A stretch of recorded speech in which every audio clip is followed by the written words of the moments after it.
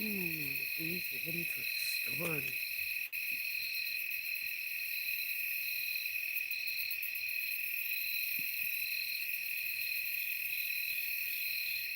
I think I'm the only one other person. That's better. That's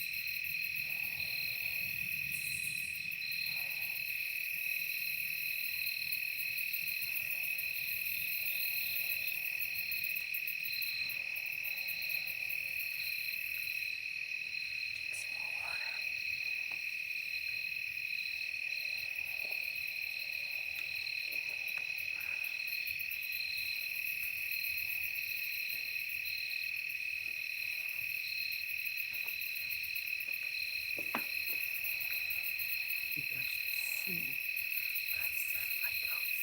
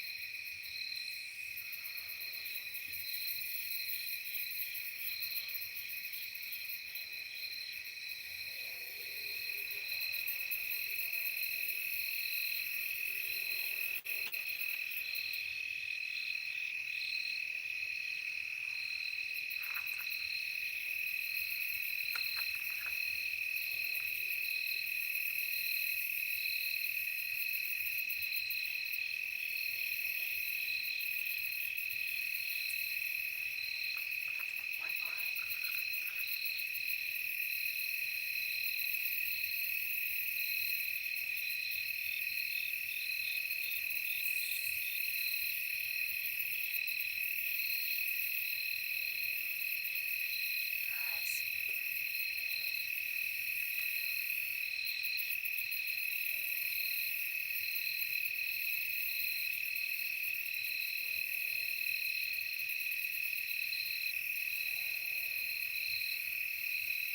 Welcome, welcome.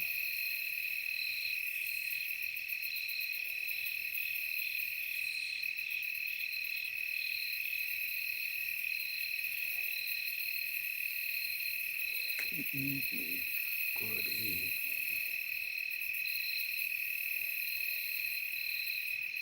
Things are going well, thank you. Hadn't talked yet. I'm gonna start reading some, I think. Oh, your kitties all settled down? Are these ones? Oh, I have a few sitting here by me. Hello, Willie. I've been anxiously waiting. Didn't figure it. I figured it's too easy. I'm glad you're having a late dinner. That's good. That's good. Things are pretty good here. My, I, there's so much bird food left that I think there's a good chance raccoons will show up. May have to put a thing on that, so I decided to sit out here. The kitties, yeah, most of them are settled down. Pretty quiet. Hello, Willie. Are you still streaming? I know you were streaming. Glad I got to see a little bit. Hope you're doing good, Willie. And Cinnamon.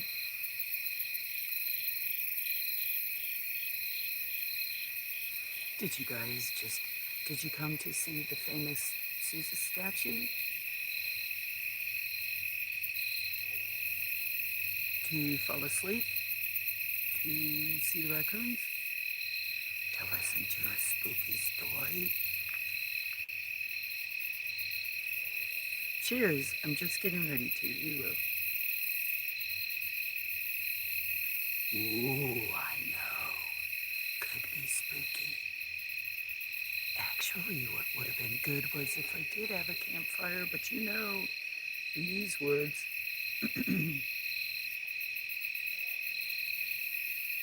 that's the flashlight from,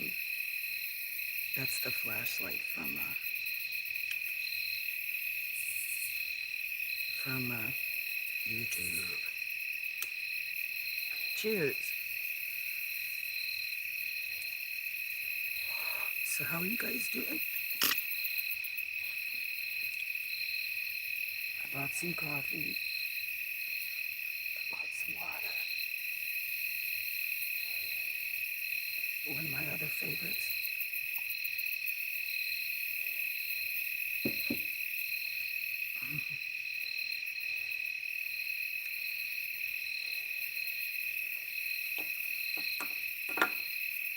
So,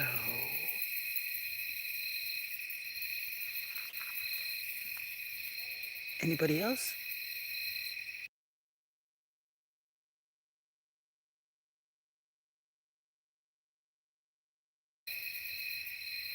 So,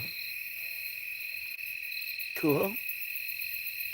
Should I read a story? Guess what? Oh, that was a kitty. I saw eyes. I thought it was a raccoon coming already, guys. But no, it's not. It's okay. I wasn't trying to get them to come, but I bet you they do.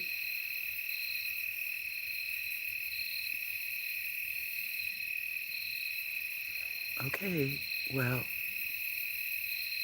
I'm gonna read a story since nobody said, except for you did say story. So hopefully I'll do okay. I didn't pre-read, so I don't know if there's, like, I'm sure there's different characters, but to do different characters thing, we're going to read spooky campfire tales. These ones are out of the ghost section. They've got legendary section, others strange happenings, super lore, but hauntings. But this is ghost story. They're short. I should be able to do okay. We'll read 2 if we need. I mean 3. So who's ready for a ghost story? Not ready. Can you hear me, or do I whisper? Should I stay loud?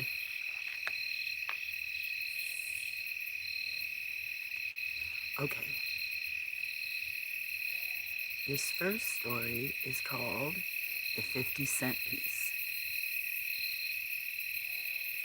The young couple departed much later than they expected from their cousin's house.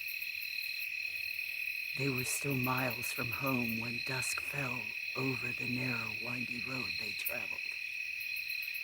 The horses were tired, the night was chilly, and there was no inn anywhere in sight. The husband clicked his tongue thoughtfully, a sure sign that he was getting worried. His young wife laid a hand on his arm and suggested that they seek out a house and ask for shelter for the night. Her husband considered this proposal for a moment, then smiled and acquiesced. As they traveled the long, bumpy road that led from Massachusetts to New York, they started watching for a house. It was the husband who spied a light through the trees, just when his wife had resigned herself to a cold night spent in a parking garage. He turned their horse onto a narrow dirt road leading up a hill. A pleasant little house stood out at the crest. The light was shining cheerfully from the windows, illuminating a pretty, well-kept yard. Their carriage was spotted as they drove up the hill, and an old man and his wife met the couple at the door. The old folks were in their night clothes and had obviously been about to go to bed, but their welcome was warm.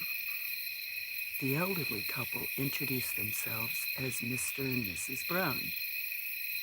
The old wife took the young woman by the arm, touching briskly over her cold hands. "You'll catch the death of you out in this cold, damp air," Mrs. Brown exclaimed.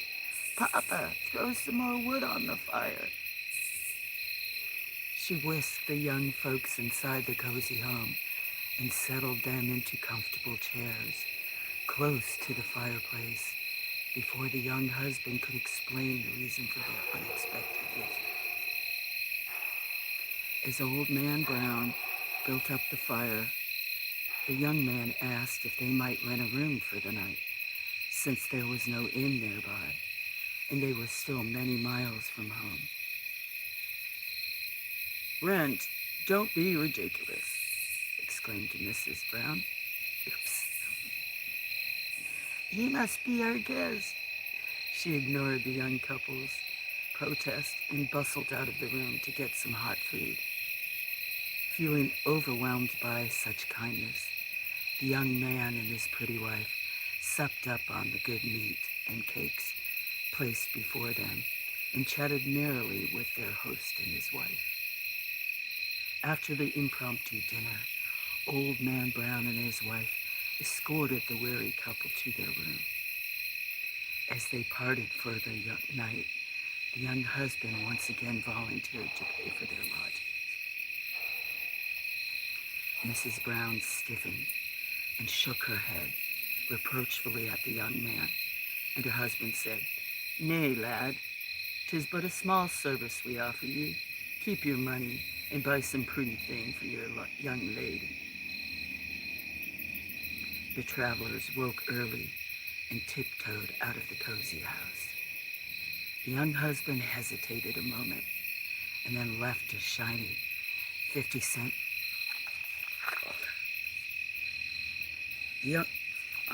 Gotta turn the page, sorry. The travelers woke early and tiptoed out of the cozy house. The young husband hesitated a moment and then left a shiny 50-cent coin in the center of the kitchen table.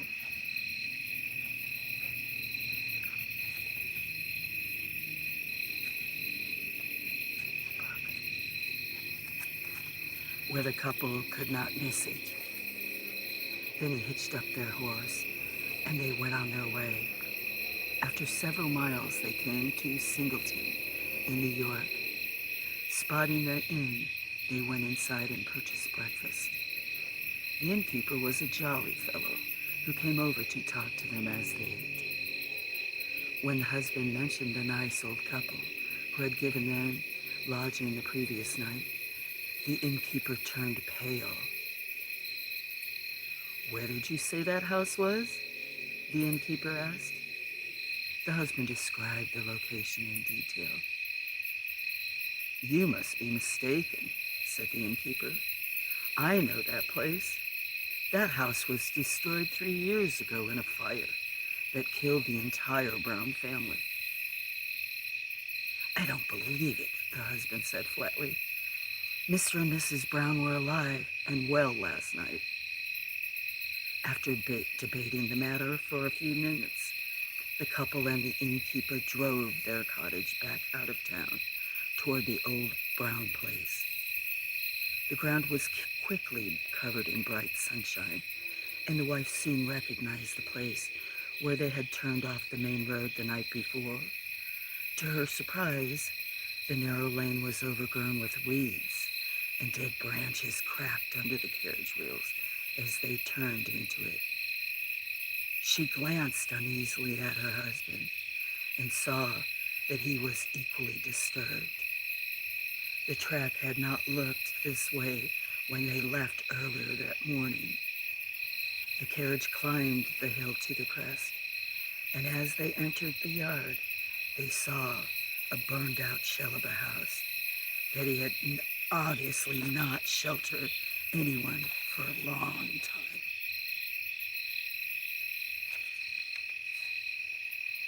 "This cannot be right," the wife exclaimed, climbing down out of the carriage and walking toward the blackened ruin. "This is the brown place," the innkeeper said. "This is not where we stayed last night," the husband insisted, slipping from the driver's seat to join the innkeeper on the ground. "I must have mistaken the direction." And then the wife gave a terrified scream and swayed. Her husband leapt forward and caught her in his arms as she crumbled to the ground in a dead faint, searching for the cause of her fright. The husband looked into the ruins and saw a burnt table with a shiny 50-cent piece laying in the center, just where he had laid it.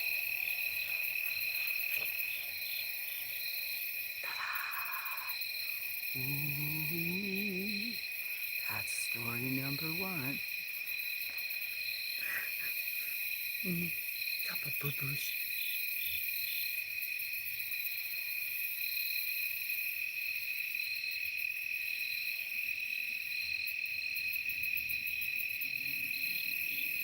Hi, Pat's fans. Cheers.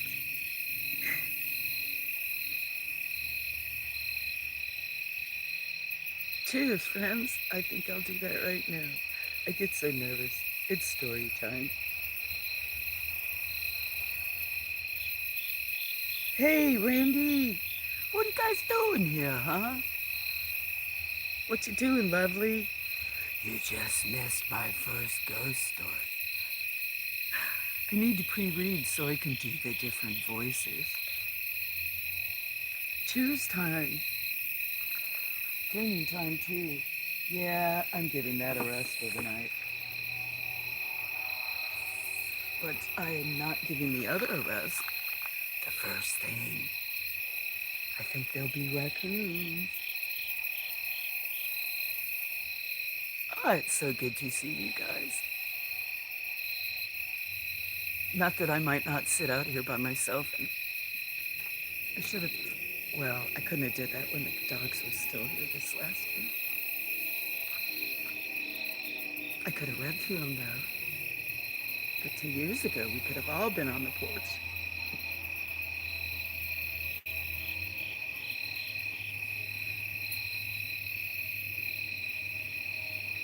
I loved your post, Randy.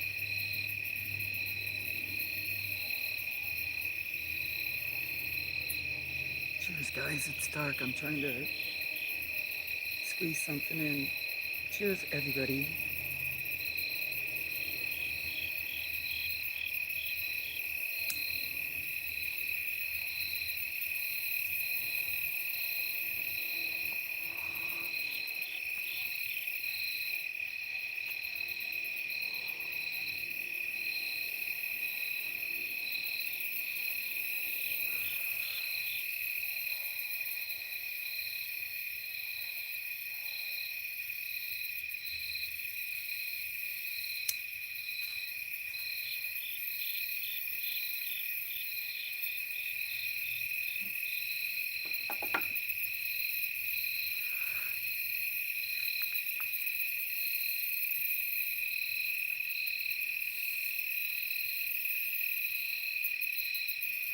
Oh, look at the fog rolling in, guys.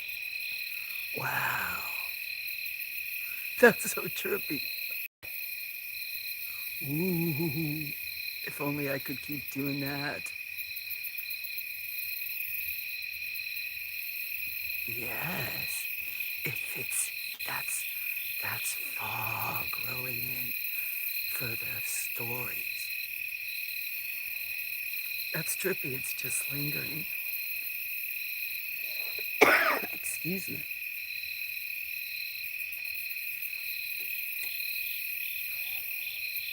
So what y'all doing? I know what Randy's doing. Kind of know what Cinnamon. Willie's must be home. Not streaming. Maybe in bed. Pat's fan is doing a Pat's fan thing. Dogs barking.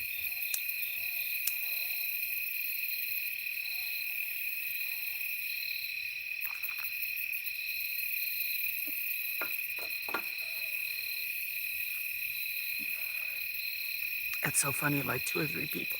Well, Willie's here too. A few people wanted me to read ghost stories out here. But they can read them. Listen later. Saturday nights are busy. I'm gonna go get another cup of coffee, guys. Hi, Judas. You missed the first story. It was short and sweet. Maybe like in a year or two, maybe I'll get to where I have enough voice repertoires. That's not the right word. I'm going to get coffee. I'll be back in a minute. You missed the first ghost story. But that's okay. I knew you were streaming.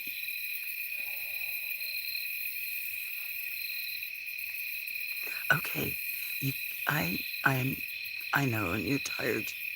I know you don't feel well. I will. Have a good night. Thanks for stopping by and saying hi. Hi. Good night.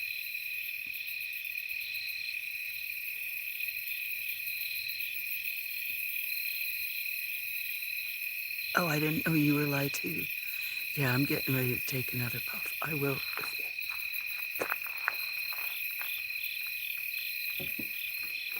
Oh, I thought you were still live. You must not be feeling good, huh? Okay, I'm gonna take a puff. Then I'm gonna go get coffee. We'll see if Rick.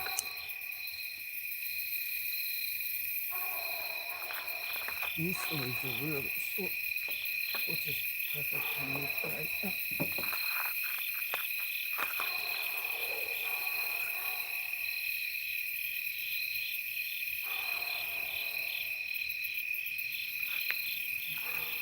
You like that?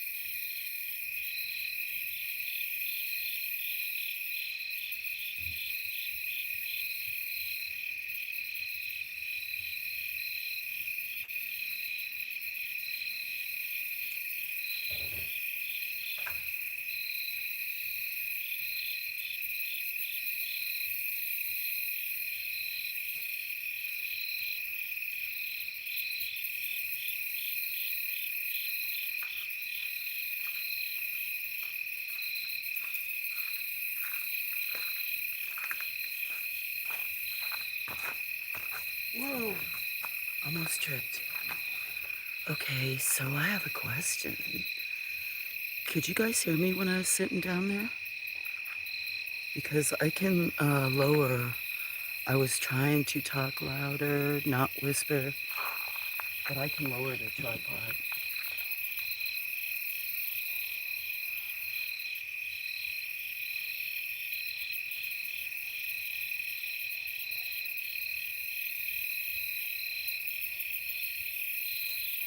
I should get the other phone.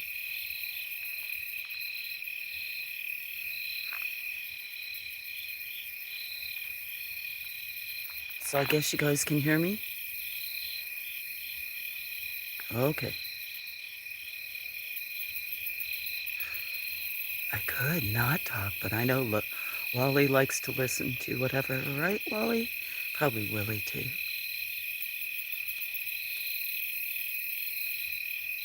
And whoever else is still here. Oh, something kind of peeking out of the bushes. But it's not a raccoon. Must be a kitty. You can hear me. Well, I'm standing. What about here? That was standing pretty close to it. Could you hear me when I was reading the story? Can you hear me if I'm sitting here? Because this is where I'd be sitting.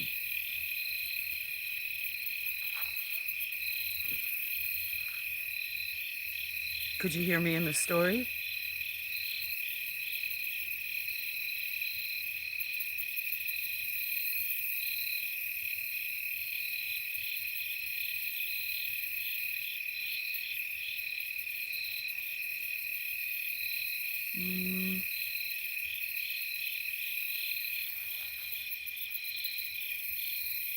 I sounded really far away.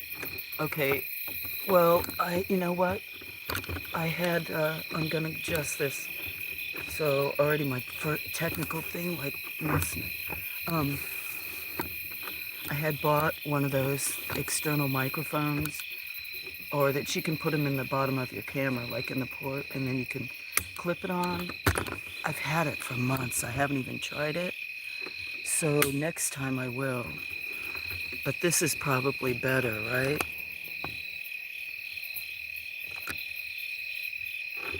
No, you don't need to re-listen. It's okay to be distracted. I was just wondering, you guys know I have a tendency to sometimes talk lower, even whisper. And then if I'm not standing close to the phone, which I'm normally not. So here I was reading a scary story and you guys couldn't really hear. I was going to ask you guys what you thought. I mean, the premise was scary.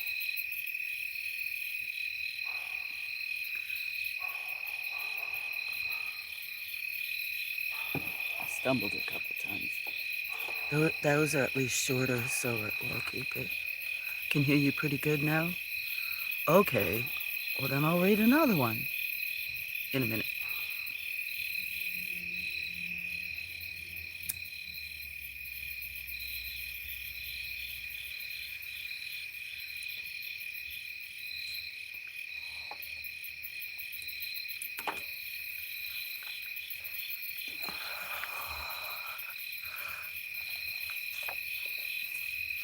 Up, I better have a sip of water. That's going to make me talk.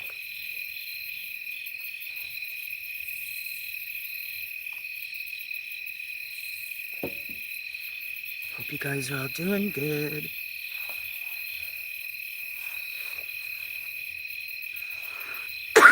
Sorry for the cough. Okay.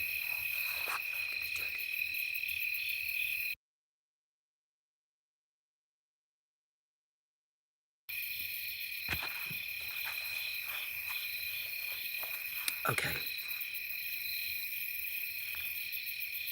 Next story is Ghost Handprints.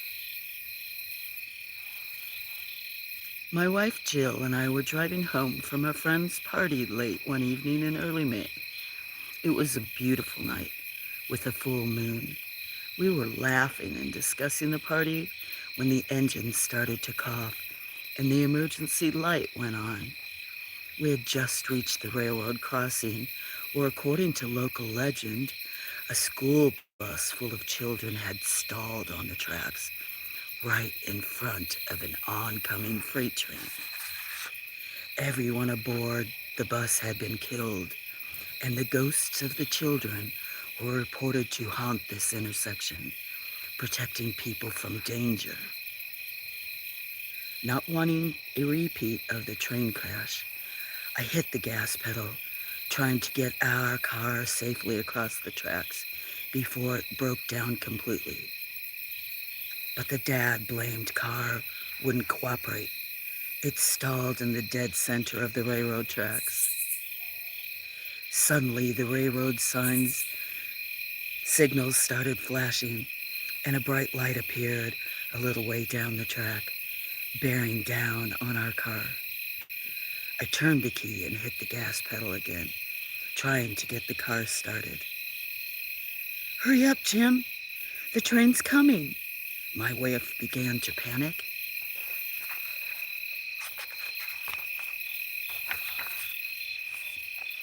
I immediately broke into a sweat and tried the engine again. Nothing. "We have to get out of here," I yelled to Jill, reaching for the door handle. "I can't," she shouted desperately. That wasn't desperate. She was struggling with her seatbelt. We'd been having trouble with it recently. She'd been stuck more than once, and I'd had to help her get it undone. I threw myself across the stick shift and fought with the recalcitrant seatbelt. My hands were shaking, and sweat poured down my body as I felt the tremble of the approaching train. It had seen us and was whistling sharply. I risked a quick glance over my shoulder. The engineer was trying to slow down, but he was too close to stop it before he hit us. I redoubled my efforts. Suddenly, the car was given a sharp shove from behind. Jill and I both gasped.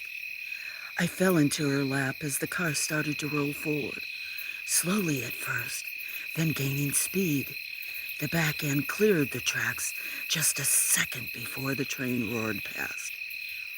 As the car rolled to a stop on the far side of the tracks, the engineer stuck his head out of the window of the engine and waved a fist, doubtless shouting something nasty at us for scaring him.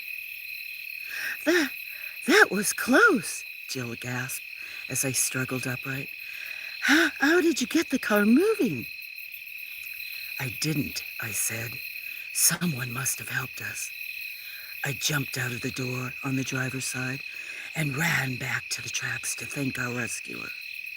In the bright moonlight, I searched the area, looking for the person who had pushed our car out of the path of the train. There was no one there.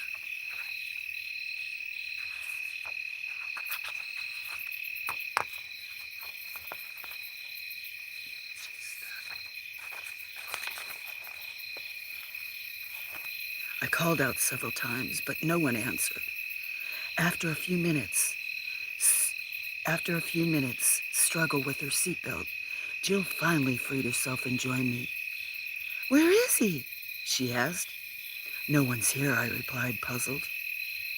"Maybe he's just shy about being thanked," Jill said. She raised her voice. "Thank you, whoever you are," she called. The wind picked up a little, swirling around us, patting our hair and shoulders like the soft touch of a child's hand. I shivered and hugged my wife tightly to me. We had almost died tonight, and I was grateful to be alive. "Yes, thank you," I repeated lightly to our mystery rescuer. As we turned back to our stalled vehicle, I pulled out my cell phone, ready to call for a tow truck. Beside me, Jill stopped suddenly, staring at the back of our car. "Jim, look!" she gasped. I stared at our vehicle.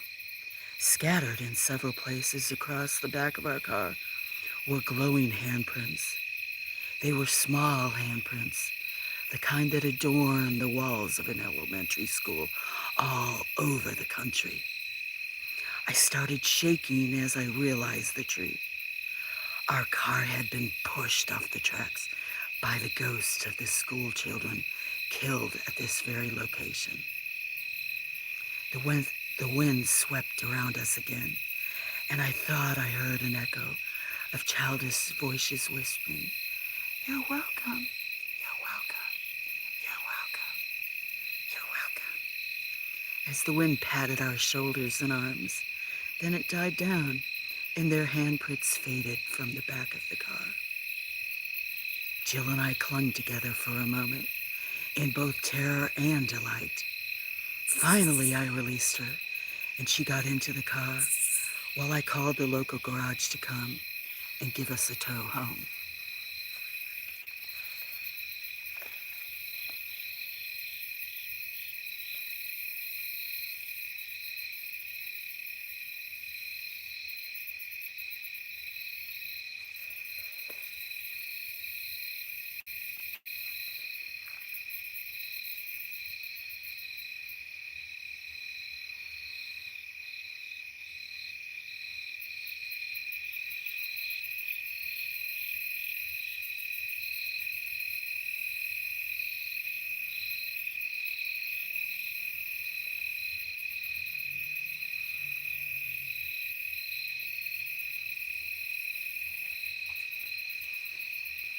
Anyone out there?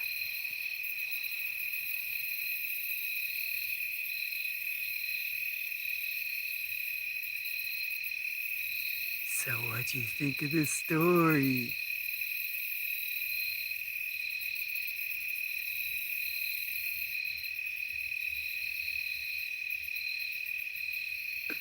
Crickets. Yay! Thank you, thank you. You know, I'm nervous kind of, but still, this book's a little easier to read. Not like Shakespearean or something, which would be okay, but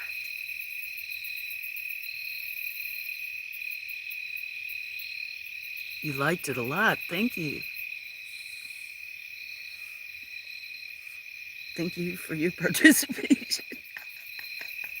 Well, everybody else listening is participating. So, see, I said two. Suspenseful. Thank you. Those were both considered ghost stories. Well, that's because there were ghosts in them, I guess.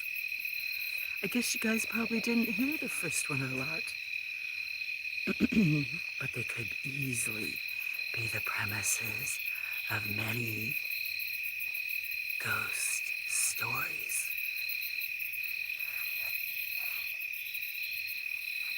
And those were short. I could read more. I could talk more, which is also reading.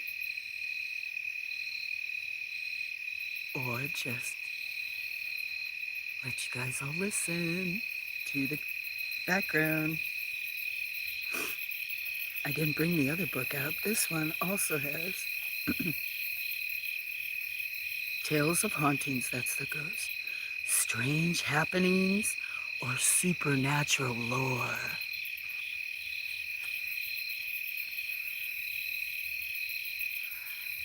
So, Jesus el camino y verdad y a vida. He said, so Jesus is the Holy One or whatever. Is that truth or a lie? See, I did pretty good, Luis. No, this is not question and answer time. I'm sorry. I'm reading.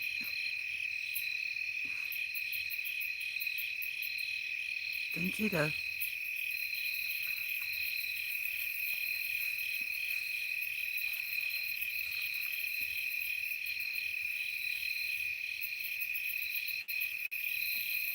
Gracias. So, I don't know. You want another story?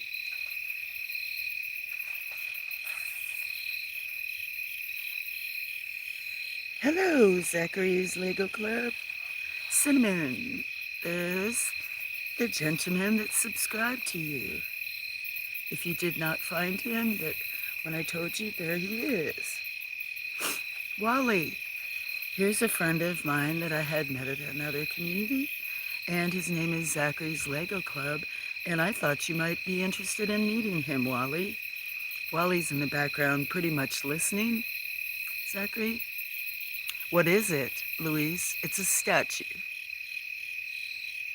Statue for birds. I don't remember the name for the word for birds. I know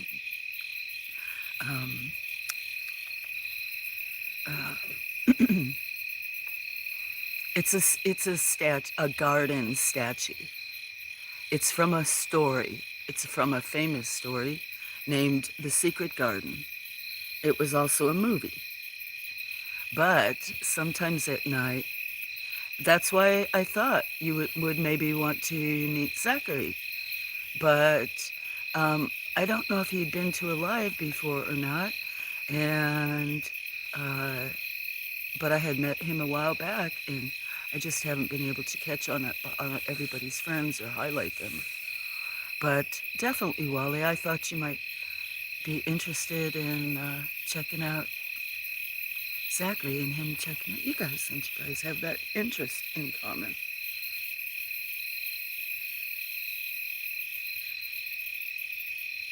You'll probably be awake long enough. You subscribe back too soon. That's good. Okay, so let's see. You guys can just, well, Wally said he wasn't really going to be in chat. So I guess that means he wants to listen to crickets, or he does like for me to talk. So that was ghost stories, only 2 of them. There's much more. The other ones is powers of darkness and light, so who knows what that is. There was a third part, I thought.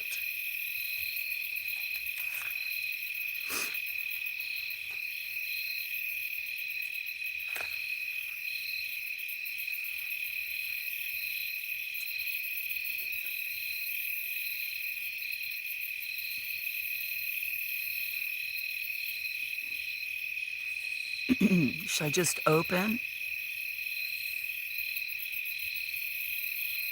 Yeah, I thought it looked really interesting. I need to, I wish, that's why sometimes I do try to take breaks or check in. I've just made so many friends and wonderful friends, especially for the ones that show up for me then. Not that they don't, but I mean connected, but that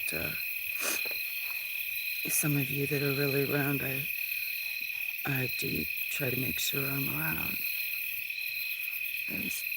Yes. So I just, or maybe you said yes because you want another story. Now, who knows what this one will be like? I know you do, Wally. That's why I was hoping that sometime I would highlight him or share. I've met, I sub back. That's why I even said like foreigners for some of you guys that even though you're mods, I mean, for people to protect me. But I know one of the ladies got blocked. I tried to unblock her because I saw her at her channel, but she doesn't speak English, so she'll just come in and throw up the letters from her channel. But she subscribed years ago from my cats, and I watch her cats. A lot of people over in the Orient. Anyway, so many good people, so I was just blabbering there for a second. Yeah, the trains too, that Wally had trains. Cool, see, Wally's World. There you go, Wally. So glad everybody showed up, and you did. Zachary, thank you for coming back again. I saw you earlier in the previous stream. I appreciate that. So, I happened to open the book to another story. Unless you guys just want me to talk back and forth to you guys. Well, Cinnamon's going to be going to sleep. Wally said he wasn't going to be in chat. So, I kind of thought that there would be some other friends, like a friend of ours, Zachary, who's really nice, named John Freeman. He shows up at night a lot of times, and Um, I bet you he's probably doing something with his daughters and stuff like that. And Willie may be still here. He may be sleeping, just listening. Willie, throw up a peace sign. Oh, you know what? Before I do, maybe I should get to drink something because, you guys, I just went ahead instead of asking me what kind or looking for the legends and lores and other kind of stories, I happened to open the book on a certain page, and it's at the beginning of what I'll read next.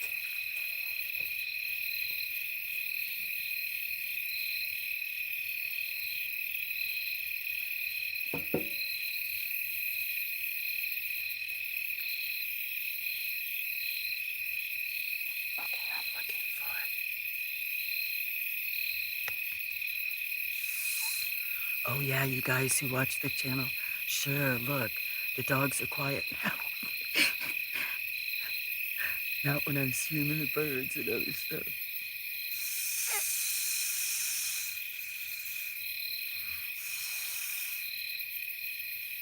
I shouldn't say that, they'll bark.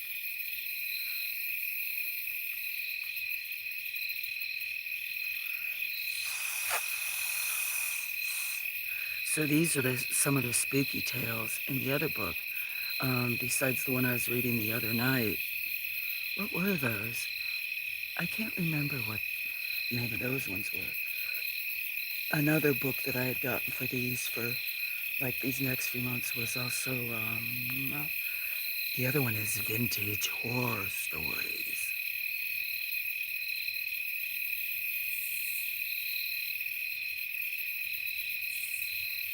But after that, a bunch of them had,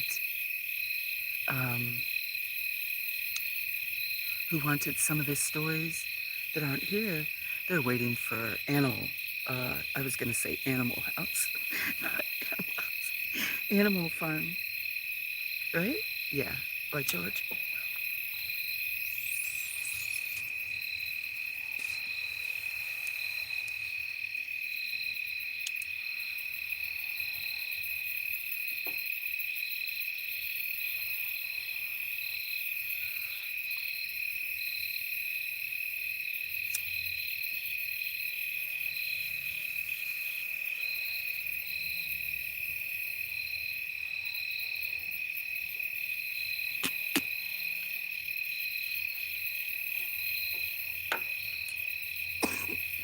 Sorry.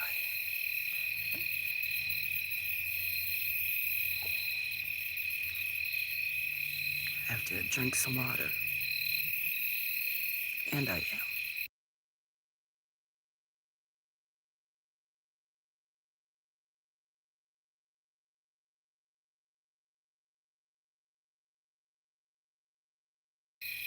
Since you said it's a cute video, I'm going to have to look a little bit. I'll know what to look for.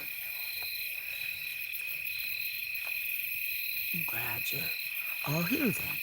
Yeah. Okay. I am going to read the stories since these are short. I have no idea which category this falls into. But this story is called Vengeance. When the samurai warrior first came to California from Tokyo, he brought with him a new wife, the beautiful Ishi. She was an ideal wife, gentle, attentive, and obedient, as well as a wonderful cook and homemaker.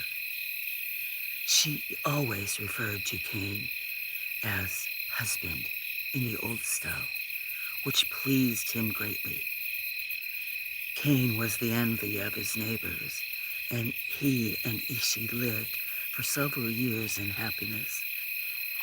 But Cain was a proud man, the eldest child of indulgent parents, and he believed that nothing was too good for such a one as he.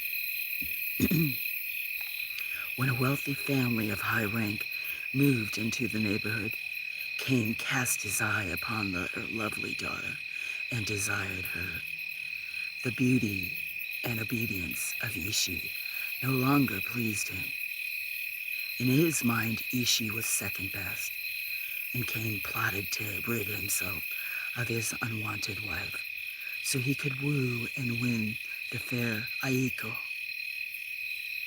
On the way home from the great banquet one stormy night, Cain pushed his young wife over the cliff and into the bay.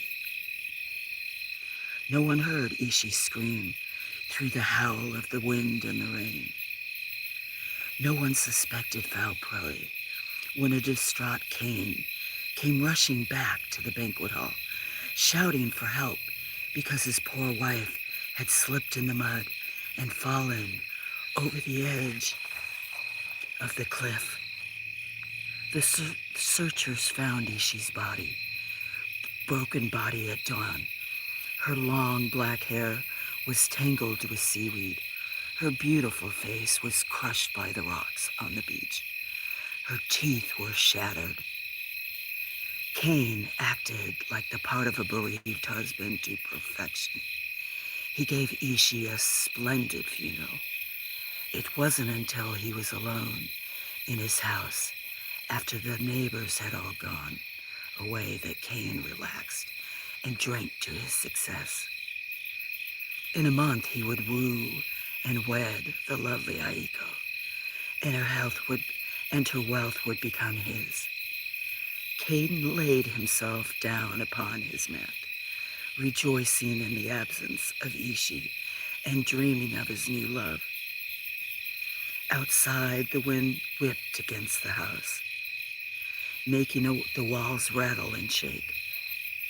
A stray breeze swept through the sleeping room with a sibilant whisper, "Vengeance, vengeance." The breeze hissed and slapped the sound samurai. Cain rolled over relentlessly as the door to the room slowly slid open. Moonlit streamed through the doorway, waking the warrior. Cain sat up and blinked as a hideously broken figure slowly stepped into the room. The wind whipped its long, seaweed-tangled black hair over the dirty, blade-stained kimono. Its face was crushed and broken, with one eyeball hanging by a thread from the socket. The ghost of Ishi reached out a bony hand toward her husband, smiling horribly through the shattered remains of her teeth. "Vengeance," she whispered, stretching her blood-stained hand caressingly toward Cain's face. "Vengeance." Cain screamed in terror and tripped over the mat in his haste to flee from the dreadful figure. He leapt out of the window and ran to a neighbor's house, gibbering in fear. His neighbor, mistaking his fear for overwhelming grief, welcomed him into the house and insisted he spend the rest of the night with them. Cain tried to behave normally the next day, but as night fell, his hands began to shake with fear, and he could not bring himself to enter his house. Instead, the samurai took his mat to an abandoned house in the neighborhood, determined to sleep within the rooms so that the ghost of Ishi could not find him. He left a paper lantern burning over his mat to keep away the shadows, and finally fell into a dreamless sleep.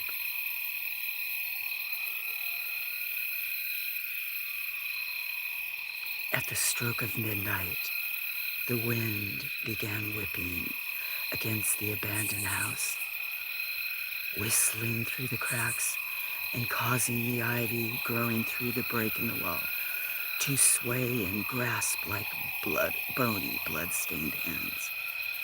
"Vengeance," the wind hissed. Cain woke with a start. Above him, the breeze tossed the lantern. The candle guttered, and the paper caught fire in several places. Slowly, two eyes burned themselves into the paper, and a wide, grinning mouth with the shattered remains of teeth took shape.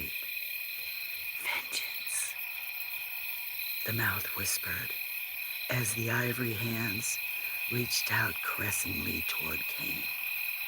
Vengeance. Cain grabbed his sword and hacked at the cloying, entangling vines. They were trying to strangle him, but he managed to free an arm and cut them away from his body. Above him, the face of the lantern laughed. Vengeance, it cried. I seek vengeance, husband.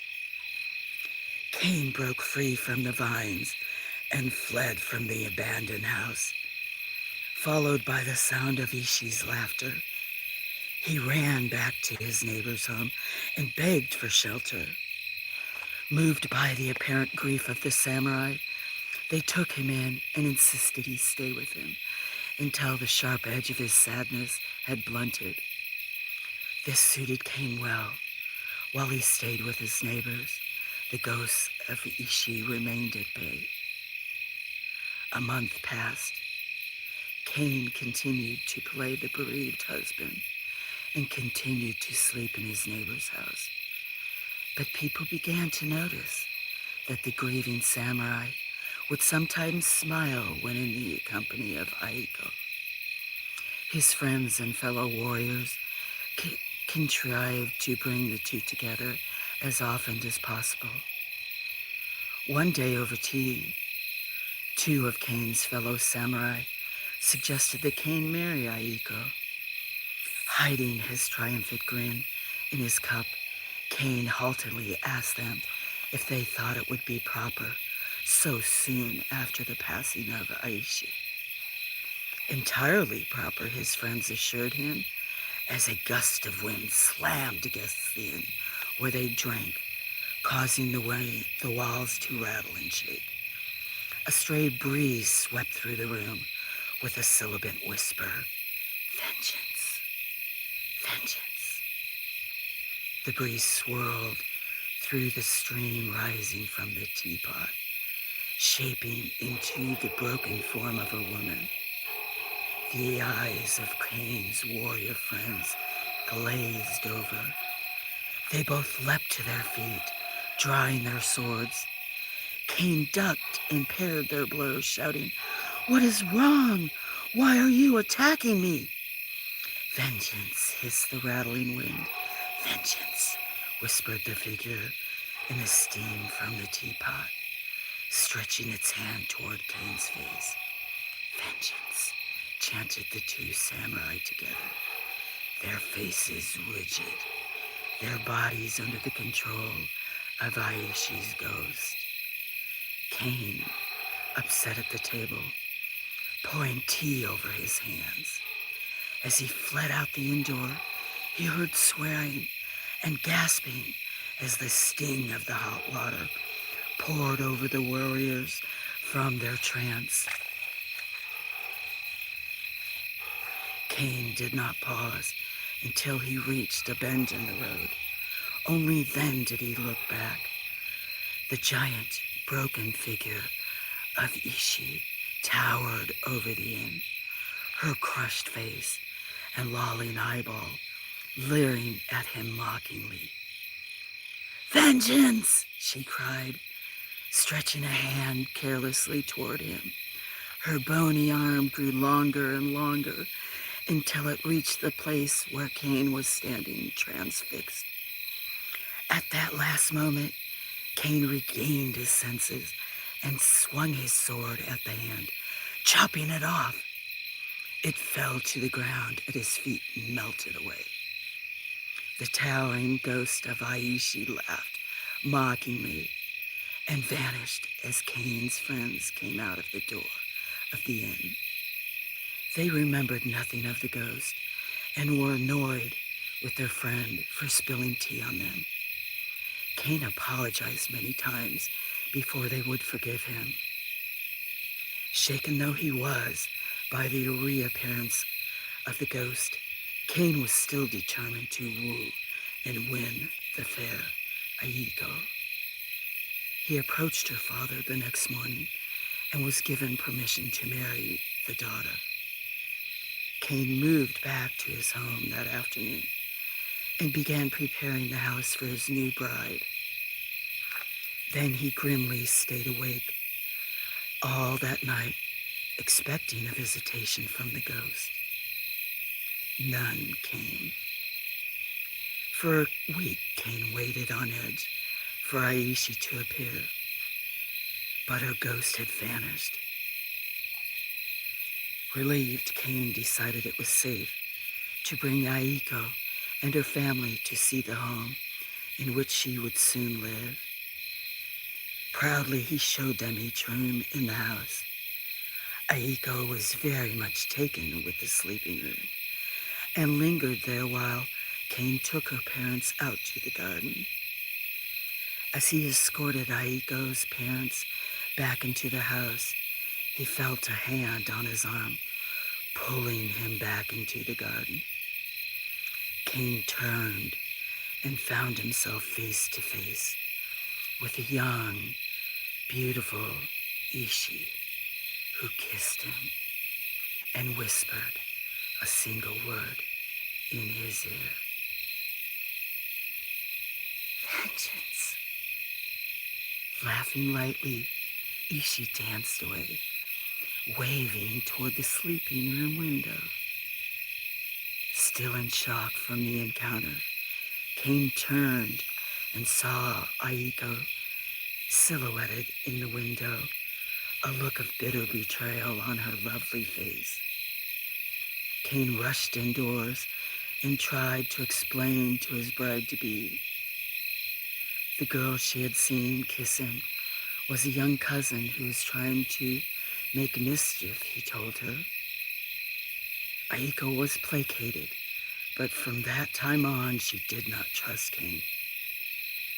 Fearing that Aiko might end the betrothal, Cain pressed forward with his suit, arranging for a grand engagement feast to prove his devotion to her.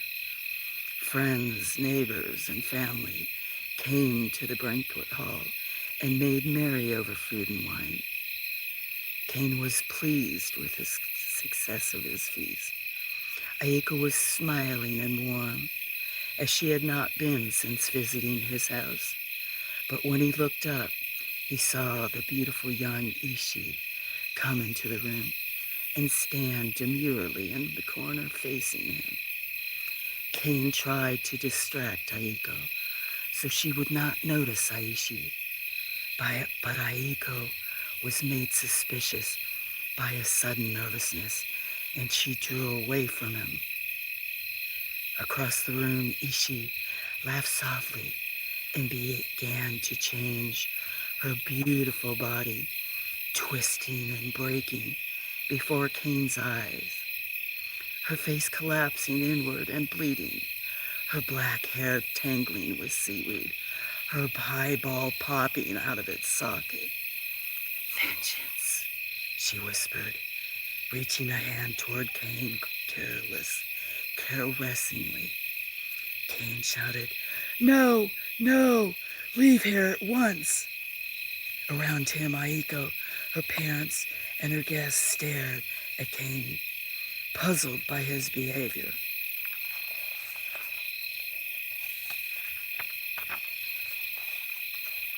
None of them could see the ghost.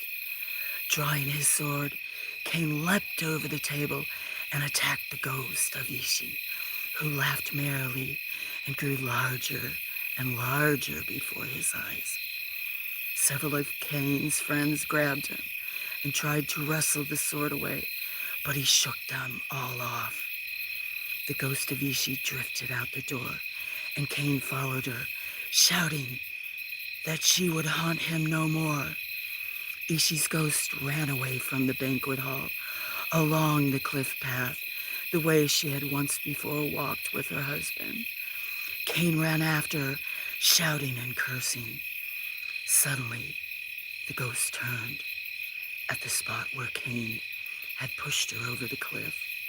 She rose up and up, growing as tall as a tree, her face crushed and bloody, the eyeballs swaying, and her shattered teeth gleaming in the moonlight. "Vengeance!" she screamed, lunging at Cain. The samurai yelled in fear and dodged away from the ghost. His foot slipped from the loose earth at the edge of the cliff. He pinwheeled his arms for a moment, trying to regain his balance, and then fell backward over the edge. Cain's samurai friends found his broken body on the beach, and they buried him beside Irishi. That same night, a terrible storm beat against the house where Cain had brought his new bride from Tokyo. A lightning bolt hit the roof, and the house burned to the ground. The neighbors claimed they heard a voice in the foul wind that blew that night, saying one word over and over: vengeance.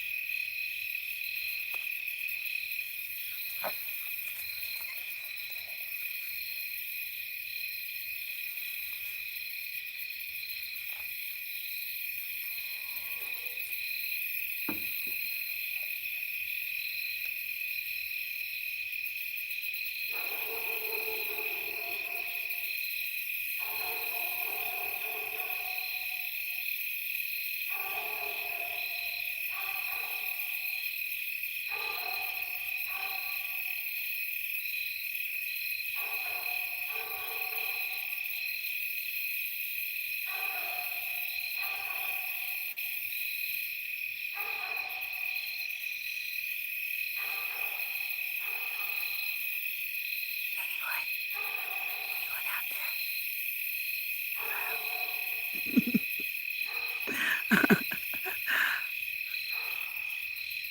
Thank you.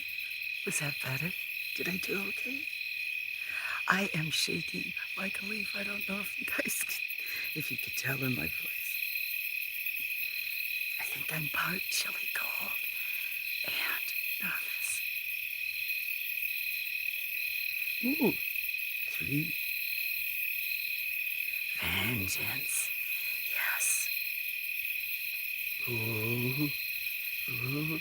And I'm the one sitting out here in the dark.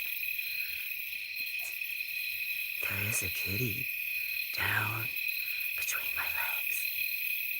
They'll protect me. Time for me to go put some sweatpants on. Maybe get some warm coffee, some more water. Anybody want to chit chat? Or am I going to read another story? To keep myself warm. You think talking would keep myself warm? Chills of ghostly Oh! Gave me chills of ghostly spirits.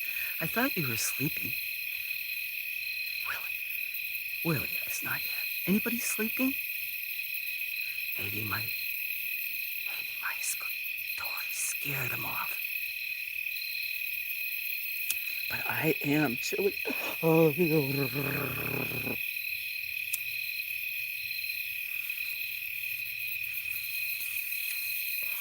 I know that was kind of like you could hear the sirens. That's why I stopped for a second. Get warm, yeah. I will. I'm gonna go put on a because I am super shaky, which I'm cramping a little bit, but I'll get warm coffee because normally I wouldn't be shaking this much.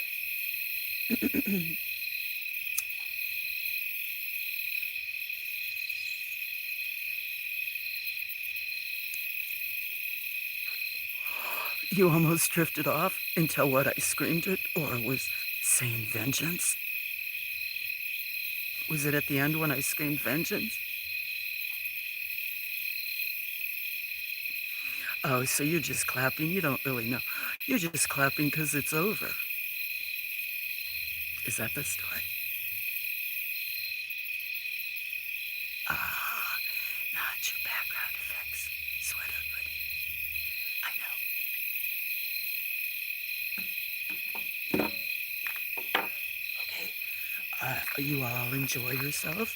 I'm going to get some more coffee. Yes, get some warmer clothes. Sorry, whoever's between my legs or my feet. There's two of you. Oh, is it Sneaky Pete? It was Sneaky Pete protecting me. Ah, Sneaky Pete. Thank you. I'm so glad. I saw someone else, but I didn't know. Saw someone. Oh, my shorts. See that chair was it? It's unique. I guess that sounds worse than it is. There's a couple of cancellations. I'll be back. You'll probably be asleep when I get back.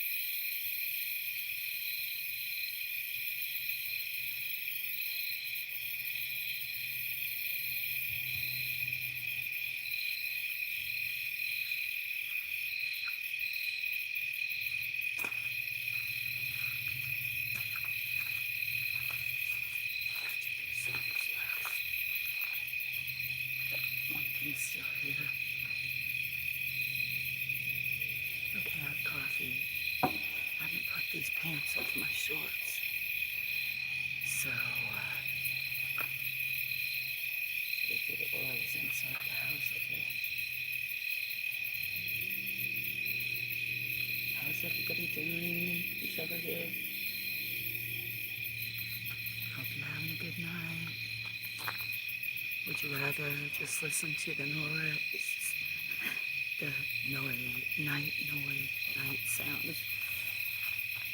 Spit it out there. Good thing is these stories are short, so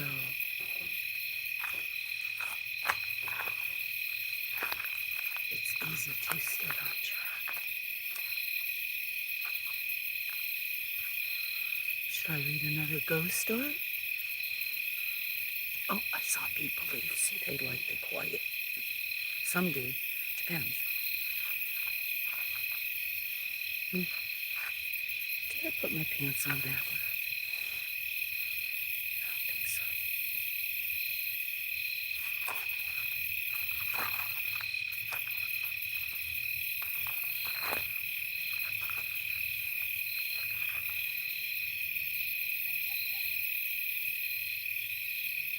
On your time, you can decide. Pete the Protector. You're the only one awake. I thought you'd fall asleep when I was gone. On your time, you can decide. That's very sweet. That's very nice. Thank you. The battery did have a ton of charge. But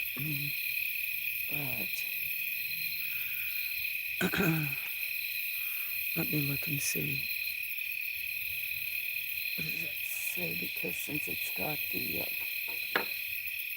flash on it.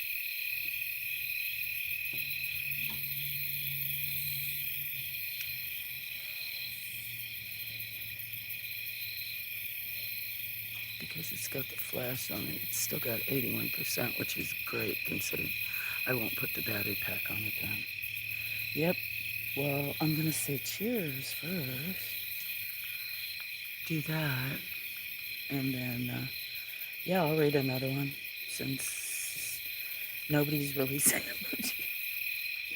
No, I mean, you know what I mean by that, all you guys. Since some of you just hanging out listening. And you must have heard me talking.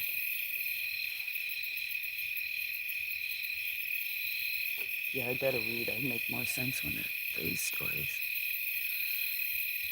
Getting there sleepy. Well, there's a lot of music and other stuff. I mean, even that book. There was a couple of them I caught them toward the end, but quite a few people, so.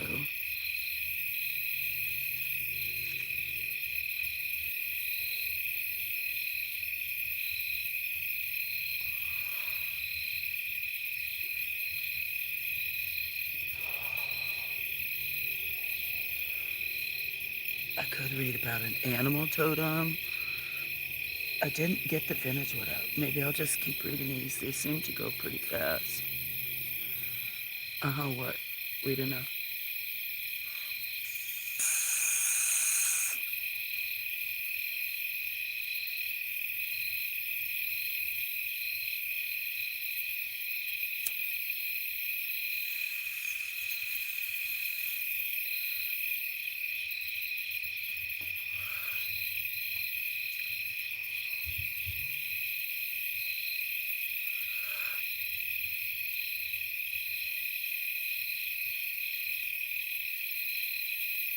Train, or I'm actually surprised there hasn't been a bunch of trains. And I don't think I can see from here. But I'm tucked up under 2 trees, so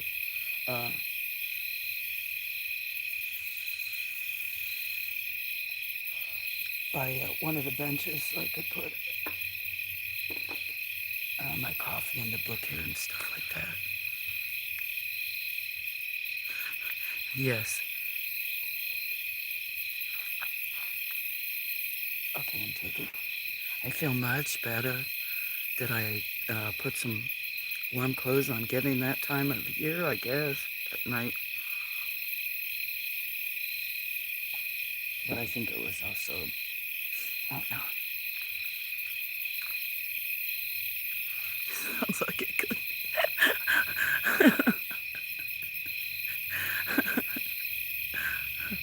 Was that loud? Did I tell you I bought a kazoo? or I have a kazoo coming. I can't find my harmonica. I can't remember if I got another harmonica coming or a Jeep sort. I was thinking about getting a ukulele. I think that would be too much for my brain right now. Plus, did I tell you that? Nah. Or you don't want that? Okay, good. 60s is cool. Usually not for me, but for some reason tonight. So you don't want to hear me play kazoo. Don't worry, I don't have it in. I'll practice when I... Oh, okay. I'm not waiting the 10 seconds. So, okay, well, when I start talking, you fall asleep unless I scream during a scary story. Fun to hear kazoo, Suza. Suza kazoo. Maybe we should leave my name out of it. So kazoo in the woods? Huh? Woods kazoo? I don't know. I'll practice. You know, some of that might all go with my beatboxing thing. Kazoo. Jill's off. I was practicing spoons the other day so that I could be like... I don't think you know what else I was going to do. I shouldn't tell everybody. There's something coming. Wait, I think. Maybe it was that bug. I think I would have heard the dogs bark if it was. I weeded a little bit of that area. Not that much, but I should be able to see the raccoon's eyes better if they come. That's the one. What else was I gonna say? Oh, I did have maybe a celebration thing that I should do. I think I will. Maybe I won't say. I think I'll keep it to myself. Suza kazoo, you like that one? Good, we will hear spoons soon too. Maybe I have not played the spoons in so many years. See, I was just laughing, people. They want to hear them, they want to see raccoons, they don't. It'd be funny. I could be like, how do you say? No.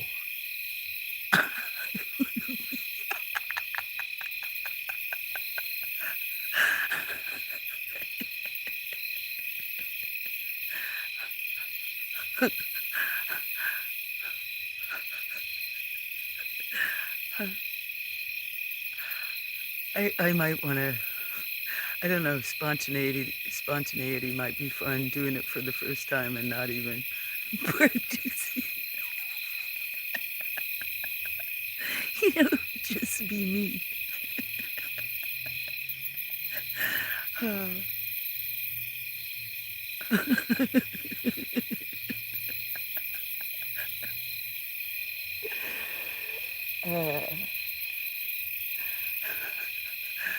There might have been some clues somewhere along the line in the last few days.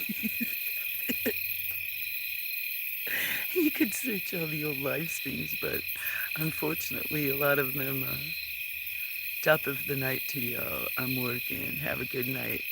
Thank you, Scotty. Thanks for stopping in and saying that. Thank you. I appreciate that, Scotty. Your stuff looked great. I don't remember if I left comment or not. Garden party with instruments.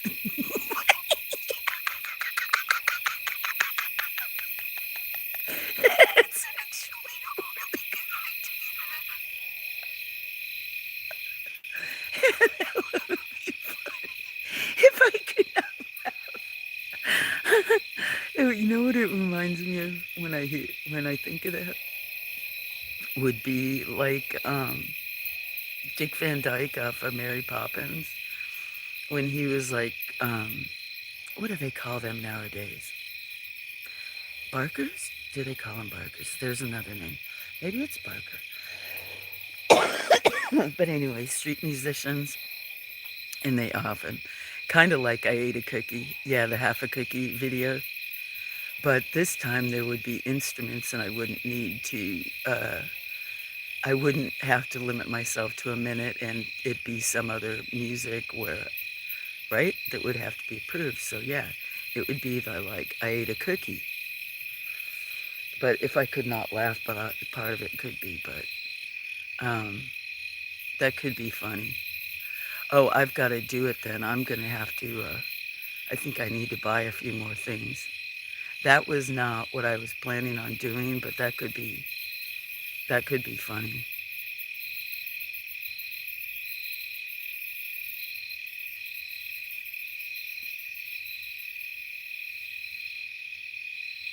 Could you, could you imagine me? I'm so glad. I'll be so glad I won't be on camera. That's another reason why I'll be loud.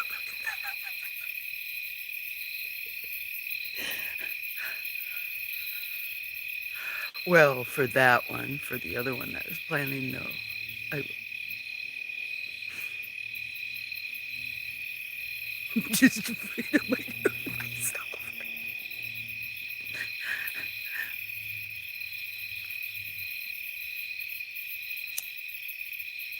Giggles included. It will be, anything that, like I have those videos, well, nobody ever saw. Or I should leave that be a surprise to you. Although I would never put that one up. Okay, surprises. Yeah, it'll be much. I'll just do it. I'll quit laughing about it. That probably won't happen either. Every time I think of it, I will laugh.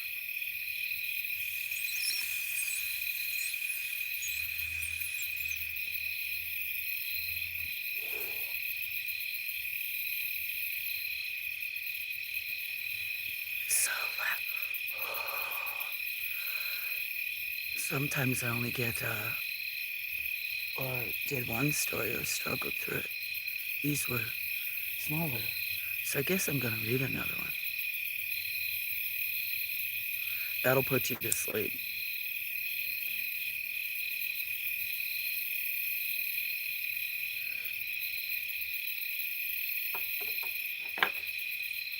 Maybe it's better when I talk a little. I didn't bring the cover of my book already, did I? Yes, you did. Can you hear me?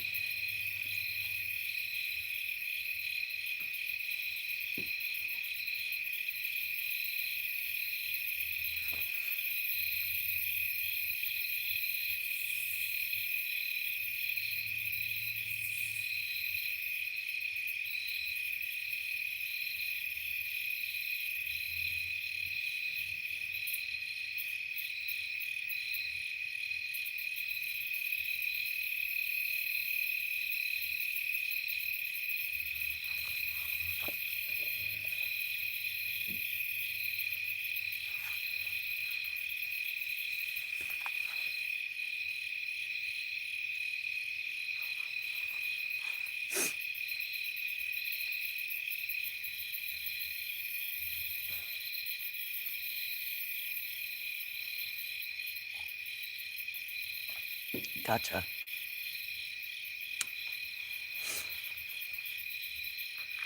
The hook.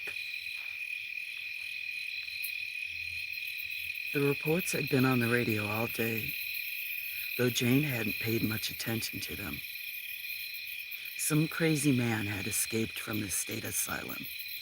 They were calling him the Hook Man because he had lost his right arm and had replaced it with a hook. He was a serial killer, and everyone in the region was warned to keep watch and report anything suspicious. But this didn't interest Jane in the slightest. What did madmen have to do with her? She had more pressing matters on her mind, like what should she wear on her date with Matt. After several hours of hemming and hawing, Jane chose a smashing off-the-shoulder affair in the very latest style and spent an hour curling her long, dark hair. Finally, she was ready to go. Just in time, too. She heard Matt's car pull up outside and went to meet him on the porch. Don't stay out past curfew. That should have been deeper. Don't stay out past curfew, her father warned lazily from his place on the porch swing. Of course not, sir, Matt said. He was always the perfect gentleman in front of her father. They turned the radio up and sang along to their favorite CD as they cruised up the mountain to the local drive-in theater. The place was a madhouse, and they laughed and ate popcorn and traded jokes with several other couples who had parked in the same vicinity. It was a wonderful evening. When the movie was through, Matt eyeballed Jane shyly, suggested that they drove to a nearby overlook to take in the view. Jane grinned back at him, happy to do a little necking with her favorite fellow. The blue outfit was definitely a hit. Jane made a mental note to buy a few more off-the-shoulder dresses as she cuddled close to her boyfriend in the darkened car. They turned into a local radio station and spent some time necking to the sound of romantic music in the background. Then the announcer came on and repeated the warning Jane had heard that afternoon. An insane killer with a hook in place of his right hand was loose in the area. She stiffened in Matt's arms, vividly conscious of their remote location on top of the hill. Suddenly, the dark, moonless night didn't seem so romantic to her. The overlook was secluded and off the beaten track after all. A perfect spot for a deranged madman to lurk, Jane thought, pushing her amorous boyfriend away. I don't like the sound of that announcement, Jane said seriously. Maybe we should get out of here. That hook man sounds dangerous. Oh, come on, babe. It's nothing, Matt said, trying to get another kiss. She pushed him away again. No, really. We're all alone out here. I'm scared, she said. I'll protect you, Matt said confidently, taking her back into his arms. But Jane was no longer in the mood for romance. She was scared and made no bones about it. The couple argued for a moment more. But then the car shook a bit, as if something or someone had pressed against it. Jane gave a shriek. Get us out of here, now! Geez, Matt said in disgust, just like a girl. With a sour expression on his face, he turned the key and went roaring out of Lover's Lane with a screeching of tires. They drove home in stony silence, Matt occasionally muttering to himself about the crazy notions of girls. Jane ignored him, just happy that they had gotten away from that secluded spot. When they pulled into the driveway, Matt refused to help her out of the car. A small courtesy he usually paid her. Typical male, Jane fumed. He was being so unreasonable. She opened the door indignantly and stepped into her driveway with her chin up and her lips set. Whirling around, she slammed the door as hard as she could, and then she screamed. Matt leapt out of the car as ire, forgotten in concern, and raced around the engine to the side of her car. Catching Jane in his arms, he cried, What is it? What's wrong? Then he saw it. A bloody hook hung from the handle of the passenger side door, wrenched from the arm of of the raving lunatic who had been stalking them on top of the hill.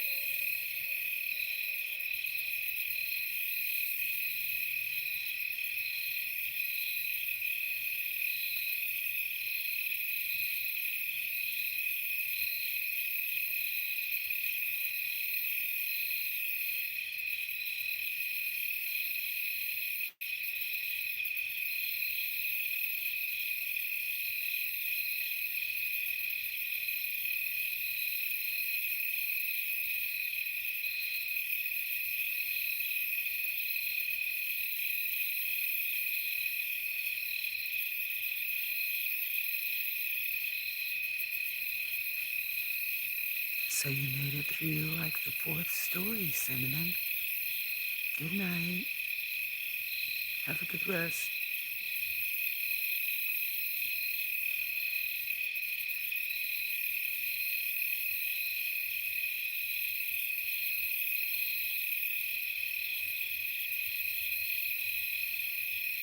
Might be Raccoon's cut.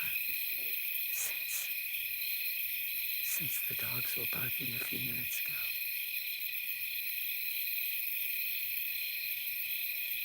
You're welcome. I hope you enjoyed it. I don't know if you're going to stay tuned in. Who's ever else listening? Looks like there's only 3 people left. But I'll probably put a battery on and leave this. But I may read more.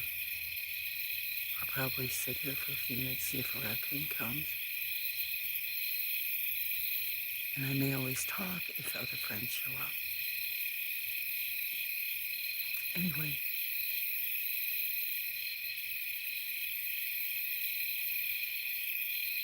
rest well.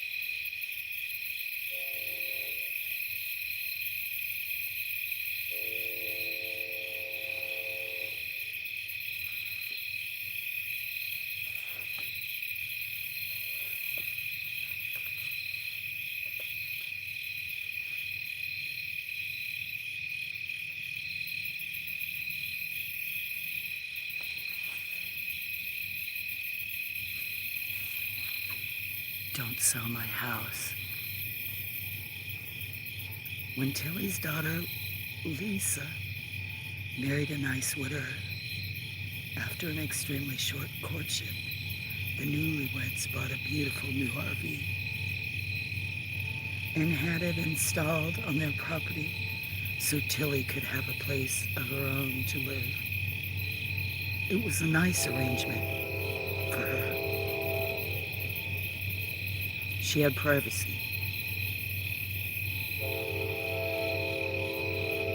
but she was close enough to walk to her daughter's house whenever she chose, which was often because she and Lisa were very close.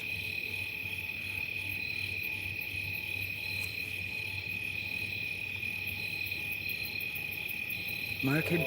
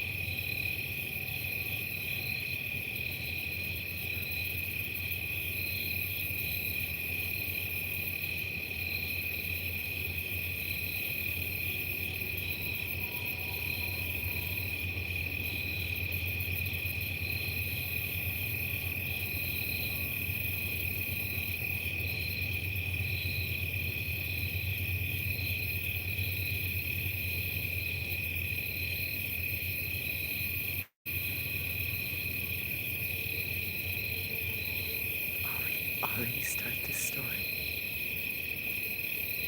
It's short. After the train.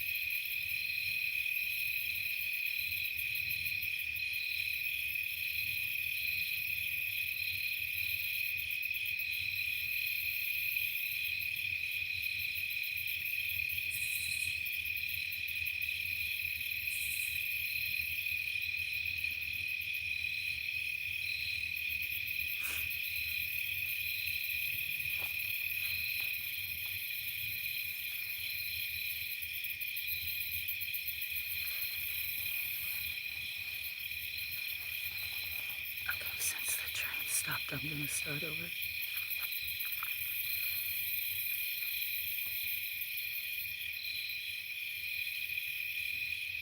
The name of this story is Don't Sell My House. When Tilly's daughter, Lisa, married a nice widow after an extremely short courtship, the newlyweds bought a beautiful new RV and had it installed on their property so Tilly could have a place of her own to live.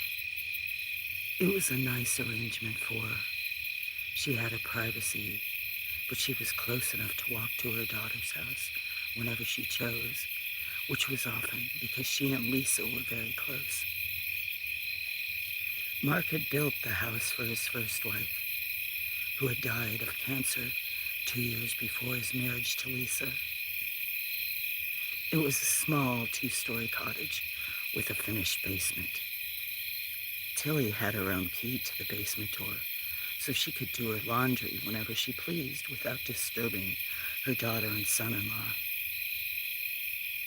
About a year after Lisa and Mark's wedding, they found out that they were expecting twins.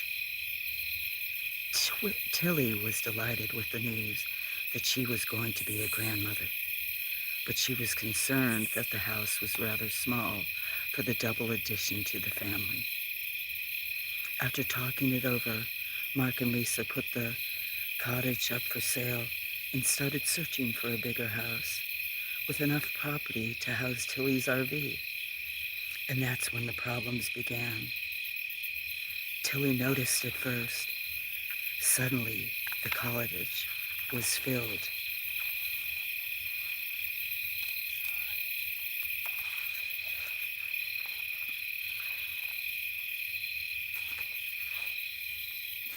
Suddenly, the cottage was filled from night until morning with a distinctive smell of expensive perfume. Lisa was allergic to perfume and never wore it, so the source of the smell was a mystery. The first time Mark smelled it, he turned pale and grimly told Tilly that it was the scent of his dead wife he favored. Dead wife had favored, so sorry.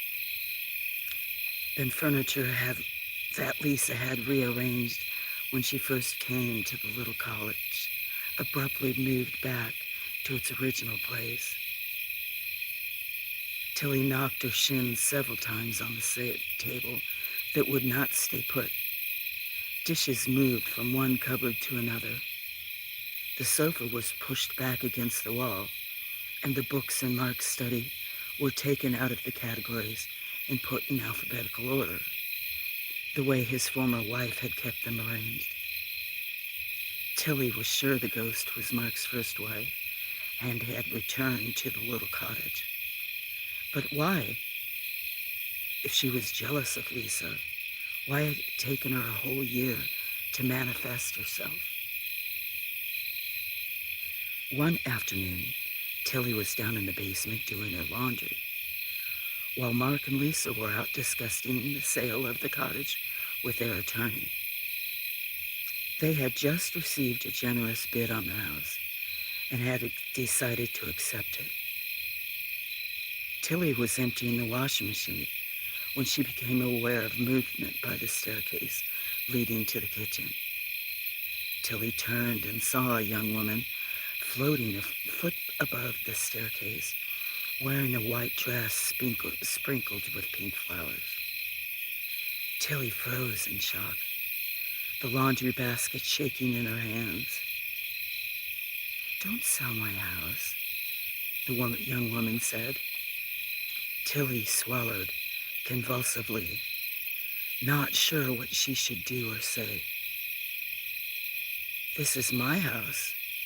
Don't sell my house," the woman said again. Her pretty face was suddenly transformed with rage, and she shook her fist at Tilly. Tilly gave a shriek of fear, dropped the wet basket of laundry, and ran from the outside door. Hands shaking, she yanked it open and raced across the lawn toward her RV. Slamming the trailer door behind her, Tilly locked it and sank down into a chair, gasping for breath. All at once, the RV started shaking violently, as if someone were pushing against it. "Don't sell my house," the voice wailed outside. "Don't sell my house." Fists began pounding against the door so violently that the metal dented. Tilly fled to the back of the RV and locked herself in the bedroom. "Don't sell my house," the phantom exclaimed again, shaking the RV until Tilly was sure it would tip over. "If you sell my house, something terrible will happen to your family. Don't sell my house." The roar of the car engine pierced the ghost words. Abruptly, the shaking and pounding ceased. A moment later, Mark and Lisa's car pulled into the driveway. A hysterical Tilly ran out to meet them and told them the whole story. Mark was upset. As soon as Tilly described the ghost, he recognized her as his dead wife. Until that moment, he had forgot that he promised his first wife that he would never sell the cottage. But what else could they do? Mark and Lisa needed a bigger house for their growing family, and they could not afford to buy one without selling the cottage. Mark and Lisa called in their priest to try and appease the spirit of Mark's first wife. The holy man prayed over the cottage and pleaded at length with a photo of the phantom, begging her to release Mark from his promise. The only response he received was the choking smell of the expensive perfume, which became so overwhelming that he was forced to leave the cottage until it dissipated. After much discussion, Mark and Lisa decided to defy the phantom and sell the cottage. Everyone was anxious up to the day of the closing, but nothing further happened. There was no smell of perfume, no rearranging of the furniture, no ectoplasmic appearances. They concluded that the ghost must have listened to the priest and decided to leave them in peace. But Tilly was still nervous. She was the only one to have seen the phantom, and the ghost had not struck Tilly as someone to give up easily. On the night following the family's move to the cottage, Lisa was struck with a terrible pain in her abdomen. Mark rushed her to the hospital, where she gave birth prematurely to the twins who were stillborn. On his way home from the hospital, Mark's car was struck by a truck, and he was killed instantly. At the same moment, Lisa sat bolt upright in her hospital bed, staring at an empty corner of the room. She screamed once in terror at the sight of the phantom floating before her eyes, and flung up her arms to ward off the specter. Then her eyes rolled back in her head, and she fell back on the pillows, dead instantly from a brain aneurysm. Of the 3 people living on the property when the ghost appeared, Tilly was the only one who survived the ghost's curse. But the overwhelming grief caused by the loss of her family broke her spirit and turned her mind. Within a week after leaving the cottage, Tilly was admitted to an insane asylum, where she spent the rest of her days weeping bitterly and begging her dead daughter not to sell their house.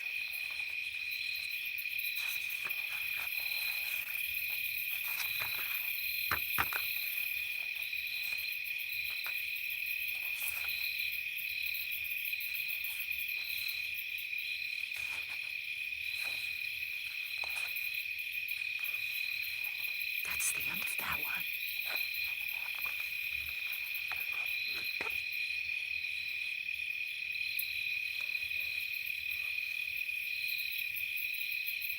Thank you all for listening. That's the fifth or sixth story.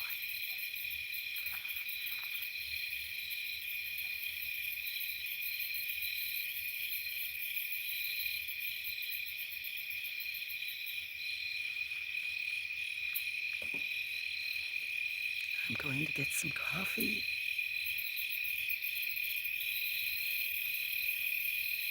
And I may come back and read another. We'll see.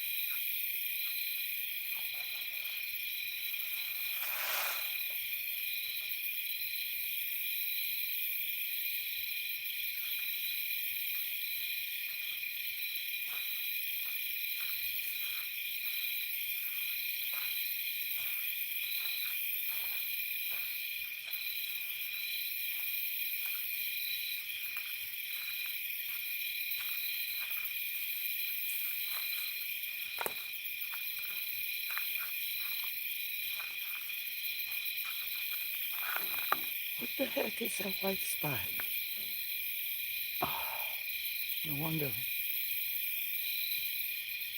Sorry guys, there was a big moth on the back of the camera.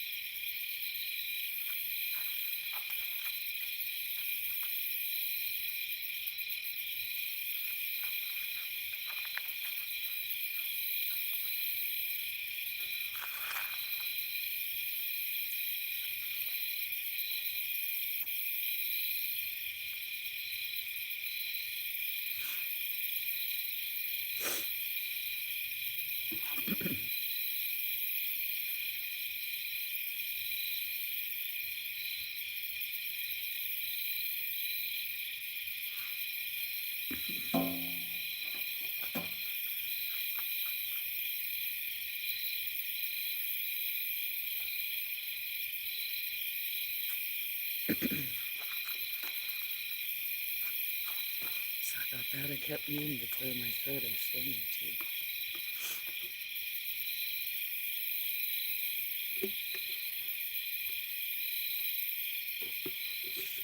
Well, I was inside, I guess.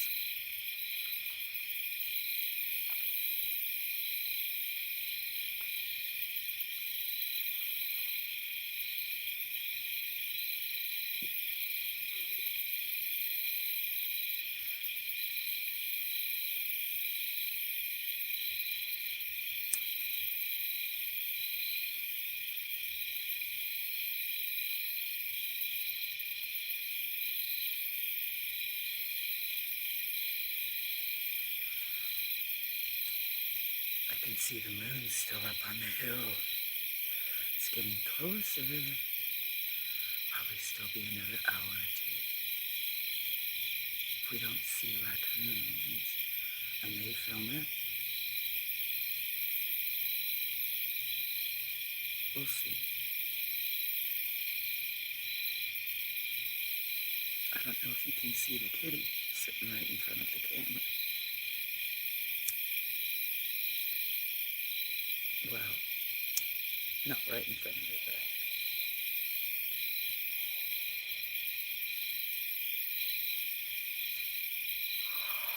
122.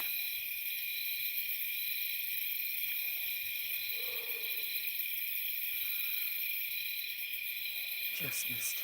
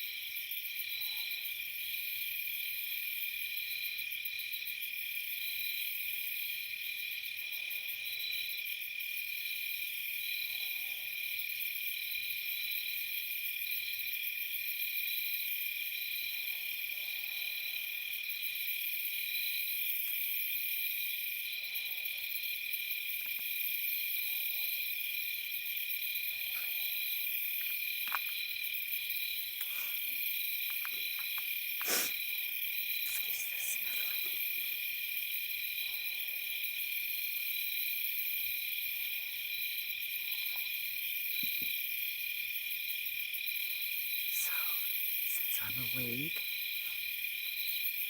And out here, I'm going to read another story. See the kitty?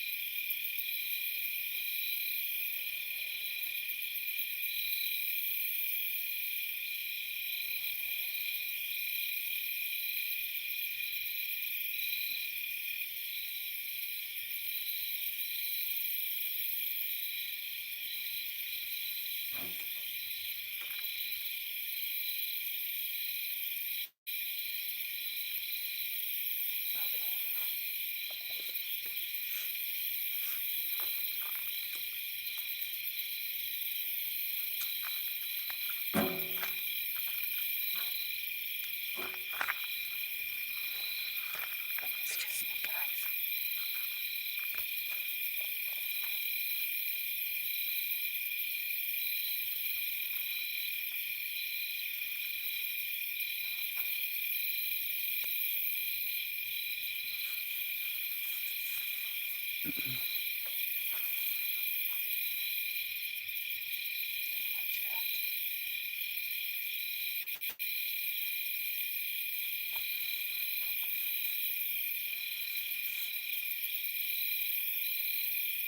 This next story is called Turnabout is Fair Play. Old Uncle Phil was a tall scarecrow of a fellow who was jumpier than a grasshopper. He lived and worked on a small farm near Branchville, and he believed that the hostile world was largely populated with monsters and ghosts, and spooks and witches and werewolves. Uncle Phil believed in just about every sort of scary critter that you can imagine. He shied away from shadows, jumped whenever anyone spoke to him, and lived in a perpetual fear that someone, somewhere, was out to get him. Uncle Phil wore so many amulets that he chimed and rattled and clanked whenever he moved. Early in life, he took a trip to Pennsylvania Dutch country to learn what the most powerful hex signs were so he could paint them on his house and barn. He even planted a special garden around his house that was full of trees and bushes and plants designed to thwart the forces of evil. Uncle Phil hated to go outside after dark. He always carried a lantern with him so as not to be caught anywhere without light. He even took the long way home rather than walk through the ominous woods surrounding the river. He became so paranoid that after he refused to shake hands with anyone because it might allow an evil spirit to enter him, and he never entered a house that had a car because he thought that the animal might be an imp or a witch's familiar. Naturally, this attitude made Uncle Phil the butt of many jokes. Children in particular took a rather cruel delight in plaguing the old man. At first, it was just small things, like stealing the apples from the orchard, tossing rocks into his path from behind trees, or tapping his shoulder when he was buying groceries in the store. The youngsters would howl with laughter when Uncle Phil yelped and whirled around, and they giggled and whispered whenever he complained about the goblins who stole his apples away. One summer, a new family moved to town with 2 sons who were very naughty indeed. As soon as they learned about Jumpy Uncle Phil, those boys became obsessed with tormenting him. They snuck out to his place one night and painted all over hex signs. When Uncle Phil woke up the next morning, the barn and the house were bare. He ran all the way to town on foot, forgetting that he owned a horse, because he was sure the devil had removed the hex signs in order to steal his soul away while he slept. The old man crouched in a pew in the local church and wouldn't leave until the minister had prayed over his house and the neighbor painter had recreated the hex signs. A week after this event, the boys gathered all of the black cats in town and put them in Uncle Phil's house while he was away. When Uncle Phil opened the door, his dog rushed into the front room. Fur started flying everywhere as the black cats hissed and scratched and yowled and bit. Back ran Uncle Phil to the church and came back to the minister with some helpers to clear the house of the black cats and bless it again against any evil witches who wanted to curse Uncle Phil. The boys were forced to lay low for a while after this incident, which had upset all the adults in town.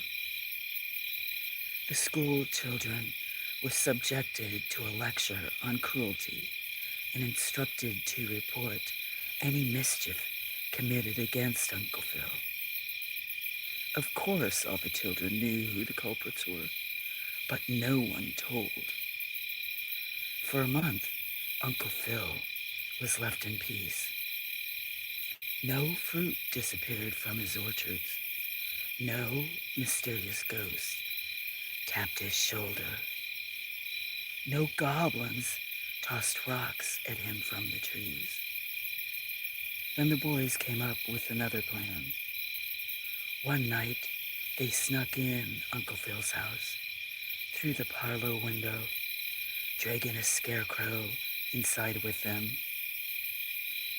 They set up the scarecrow so that it loomed over the poor sleeping man with one arm outthrust, as if it wanted to shake hands with them. Then he positioned a lantern on the tree, branch just outside the second-story room, so that the light illuminated the scarecrow's grotesque face. Once everything was in place, the boys started moaning and groaning and calling Uncle Phil's name from the yard outside his bedroom window. Uncle Phil woke with a gasp and then screamed in sheer terror when his eyes encountered the scarecrow leaping off the bed. He dove out of his bedroom window. He dove out of his bedroom window and climbed to the very top of the tree. From his high perch, Uncle Phil clutched desperately at the various charms he wore under his nightshirt and said the 23rd Psalm aloud. Below him, the lantern rocked dangerously and then fell to the ground, setting fire to the wood pile beside the house. The boys stopped laughing when they realized that Uncle Phil's house was on fire. They ran to the barn and wet some old sacks in the water barrel. Together, they managed to put out the fire, but not before the whole side of the house was scorched. In the tree above them, they could hear Uncle Phil begging God to spare him from the terrible devil who had come with his grotesque face and his flames to take Uncle Phil's soul. Afraid of what their parents would do if they discovered the trick, the boys snuck into the house and removed the scarecrow before hightailing it home. In the morning, Uncle Phil came down from the top of the tree and went to fetch the preacher, the minister, and many of the leading citizens in the town were amazed when they saw the huge scorch mark on the side of Uncle Phil's house, where he claimed the devil had come and tried to take his soul. Uncle Phil shivered and shook all morning as people came to inspect his house. He was still dressed in his nightshirt because he refused to go back inside to change. Finally, the minister's wife took Uncle Phil with her and tucked him into bed with a bowl of hot soup. The minister had to perform a third ritual, cleansing of the farm, before Uncle Phil would return to his property. The boys were afraid to play any more pranks after their last escapade ended so dramatically. Life went back to normal for Uncle Phil, at least as normal as it could be for someone who believed in ghosts and goblins and witches and werewolves and all sorts of crazy critters. Then about a month after the devil's visit, Uncle Phil passed away in his sleep. The whole town turned out for his funeral, and many folks were saddened that such a colorful figure had left their lives. The boys felt terrible about the old man's death, afraid that their trick with the scarecrow might have weakened him and caused his final passing. But they were scared to confess that they were the ones who had played the trick on Uncle Phil. They were very quiet in school and did their chores listlessly at home. Their mother was so worried about their lack of spirit that she started treating them with cod liver oil and mustard plasters. Nothing helped. 2 weeks after Uncle Phil's death, the boys woke to find their bedroom full of black cats.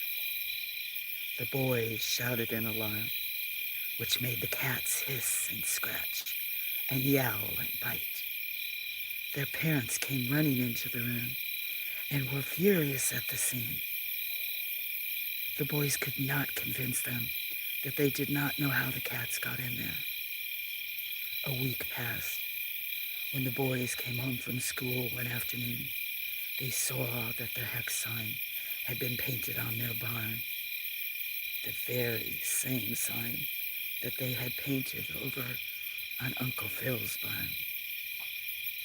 The boys yelled in terror and ran inside their house, pulling their mother away from her bread dough to look at the barn. But when they reached their fall wall, the hex sign was gone. For the next several days, the boys were tormented by an unseen foe.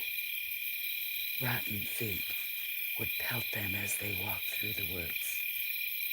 Someone would tap their shoulders in the schoolyard, causing them to yelp and whirl around, only to find that no one was there.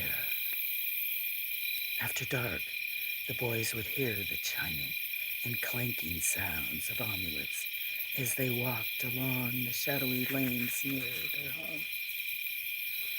One night, the boys woke to hear a voice moaning their names over and over again. They sat up in their beds and lit the lantern, which illuminated a grotesque scarecrow looming in the center of the room.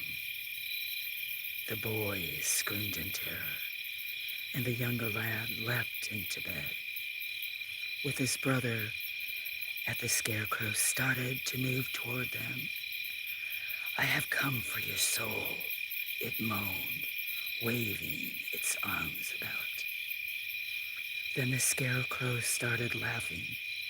It shook a finger at the cowering boys, and they heard the chiming and clanking of the amulets. One arm reached up and snatched off the scarecrow's head, revealing the glowing, partially transparent face of Uncle Phil. Gotcha, said the ghost of Uncle Phil with a huge grin. Then he disappeared. The boys were torn, The boys were torn between abject terror and amusement. They clung together, alternating between laughing and crying until their parents came in to see what was causing all the ruckus. The teary-eyed boys told their parents the whole story, starting with the tricks they had played on Uncle Phil and ending with the pranks with his ghost had pulled on them. They pointed out the wisps of hay on the floor and the painted sack that the ghost had used as a scarecrow's head. When the boys finished their story, their father sat back against the wall and started laughing heartily. "It serves you right," he said. "After all, Turnabout is fair play." The boys had to agree with him. After that, they stuck to their games and school rivalries and never, ever played a practical joke again.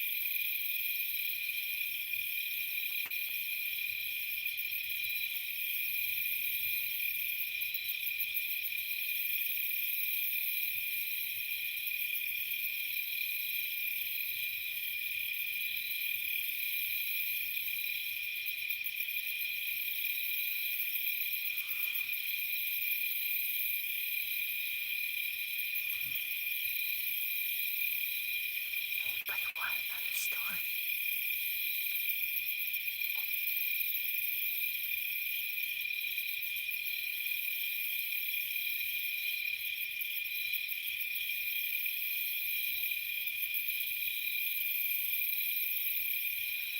Hello, Adam, my friend. I don't know if you're still listening or not.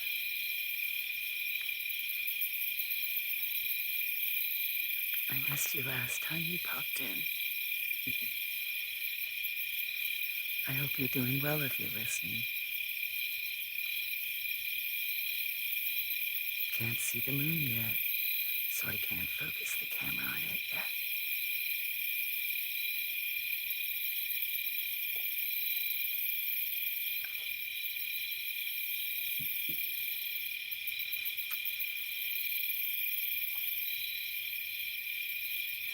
I still don't know if people want me to read, not read. A couple left. Maybe they want me to read. You want me to read another story? Hi, Adam. Nice to see you. People are reading. Do they want quiet? How'd I do?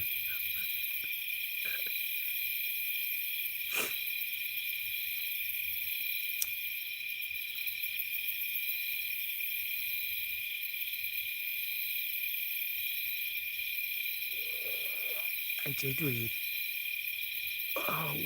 about different wolves that cross your path. I mean, not wolves, animal totems. Last week, and a few days ago, I read some out of another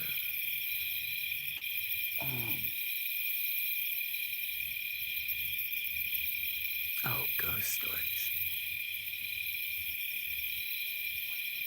I've read about 6 so far. So give me a minute.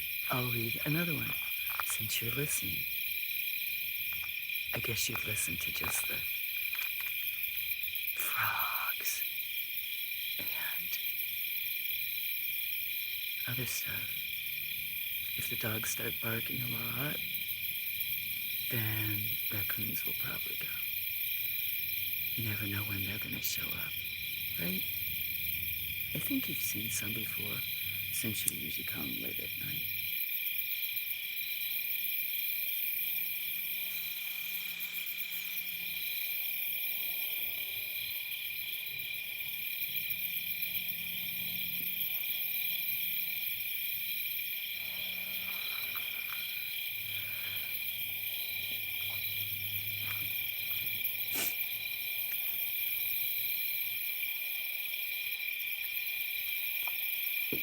I don't know if you can see the kitty on screen or not. You see how much charge this phone has. 61%. I think before I start another, I'm going to go ahead and plug this other battery in. I have no idea, since it's going to go through the USB port, if it's going to affect the sound.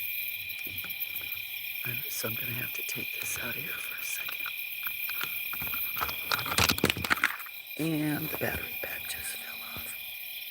See the kitty? Oh, it's because I know why it's blurry. Because I'm so far away. That's why the camera's kind of blurry. I cannot find the port on this phone since I'm sitting in the dark. There we go. That's cute.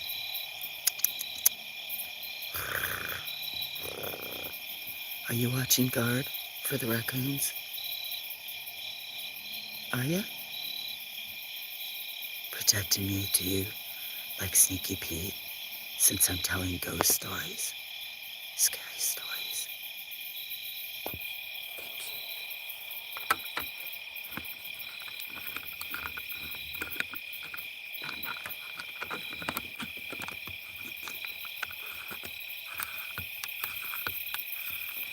Now, where did I drop that battery pack?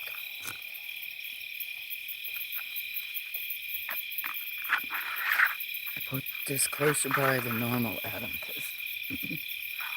and I'm talking louder, since I do whisper sometimes and people tell me they can't hear me.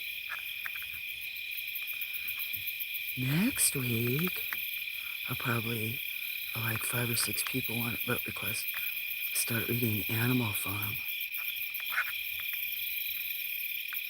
Hopefully I do, okay? I cannot see the port on this battery pack. Okay, stop complaining.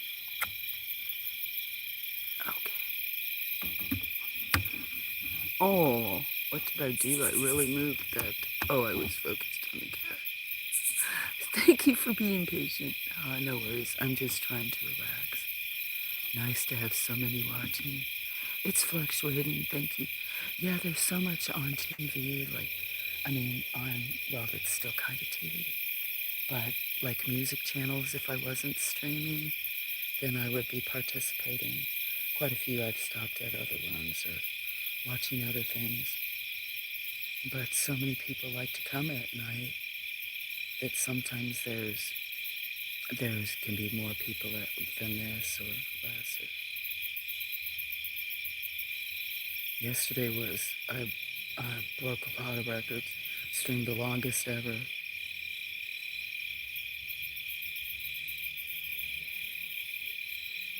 Like 5 different records. Anyway, I streamed almost 12 hours yesterday because a bunch of people were there and wanted to, even while I did chores, wanted to talk to each other, so. But I heard they don't save it after 12 hours. That's a long time. But if you're trying to relax, then I will not have you have to worry about typing, and you can just listen. since I said it was story night, I was only going to do 2 because some of these others take me a little bit longer to read. These seem to flow a little bit easier, so I've read several. Anyway, since it's the only book I have out there, I'll just pick out another. Oh, the other book. So if I do it tomorrow or in a few nights before I start Animal Farm, because I got into 3 books. The other one, normally I don't read a lot of scary stories. Sometimes, detective or whatever, but I meant personally. That wasn't always my genre. But I had people request scary, spooky stories, I guess because I sit out here and talk at night. Sorry, I've had a dry throat, so my voice might sound extra hoarse. Okay.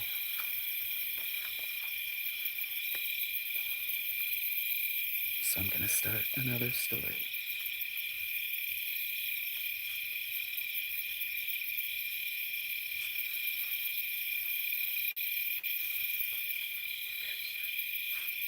The music lesson. She had not been studying organ long, but already she loved it passionately and was contemplating a musical career when she finished school. There was only one thing that marred her enjoyment, and that was the lonely nighttime practice sessions in the echoing, empty chapel. Something about the place frightened her. She never felt safe until she was, I swallowed a bug, sorry. That ruined that. I'm going to start over. So sorry. I did that last time because I have a flashlight. The other night. Okay. Cut. The music lesson. She had not been studying organ long, but already she loved it passionately and was contemplating a musical career when she finished school. There was only one thing that marred her enjoyment, and that was the lonely nighttime practice sessions in the echoing, empty chapel. Something about the place frightened her. She never felt safe until she was actually in the organ loft. Packing up her organ books, the girl left her dorm room and hurried down toward the arched cloisters that connected the school to the chapel. Already her skin was prickling, and goosebumps were rising on her arms as she thought of the empty church. Don't be ridiculous, she told herself, lifting her chin and straightening her shoulders. The girl marched bravely into the lonely, echoing church. Its huge stained glass windows loomed dark and bleak in the twilight, and she could hear heavy footsteps ringing through the sanctuary as she walked. It was so very large and so very empty. Anything might be hidden in the dark shadows that lurked in each corner. She quickened her pace. The girl began to relax when she reached the spiral staircase leading up to the organ, and she gave a sigh of relief when she parted the velvet curtain at the top of the staircase and stepped into the loft. She put her books down and arranged herself on the bench, shivering a little in the sudden cold that swept around her. It was strange to feel such a chilly breeze on a warm night in early summer, she thought, feeling spooked. The girl was about to put her feet on the pedals when suddenly a single, pure note came from the organ. She froze in place and stared wide-eyed at the keyboard, which had just played all by itself. The chill around her increased perceptibly. Shudders of cold and fear shook from her head to toe. In that moment, she was convinced that she was not alone in the echoing darkness of the empty church. A sudden movement by the velvet curtain caught her eye, and the girl turned her head. Standing in front of the curtain was a portly, middle-aged woman in a long, light blue dress. The woman was flickering slightly in and out of existence like a bad film strip, and she was translucent. The girl could see the velvet curtain right through the phantom's body. The woman seemed to be staring at something or someone sitting on the bench with the girl. Chills went up and down the girl's spine as she remembered the strange note that had come unaided from the organ. Convinced that she was occupying the same space as a ghostly organ student about to have a music lesson, the girl leapt to her feet and fled for the spiral staircase, even though that meant heading straight toward the other phantom. Head down, eyes on the floor, the girl ran right through the flickering woman, blocking the velvet curtain. For a moment, she was eclipsed by a terrible cold that made her limbs shake and her stomach do flip-flops of sheer terror. Then she was racing down the staircase, across the echoing aisle of the chapel, and out the cloistered archways towards safety and the school. She told the whole story to her house mistress, even drawing her a picture of the flickering phantom, who was quickly identified as one of the founders of the school. The girl absolutely refused to go back to fetch her organ music, which was left in the loft until the next morning, and she never played the organ again.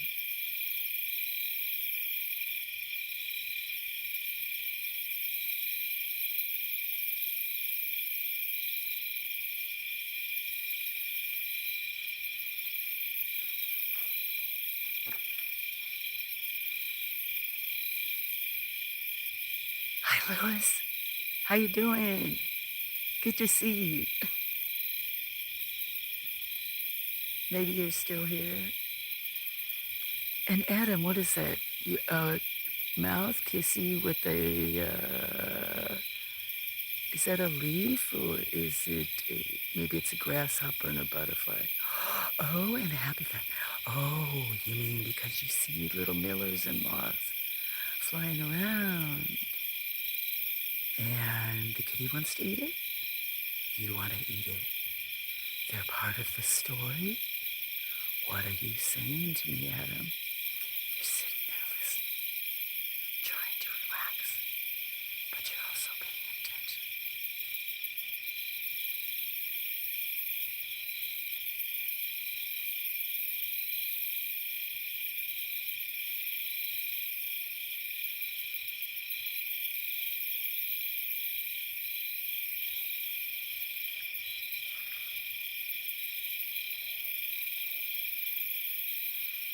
You still here, Lewis?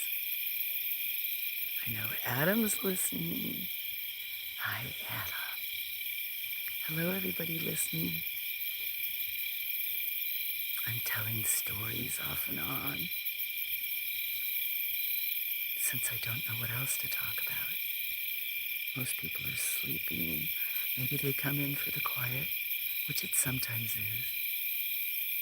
If the dogs bark, I know that raccoons may be coming, but they're not right now. So I'm amusing myself and those sleeping maybe. They wanted scary stories. Here came Taxi, saying goodbye. You had just had to rescue an endangered Hawaiian giant moth? Oh, for those reading chat, my friend Adam lives in Hawaii, and he just said, I just had to rescue an endangered Hawaiian giant moth. They come inside sometimes. How wonderful.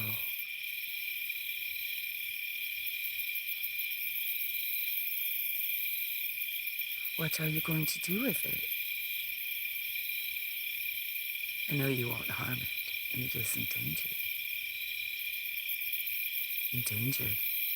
Didn't you have to do something? You had something to do with biology in Hawaii, right? Honestly, I can't really understand everything you're saying because I'm so tired, but I am still listening. Maybe nobody was listening. Maybe I'm talking way too low. Yeah, they're about 3 inches across. They're only fertilizers of some of the endemic plants. Amazing to hear. I grabbed it carefully in my hands and it was fluttering in my hands. I bet. The other night there was a huge one by the back. It was probably half the size of my hand. And then I don't know if what you see are little silver moths. There's probably a few things. I know there was something so earlier, probably before you came, had a big white spot on the screen. I came out and it was like there would have been a flashlight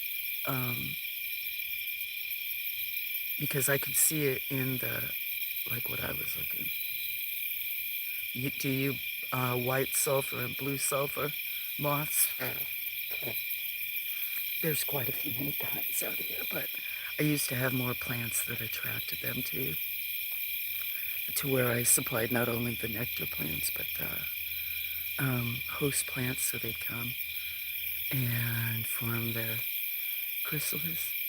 Yeah. Build their little cocoons. I've set my lights to red, but they still attracted to the indoor ambience for some reason. It's starting to get a headache. Maybe it's because it's red. I don't know. Maybe it's just because if that's the only light source there is, you're still going toward the light.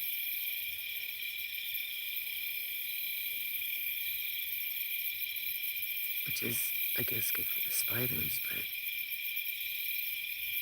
thank you for teaching me stuff and sharing your life.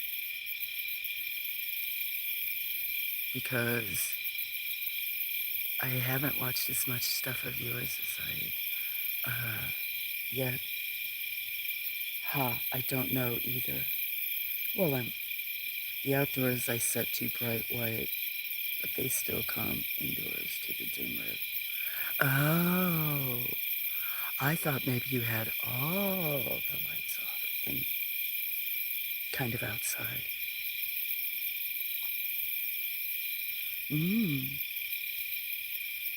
Are you going to contact like a college or something? That's amazing.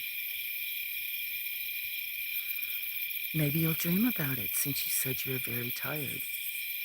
I thought I did such a good job on my reading and you're like, so I'm talking than I normally talk. I even moved the microphone down because the first 2 stories they told me they couldn't.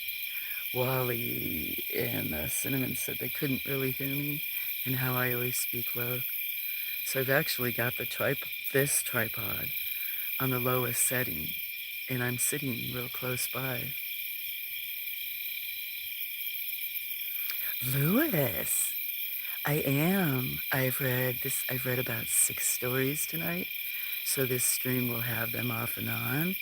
This is, if you saw the pin of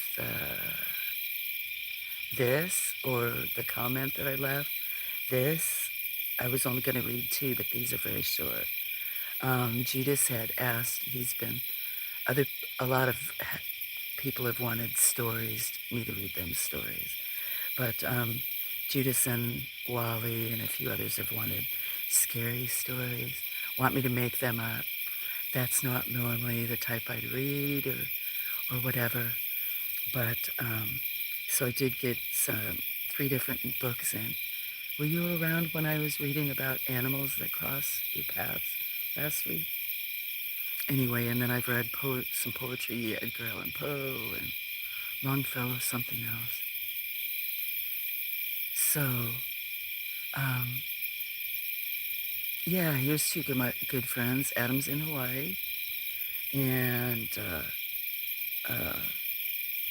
Lewis is in I was going to say Vancouver, Quebec, if I'm correct.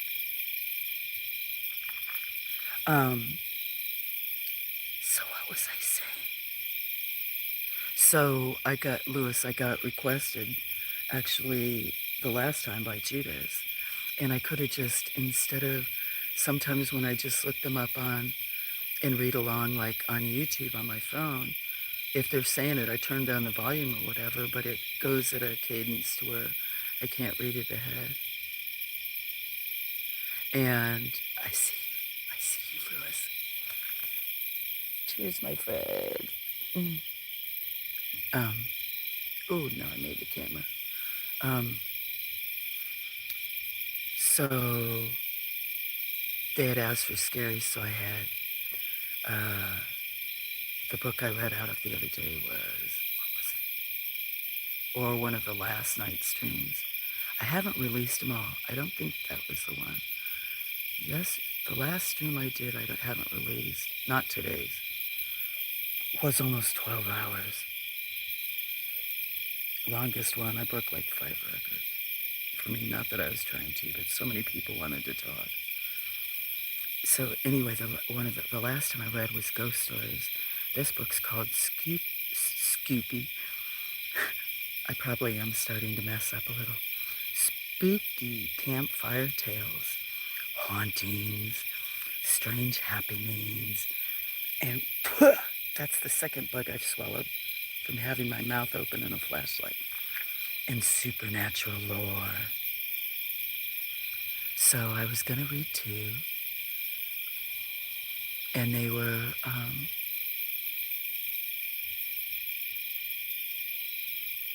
I won't be able to, I bet you those pins on this phone are white, so I won't be able to access it. If I do it on that phone there, maybe you can share it to me later. You have my email address, or maybe I'll catch it some other time. Oh, maybe that's about the moths. Oh, you're just sharing all kinds of stuff. Okay, never mind. You can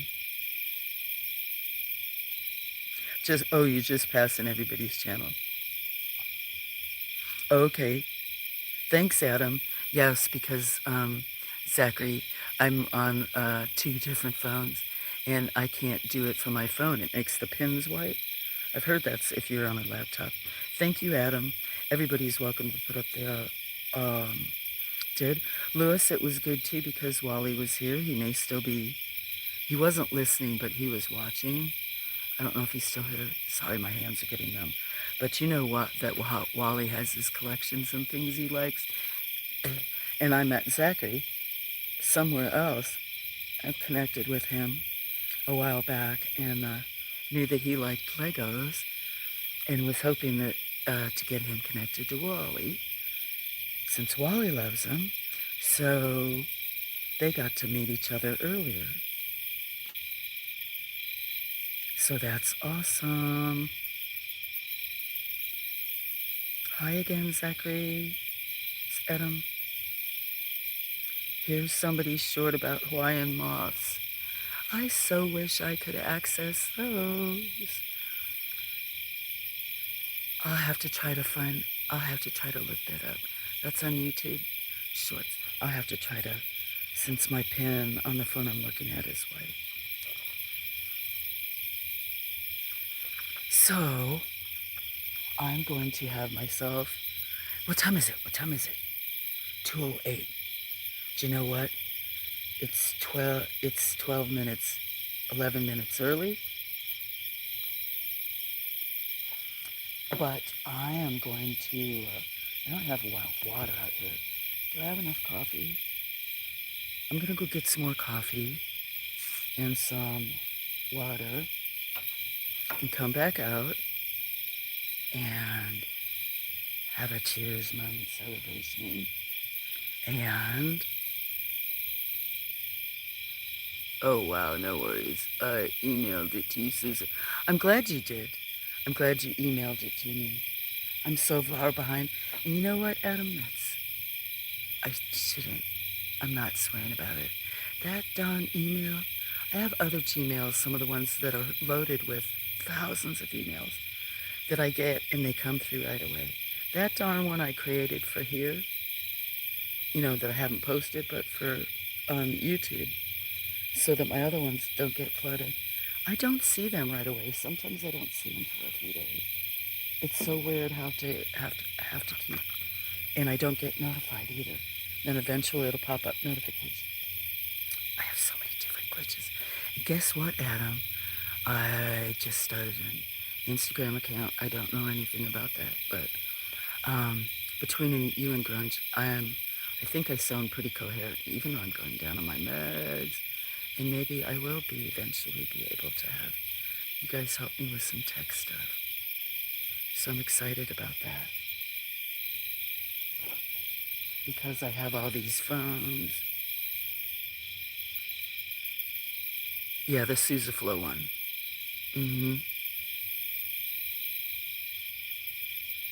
Yeah, so many of them. Personal one, business one, then I had a different one. So anyway, let me go get coffee. Talks amongst yourself, people, friends, anybody lurking that wants to come and join, that's not watching chat. There's lots of really cool people here. If you want to come connect too, if you're into supporting other communities or building your own, there's lots of great people here.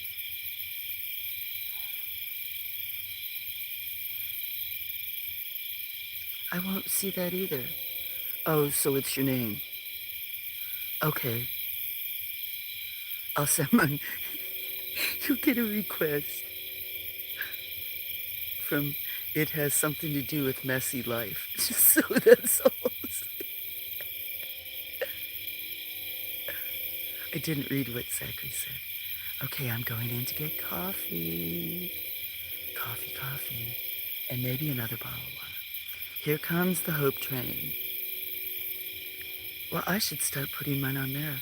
Well, see, that's great. I just signed up. Only because my email for here that I set up so people, my friends, could share things with me.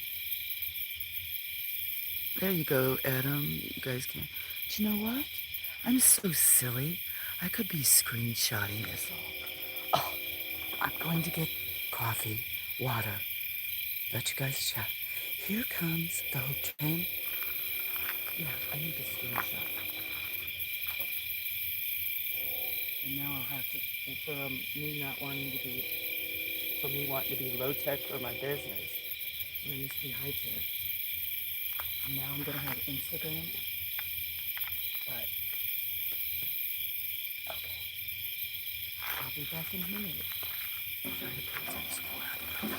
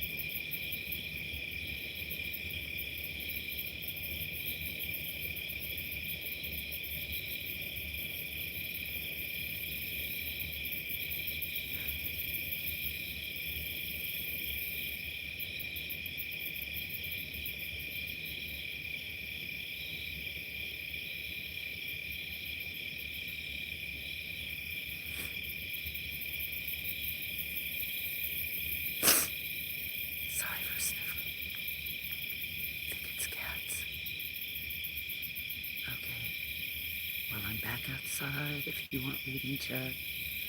Didn't hear me crunch crunch. I don't know if that was 2 trains or just one. Because I knew one was coming when I went inside. If it was one, it was a long freight train.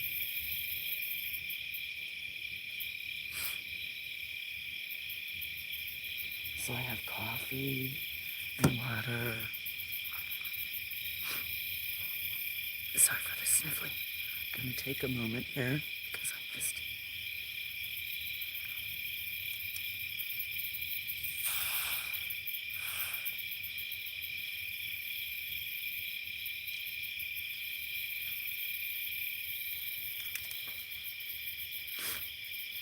And then I'm gonna read another story. Eventually I'll be quiet. Adam, would you believe that I did a bird stream today? I think I did 2 stream. Oh, bird stream. Shorter one and then a shorter cat one. It was cats and birds. But in the first one, the bird one, I didn't say anything until I said goodbye. Wasn't even gonna say goodbye.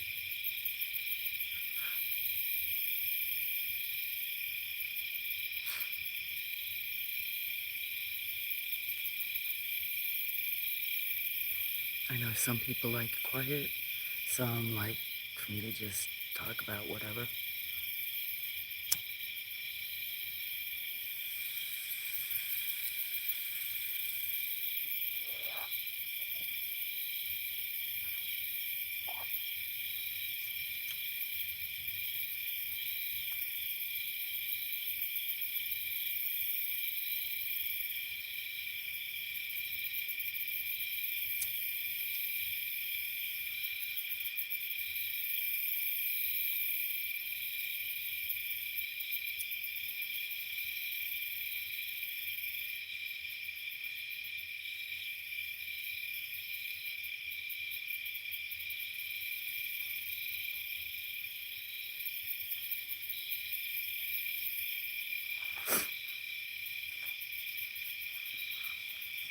For a few days, my allergies weren't bad.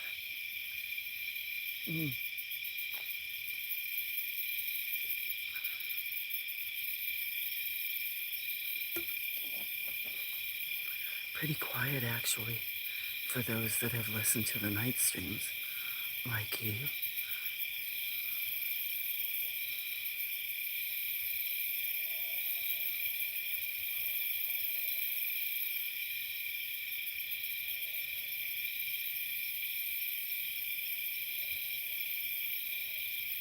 Good morning, Grey Wolf.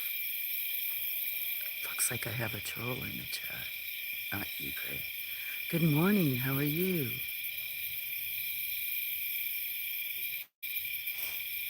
I'm glad I didn't start reading again. How are you?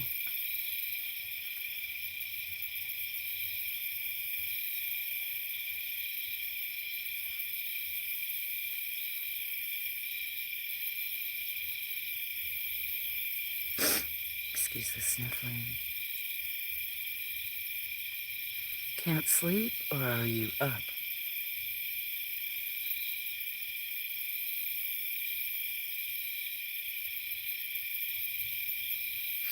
Coffee is good. You went for a walk? Amazing. I'd like to go for a walk. I used to walk a lot. Then I got to where dogs would follow me and cats would follow me. Coffee is good. Yes, I didn't drink much earlier yesterday. I guess it is now. Sorry for the sniffling.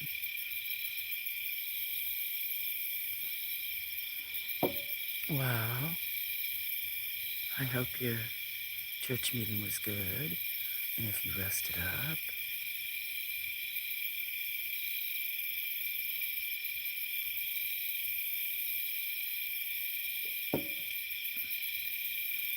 I was reading spooky campfire stories.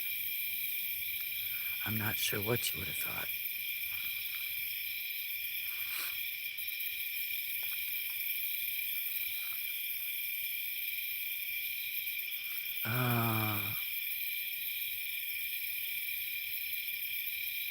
puppies were yelping big time at you? That's good, especially with German Shepherds. They'd be very protective. And with as many as you have. That's very good. There used to be more dogs here, and then with these three, until, well, I guess Bones and Dexter were still barking. Like 2 years. They've been gone about 6 months, but I'd say like 2 years ago. But when I had a lot more and fostered them and took stuff, ones in, it kind of kept a lot of the critters away. In fact, I didn't really, of course, I didn't have lights out here, and it was always dark when I worked. But, not even on the porch, really, but you can't see with all these trees. So there could have been raccoons, but I didn't really see. I have young calves. Oh, I bet you would have to. That's probably why in your area, too. I didn't realize you had young calves, too. Oh, you have a new dog now, too? Adam, that's good, too. A dog now and a kitty, Adam. That's great. Hope they're getting well. Yeah, Gray, then you would,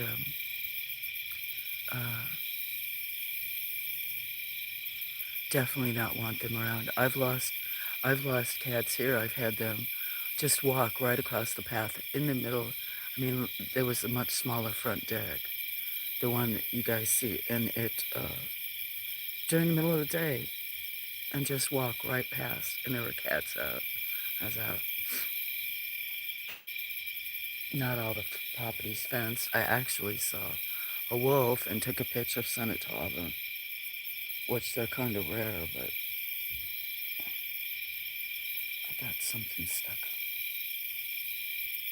But I have friends that have chickens and other stuff, and I can hear them sometimes with their babies and stuff like that. I bet you they do, 6 German Shepherds.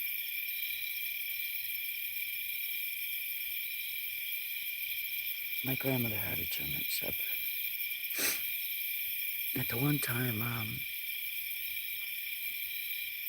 well, I hadn't had coyotes come here around the house in, I think inside the property for a long time, for years. The most dogs that were ever here at one time was 13. And they had, I don't know, probably an acre and a half that's kind of fenced in around here. Then there's other area fenced. And then some that's not, but yeah, that's good. That's,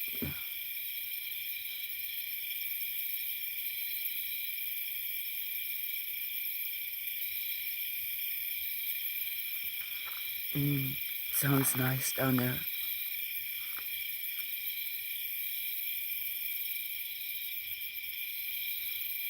So were you getting coffee too? Or you were just saying because I said coffee?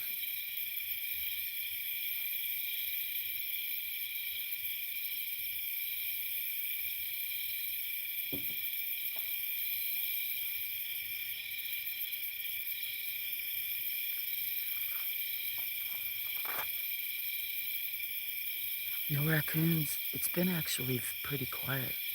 Dogs only barked, I think, once or twice at the very beginning.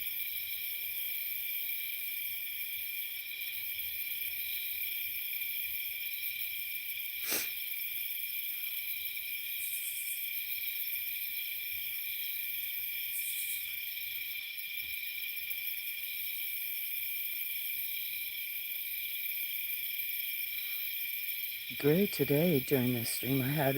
I was in the shed and there was all these little birds because I was doing filming besides streaming, and I had all these little birds that came flying through, mainly coming from the south. down the driveway. There had to be 100 or 200 total for about, I'd say, an hour to 2 hours. I saw something out of the corner of my eye when it came out of the building, and they I think they were smaller than sparrows. Maybe a grayish or black, maybe a light, I don't know. Not a light blue, but a grayish blue or something. But they were bigger than chickadees or titmouses. And they'd come and you'd see, there was like 10 that were flying past, and there'd be a few more and a few more. And anyway, and then they were stopping up in some of the trees in here and stayed in a bunch of them. I'm not sure what it was. Oh, hi. Hi, Wild Bill. How you doing, Bill? That's good, you're on lunch break. Cheers.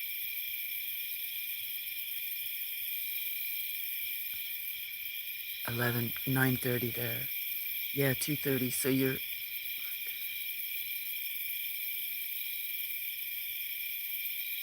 5 hours? You're 5 hours behind me? Wow. And the UK is 5 hours ahead. Did you know that, Anna? So I'll have to try to remember that with you. Because Australia in some parts is 12 hours ahead. And it also is in Thailand 12 hours. For me, anyway.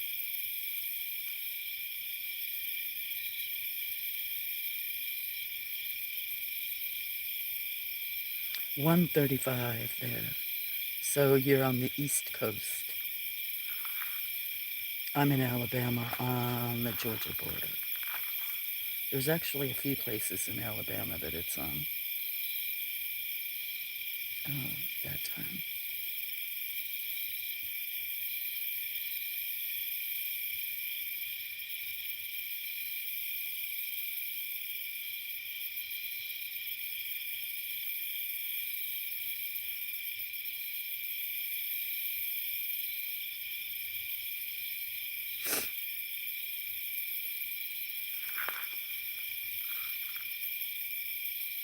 Oh yeah, Midwest. What am I thinking? East Coast would have been 3:30. Sorry. Thank you for reminding me. You're right. Dan. Dan. Yes, it is. Hello, lovely Dan. I was reading ghost stories, Dan. I don't know if anybody was listening. Somewhere. Hi, Dark. All kinds of people coming in now. Ghost stories. Well, yesterday I did ghost stories. It's, I think I did better than other times, like I've done Edgar Allan Poe poems and some other ones. People always want me to read or make up stories, do campfire. I'm not that talented. But I bought 3 new books, and then a couple nights ago I read 2 stories out of a new ghost stories book. And tonight I'm reading out of Spooky Campfire Tales, Haunting Strange Happenings in Supernatural Lore. Oops, I just knocked my battery pack off. So I think I've read like 6 or 8 of them. I don't know if people like it or not. It's pretty quiet tonight. If the dogs bark, I can tell I can't see. I can usually tell if there's some kind of critter coming. But there happened to be quite a bit of bird food left, so I would be very surprised if raccoons don't show up. I can't see the moon yet, but I can see it up at the greenhouse or at the farm. How are you?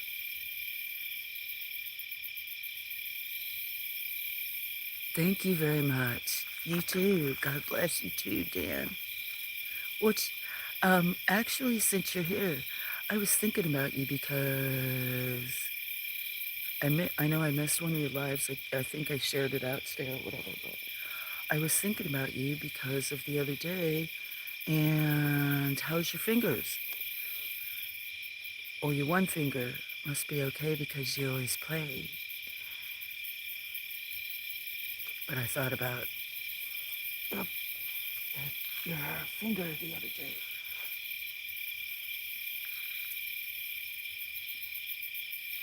Dark, did I say hello? Cheers to you too.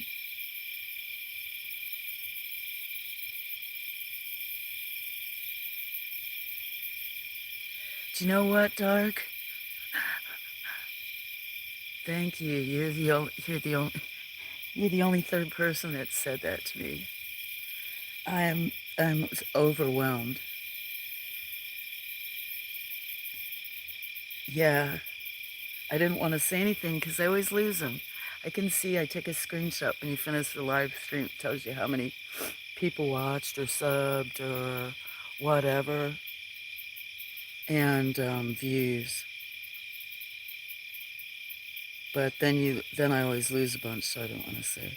I still need to put up some kind of short for 600, 700, 800. Went by fast. I'm overwhelmed. Thank you very much. I appreciate that. I'll have to think of something special because everybody that watches, it all counts. But I don't ask, so that means people, to me, really care. Yeah, I don't want to cry. I'll get emotional about it. It's overwhelming. And then yesterday I streamed almost 12 hours.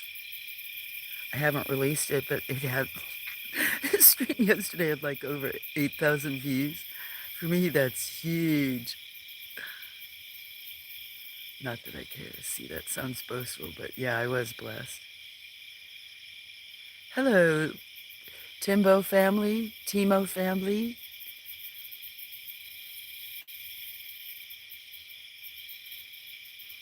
It's been a long time since I've seen you or been to your channel. From Switzerland, right? See? Greetings from Switzerland, guys.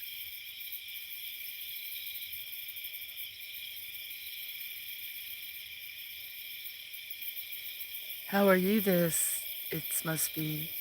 Thank you very much for that. I appreciate that. How is your family um, and dog and everything?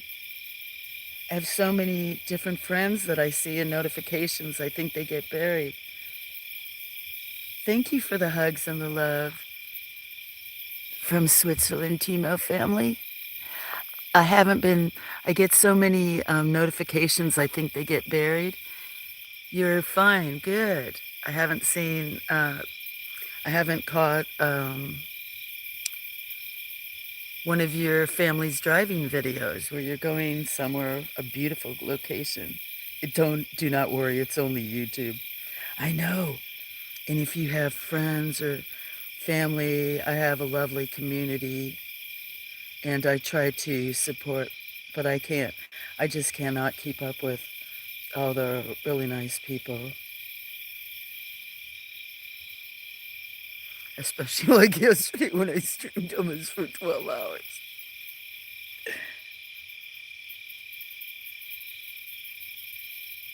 What's the weather over there in Switzerland like?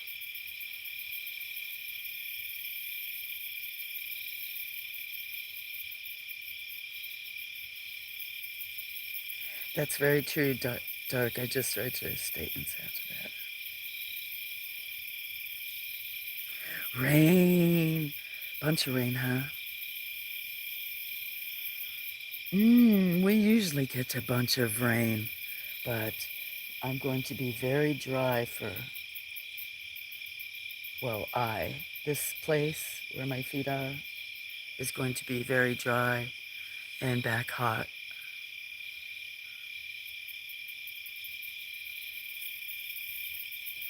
I bet. I know I've seen that you've had new stuff. Everybody does. I go through my subscription list and Some of them are even on under my other channel name. I just scroll and I see. It's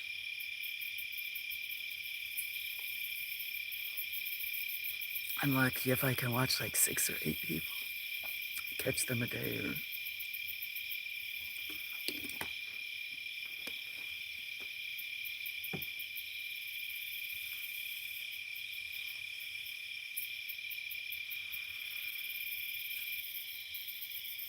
it took me a long time. Anyway, I don't always keep it. I didn't want to say nothing. So thank you for that. Maybe I'll have to do something special.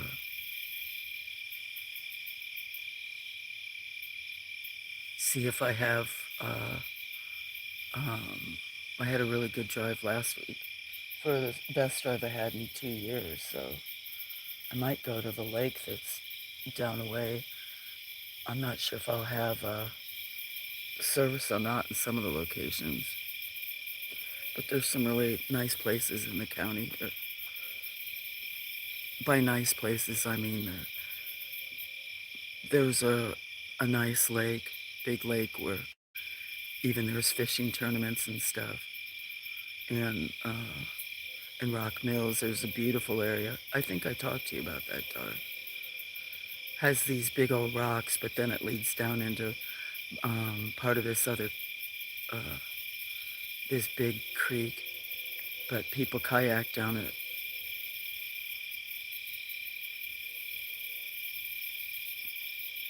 Oh, there you go, Dark.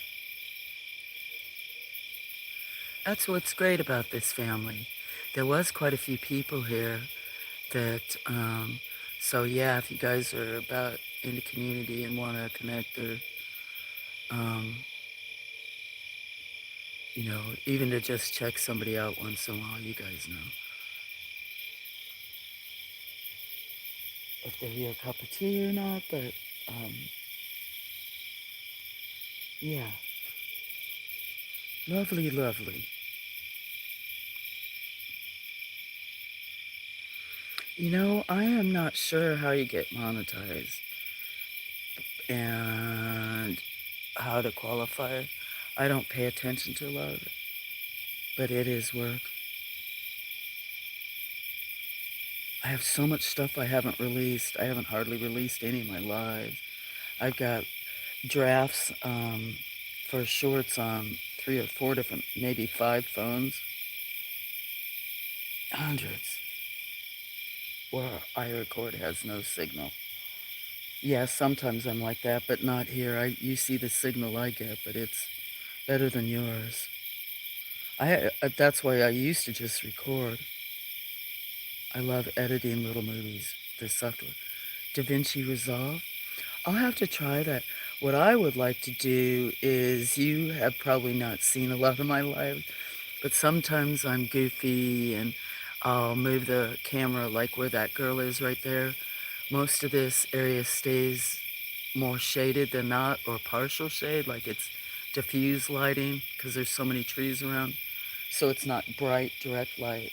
But she can sometimes look, it'll be too bright and washed out, so I'll move the camera around. But I have little technical stuff. Sometimes I'm goofy or trip or fall or talk too much. It'd be good to be able to, or there's like dogs barking or other excess noise where other times it's quiet. I'd like to learn to at least splice it in a way to make it with some parts. Yours was on SOS for 20 months. So after 100% free, and it's 95% the same version, like the studio version.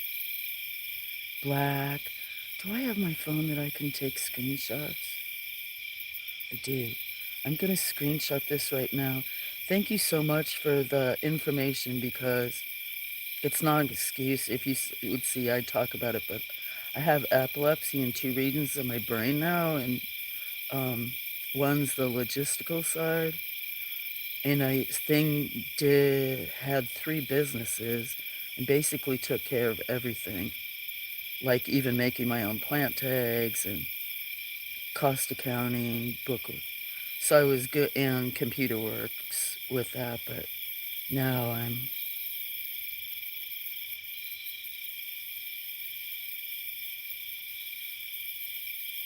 grows fast.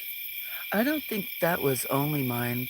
My shorts used to do better than they've been doing lately. I've been going to a channel, and they were talking, two or three of the friends that I have. Um, well, one doesn't really come here, has promoted my channel, but I heard them talking. I need to try to find the streams and we watch them and share them. But apparently YouTube has changed some things and how they even structure it. And so if you have older things that, and people aren't watching the older content because a lot of times they don't, it likes something. Anyway, Baba, I don't understand it all to say. That's very fast that you did January 5th, 2015, 2025. I started out very small and only had, well, like 20 subscribers for a long time. And then when I got to 40 or 50, I was surprised. When I got to 100, I was very surprised. I just did, I don't know, a 500 congratulations video like 2 months ago. Anyway, but it's not easy to use. Well, I have quite a few different programs on my computers in there that we're editing. It's just that it takes so much time, and I'd like to start doing artwork, and then with my epilepsy, and then I have something called mirrors, and it's sound and being balanced. But I went blind, so there's a lot of art and crafts that I haven't done. We have now 10 a.m. We're about to prepare, but Sunday is family time. Yes, I know, usually you don't even have this much time. Filmmaking. Your stuff is great. If you guys haven't checked it out, excellent drone videos too. Thank you for stopping in and taking time to talk. Enjoy your breakfast. Switzerland. Yes, for some movies, it took over 20 hours to synchronize. I would think so. I don't know what it is. I do use cheaper phones and not a computer. But I spent 2 hours on a short that was going to be dedicated to someone about a cat here. And YouTube wouldn't save it. They've been giving me all kind of grief. What I bring is amazing in my opinion. Oh, so amazing. Yeah, it's crazy. Look at blackmagicdesign.com. Thank you for all the tips. I appreciate that. I have left up a lot of my, I just, sometimes I shake. I leave a lot of my stuff up just raw, unfiltered. Great. I have another new computer I bought that's one of those mini computers, a gaming one that's reconditioned, and it has like 4 terabytes worth of space. So, yes, I appreciate all the information, and I will try to pay it forward and share if I remember. For some people, I have quite a few friends that are trying to help me. You have a MacBook. I don't have a MacBook.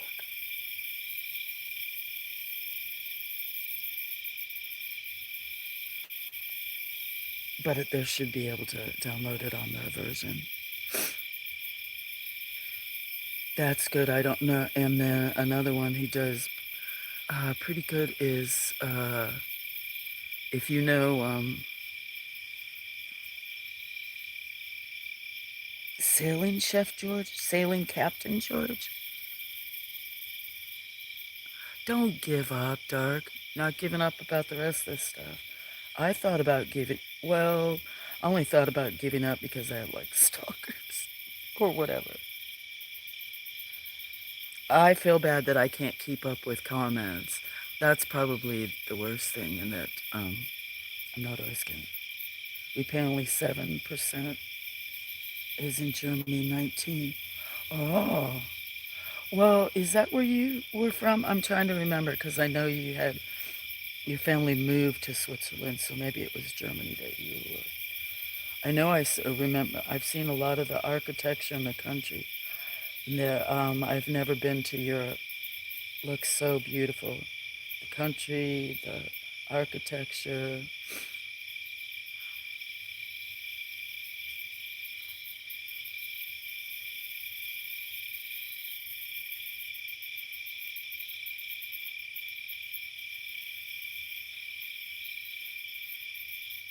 Is it too unsafe? I don't have a lot. I have a lot of. There's a lot of cats here that are named from friends that I have in many places on different continents. Um, I don't know if I have many friends from Germany. A few. There was a guy here last night. He's from. He might have been here in an earlier stream. I thought he got a little frustrated. He's from Belgium. I have a couple friends from Belgium, and quite a few in the UK. Um, One of my best friends is in Norway. Every two, every every day, 80 knives every day. Oh, that is very.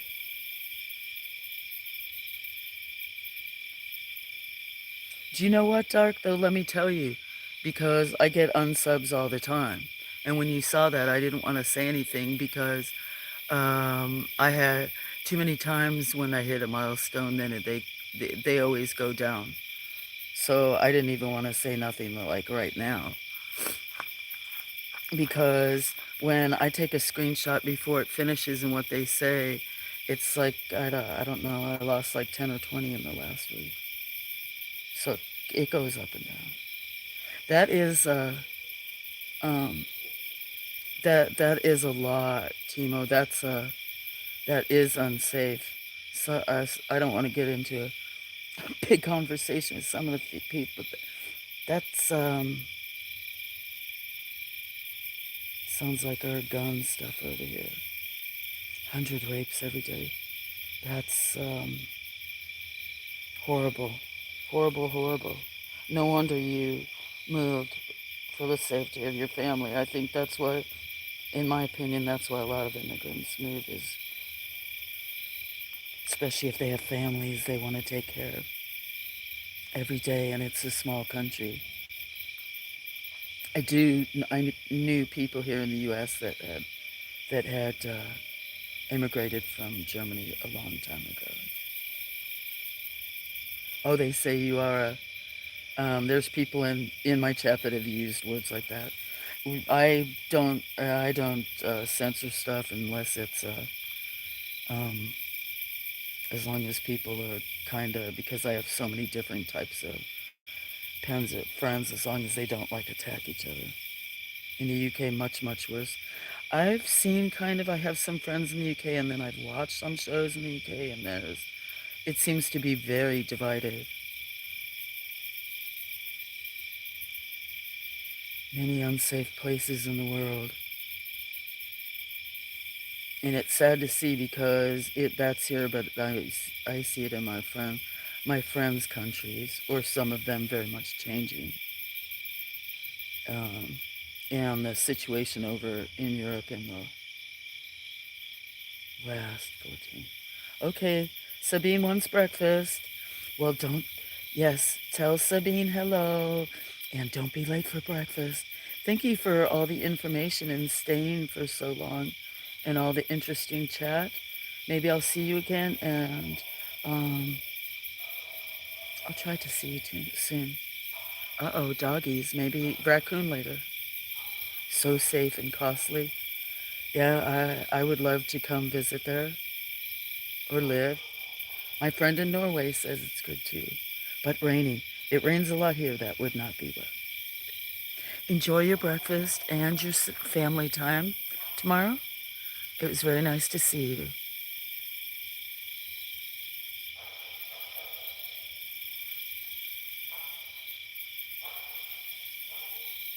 Maybe raccoons will show up. Is my coffee cold?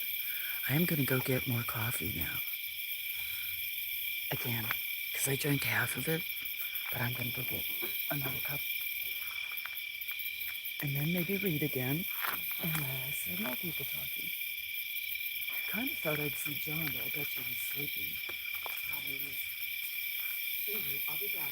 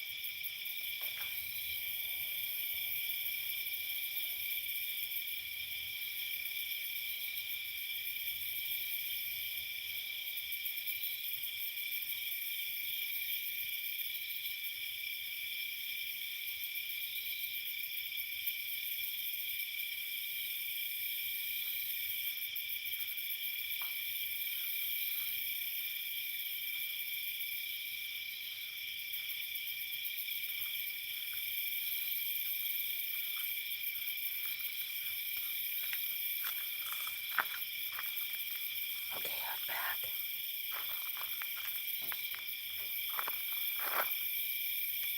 Did I see him?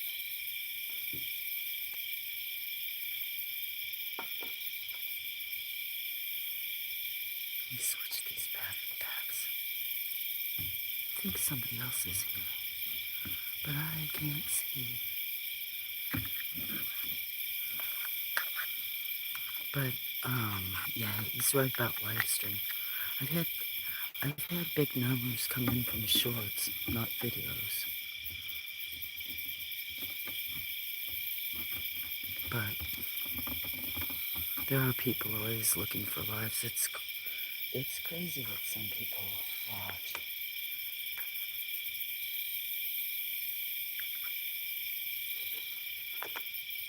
I don't know if everybody's like that. Sometimes people like certain things and think are good.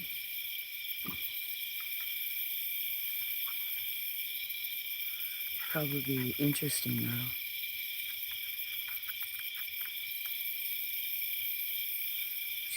Sorry, I'm trying to focus and I can't see to put this battery on this phone.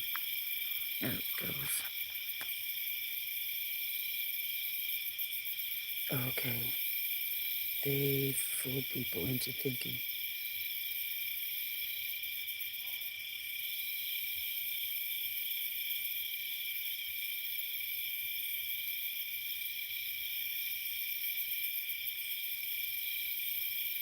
I don't know about that, Doug. I see plenty of people that, I don't know.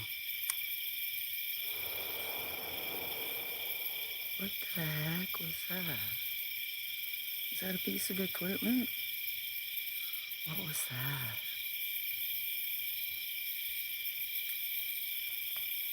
There's so much turmoil over there on, like, divided, like we are. But yeah, probably worse.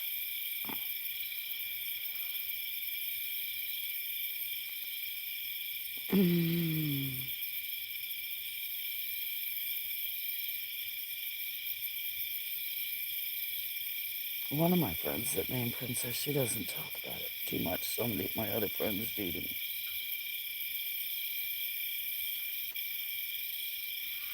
Hey, sup, Jim? How you doing, my friend?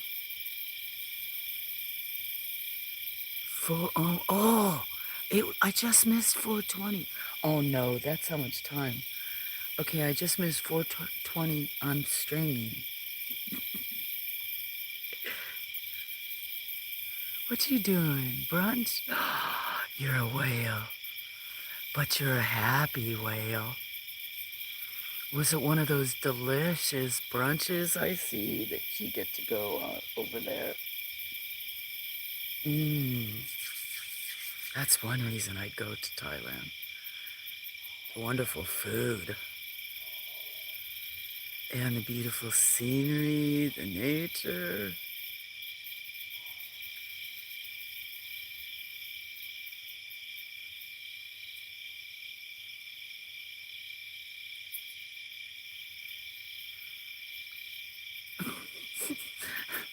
You know best, whatever, Tark.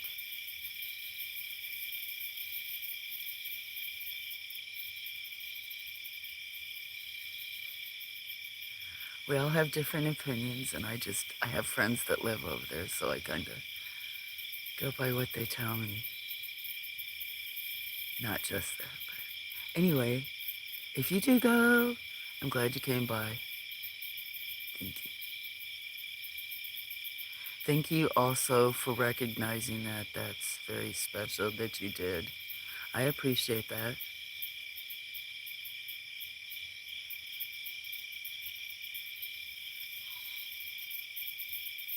Ooh, I just heard some kind of animal make a noise. I just heard some animal make a noise before that. Oh, you just finished a brunch though. That's lovely.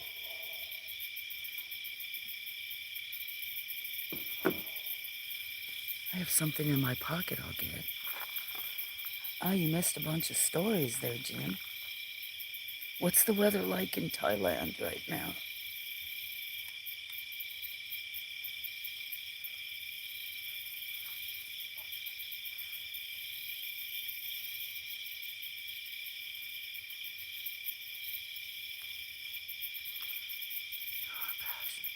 I know you are.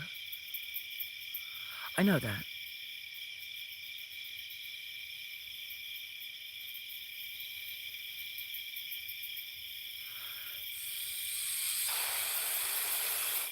And I respect that. That's okay. Yep, I agree with that. Nothing wrong with that.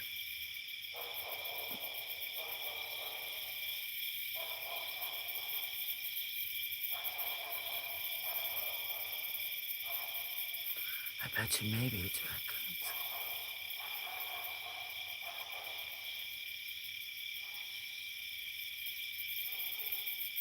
It's mostly sunny, blue sky, tall clouds in the west means rain in about 2 hours. Just right here in the shade. I wonder if that does mean raccoons. Nice. Are you guys still waiting for supplies for out at the farm?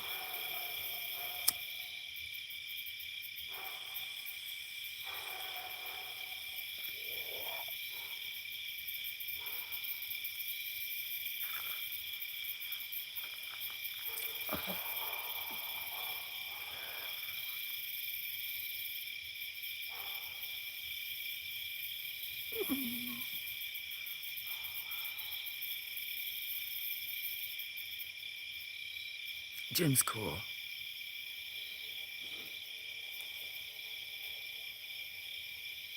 An expat living overseas in a beautiful country. But I'd like to go. You're gonna meet. You're gonna meet up with solar components have arrived. Awesome. He lives on a farm that has bananas. What else, Jim? Takes care of that. He's gonna kind of for a missionary. Bananas, and then I can't remember the different trees you planted. Fruit trees. Gorgeous sunrise when it goes out or other stuff. Solar components arrived. That's great. I'll still be there tomorrow. Let me scroll back up. I should look at my other phone.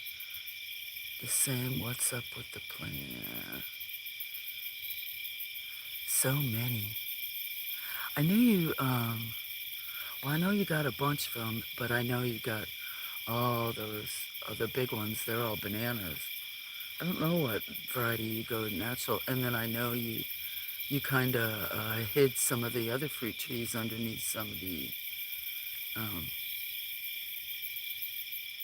shading of the bananas.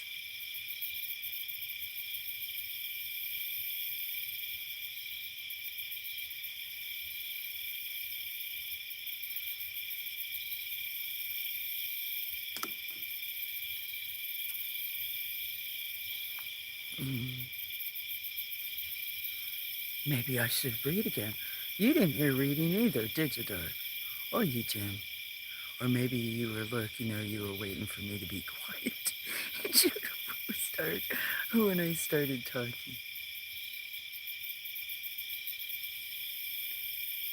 Apples, mangoes, coconut, lime, lemon.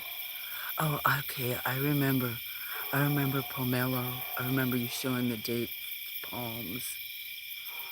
I can't remember if I remember all the others. I remember lots of plans for a lot of stuff, but maybe. That's so awesome. Yeah, you guys, if you don't know Jim too, he's, I think has an awesome life and is very humble about it.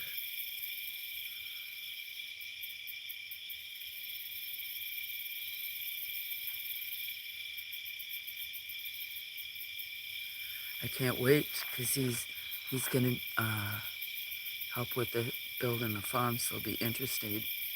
He's gonna get a couple cats.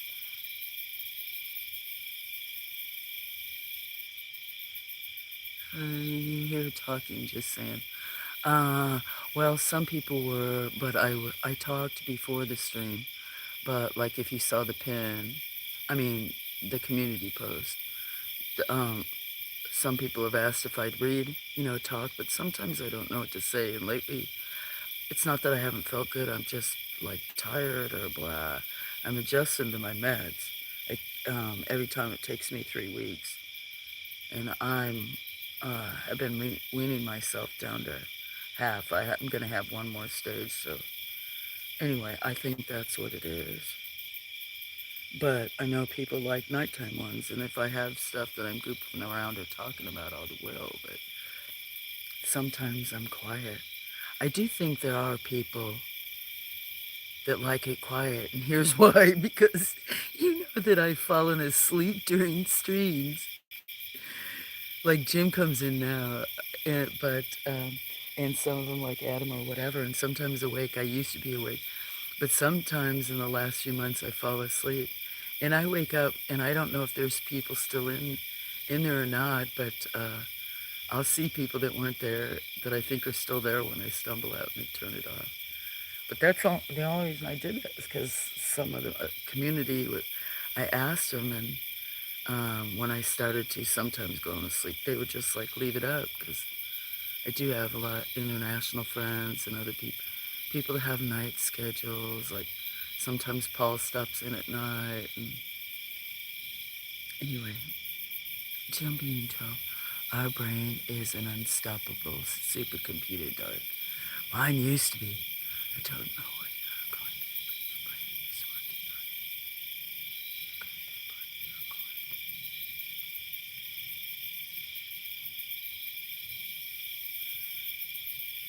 going to. No, I prefer you reading chat. You prefer me to read chat? See, I think some people like that too because I go and support other channels and um, they are always interacting with the people, like reading what other people are saying that are in the chat. So some people that I guess just want to listen or something. You know, I don't stick to, well, you've seen me long enough around that I don't stick to any one thing. Some streams, like I said this morning, if I haven't released it, I'll release the one from the bird stream. It was like 2 hours, 3 hours, and I did not say one word except for the very end. And I was going to just shut it off without even saying, you know, thanks for watching the hellos. But I did say it. It's how we met. What, on a song? No, I prefer you reading. It's how we met. See, you're talking directly to that. I like that. I know you do. And sometimes I used to, yeah, a couple months ago or more. And when I'd goof around, or sometimes, it just depends. I, it just depends. There are people that do always say that you weren't the only one that like it when I talk. Or some that when they're asleep, they like to even hear me purr to the kitties or talk to the kitties. Or I guess, I don't know, maybe I'm like a movie in the background. Sometimes like a comedy in the background. Laughing. Right? Wake up. Endless blabber, blah, blah, blah, blah, blah. Or purr. Oh, that's what you want.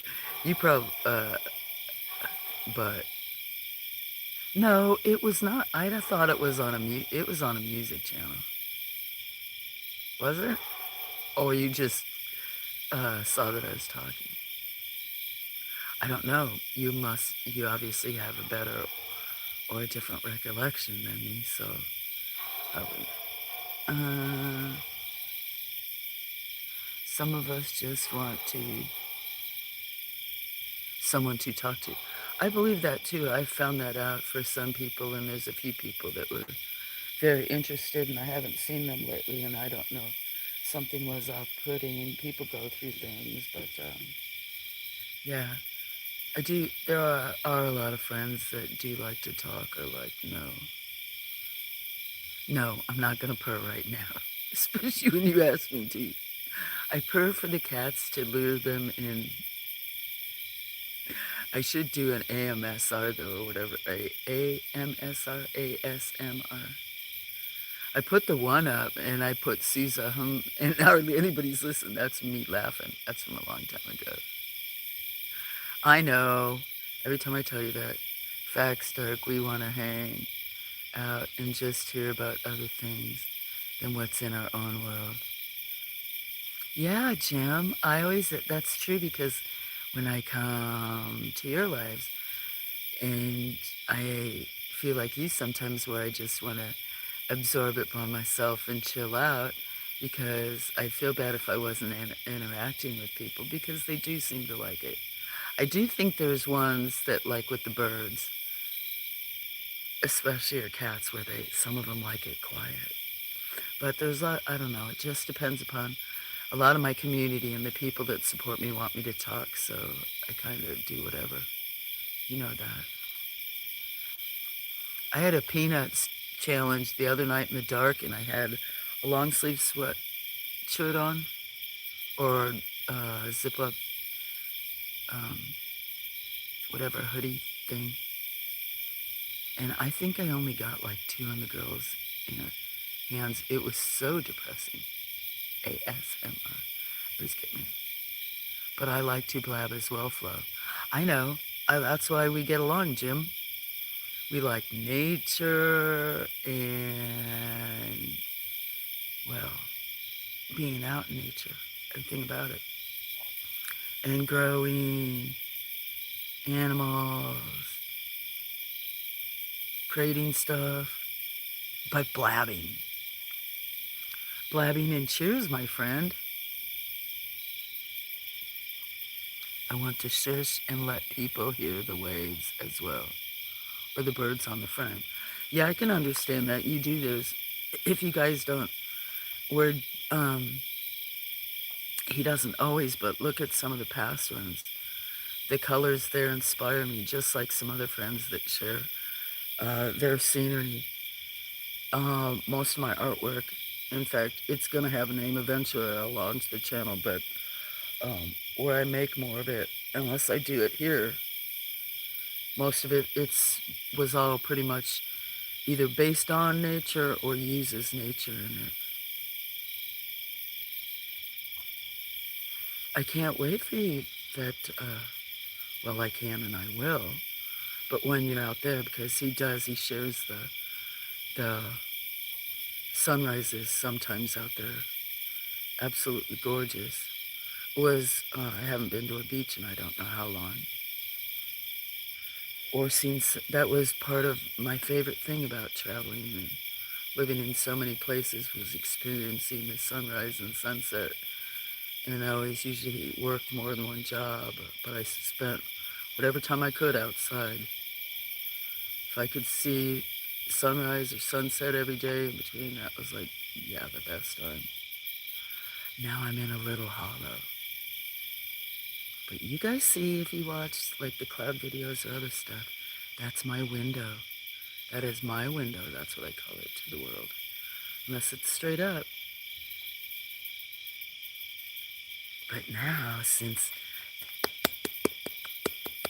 Wednesday's drive was the best drive in at least 2 years or more, I hope I can travel a little further.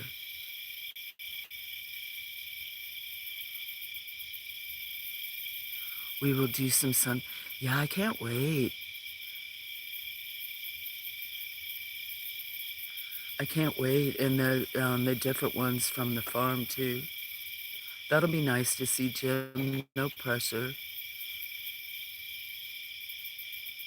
Cheers. I keep trying and not smoking. Yeah, that's me, too. I've actually been pretty quiet lately. I think people have been worried, but I was just tired. I was going to stream last night and tell stories because I got these books in. And I was just so tired. I was glad that I didn't promise something. I have a really hard time scheduling lives. Then people would know what to expect. A kitty came on our bushes. They could comment, they could do whatever, but especially expect. But right now I don't plan much. That's why it's go with the flow. And I disappoint myself and disappoint other people. So you're kind of like that too, just whenever. Or if you're just absorbing your life by yourself, that's okay. Cheers, my friend. All my friends.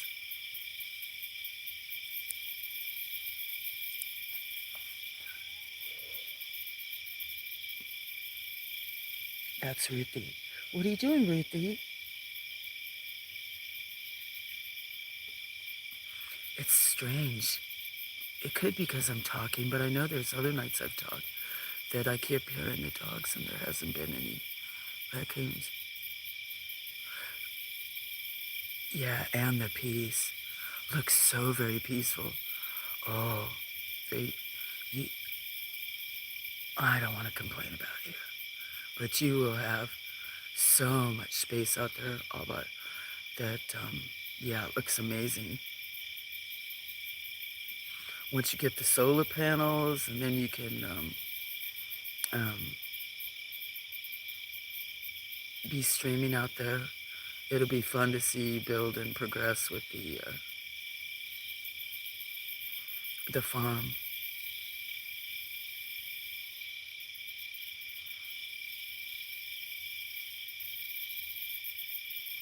So, uh, tell me about your breakfast, and I'll tell everybody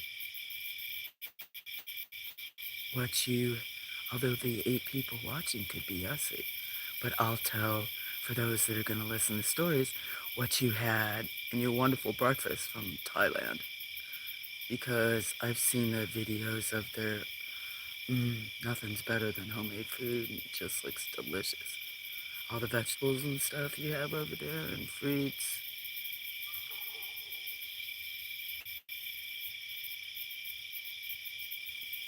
Do a silent retreat for people.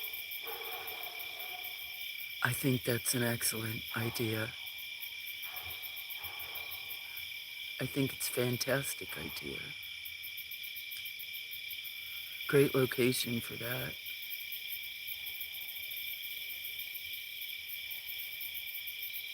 Even though people want me to talk, I think that's still why some people come here. I mean, you can still hear a dog, and they're kind of new neighbors. Like a couple of years ago, you wouldn't have heard them. And other ones, but I guess some people still don't get to see birds, and I used to not get to enjoy them as much when I was working so much. And the noises, I can't wait to hear the noises there. Adam's in here, maybe still listening.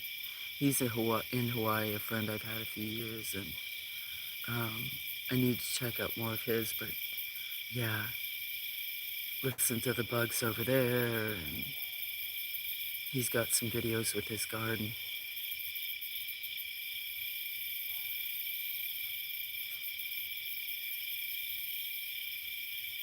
I watch stuff that's even not outdoors, but I am attracted to that.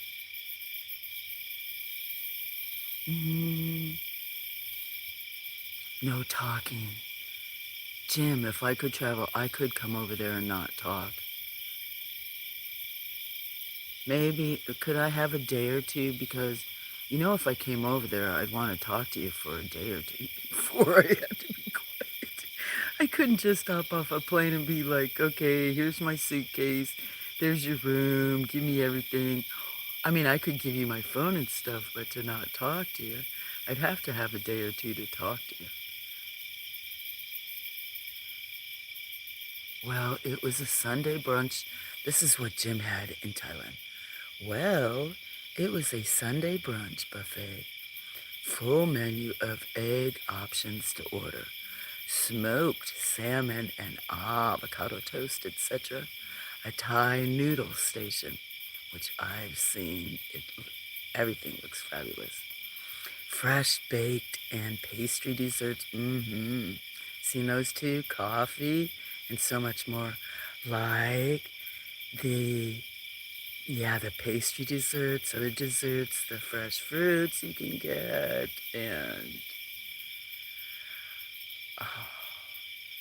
wasn't there sushi there one time or something?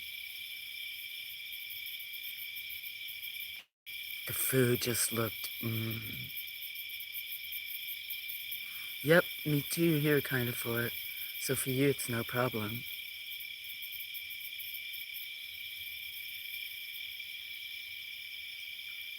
With my business, I stayed, people would complain because I just was very hard to contact. even for important stuff, because I was just too busy and I wanted to be very low-key and not be a, like also be on social media and other stuff. I couldn't keep up anyway. And now, like yesterday, streaming 12 hours, or the day before, whatever it was. Almost. Uh-oh. Here's the rooster. I don't even think the moon's out over here. I mean, the moon's out there. Let me see.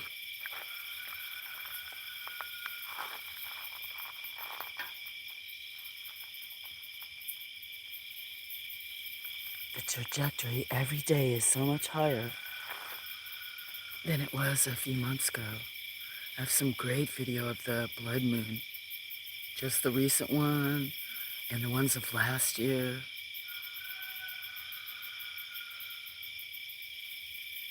Not only that, another one. Strawberry moon? Did we have strawberry moon last year? I can't remember. Oh, Jim, in Thailand, could you see could you see that lunar eclipse that just happened? Because I don't think it was visible in the U.S. They change it up, sushi or pasta station, tempura. Yeah, fresh tempura would probably, I don't eat much fried food, but that would be, anything fresh, everything over there looks delicious.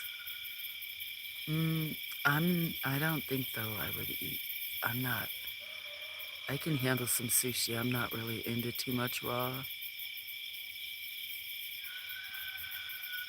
Oh, I love tacos. Don't, wait. Trying to, is that an owl? There's an owl. Let me listen to it.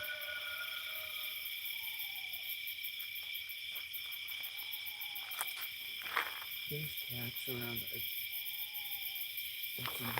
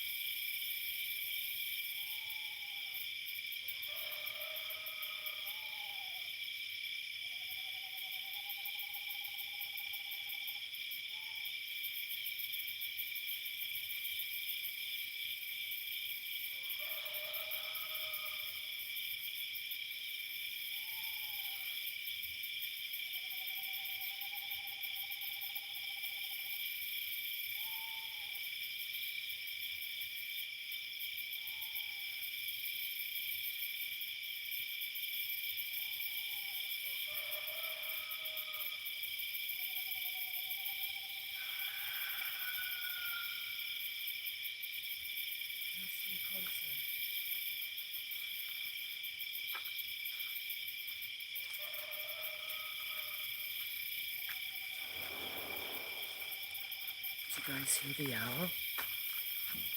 Did you guys hear the owl? Only humans love tacos. Love tacos. Could you hear it? Barking owl roosters. No howl yet. Yeah, it bothers me. I need to definitely stay out here with the kittens. I mean, there's even other cats here. They could.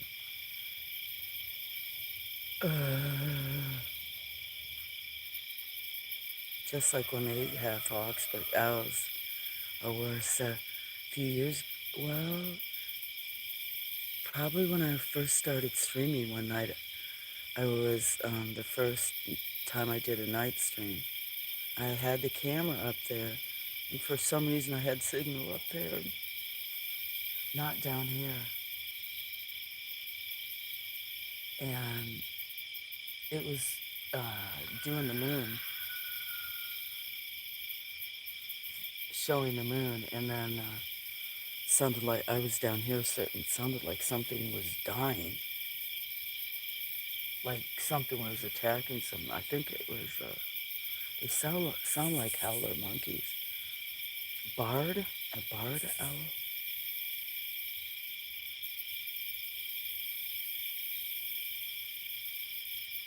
It is beautiful.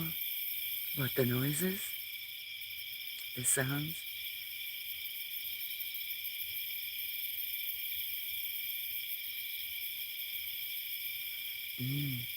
Actually, I wasn't sure if I heard coyotes earlier. Like, how long has this stream been going? A little bit less than 5 hours. And a friend of mine, Gray Wolf, I don't know if you've ever met him, he lives here in Alabama. So if he's on, if you're ever here in the morning and I'm asleep, like not talking, and you're talking to somebody, it could be Gray Wolf. I think he was here like at 2 o'clock this morning. Or sometimes he doesn't show up till like 5. Or then later in the morning. But he was saying earlier tonight that he has cattle, raises cattle. I'm trying to see where the owl's moving around to. I can hear it moving.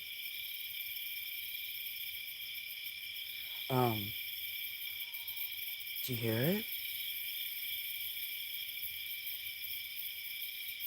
Ooh. But he raises cattle, and there were a bunch of coyotes. He's down south Alabama, and there were a bunch of coyotes out there, and he was walking. He was walking, I think it was about 2 o'clock. Anyway, it doesn't matter, but earlier, and he had been out walking, and came across kind of some coyotes. They were like tracking him or something. But he has 6 German shepherds, and they took care of that problem. But then he was telling me that he raises cattle too. So I have friends that have chickens, and coyotes can be a problem. They've walked within like 6 feet of me.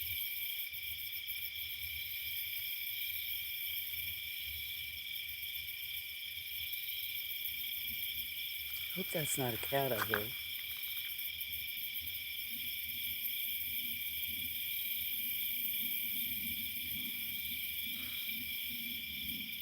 Sounds like a cat.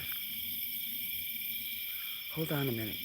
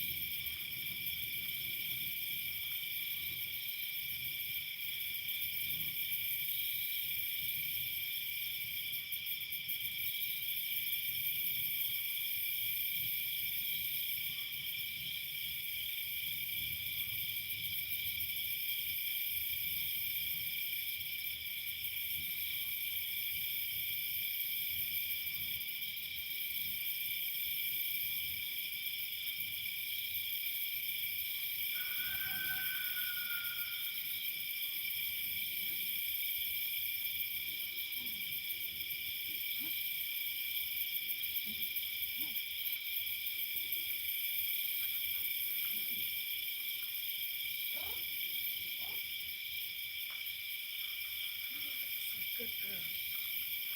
Good girl. Yeah, I hear it is yellow. I can hear it going in different trees. You know what was interesting was put pure white cauliflower powder, puff clouds resting on them. I was watching, the storm cells move. Jim is watching the storm cells move across a wide valley, highlighting them, obscuring the hills as they drift and drop rain. Pure white cauliflower powder, puff clouds resting on a thin sheet of gray. What lovely words. So descriptive. That should be a written poem, or lovely for book. So descriptive that can see it. I'm gonna have to start staying up at night if I'm gonna hear. There were actually an owl was out here. Um, like during the day. One day before it was even like dusk or anything. Yeah, Jim, I love the way you're taught, and that's when I look up there that it inspires your words there are very descriptive of the colors. There's some of those I won't forget, like that gold. It looked like liquid gold on the water. In the sky, the sun just breaking up, and then the gold in the water reflecting back. You heard the owl earlier? Yeah, it's kind of moved. Here's another thing that was different when I was filming today. I think the second stream I was doing cats, and I was also filming on another thing like regular sounds while I was, regular clouds and sounds while I was working in the building. And out of the corner of my eye, when I was doing something with the camera, I see like flash of birds. I don't know if you heard me say that. And then more and more, I saw at least 100 or 200 birds. All of a sudden, like when I saw a few flashes, then I was standing there like, what? Because I saw a few more. Then there was like a whole little flock. I guess that's still a flock. If there's like a group of like 10, then there'd be like 2 more than others. They weren't as teeny like titmouse or chickadees. So, yeah, not an inch and a half. Probably about 3 inches or so. I'm not real good at that.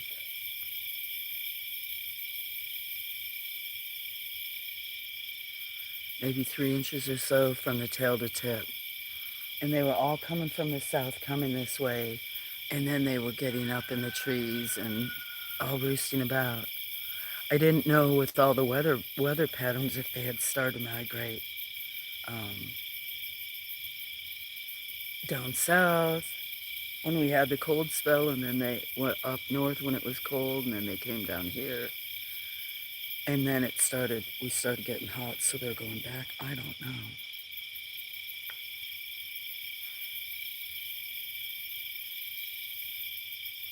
Jim said, I love it when I can see the shape of the sun through the clouds. Otherwise, you couldn't look at it.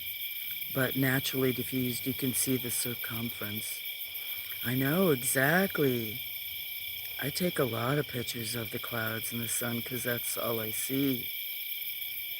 I get to see so many cool things, or like 120 degrees of it.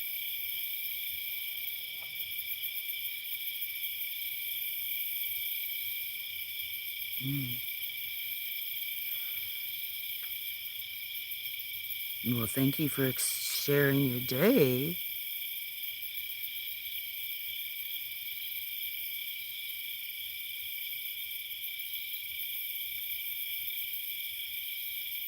Telling me about the beauty, and I can imagine it because I've already gotten to see bits and pieces of not only, I, I guess you'd call it resort, even though it's not like the bigger cities, but down at the beach, that lifestyle. And then it's going to be more and more of your future out at the farm.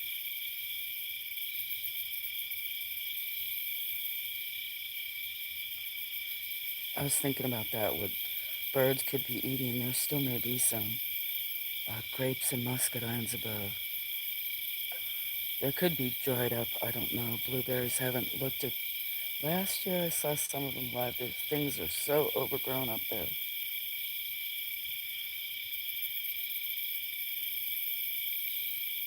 I know there was strawberries earlier. I know they eat a lot of the figs. But it's too late in the season for that.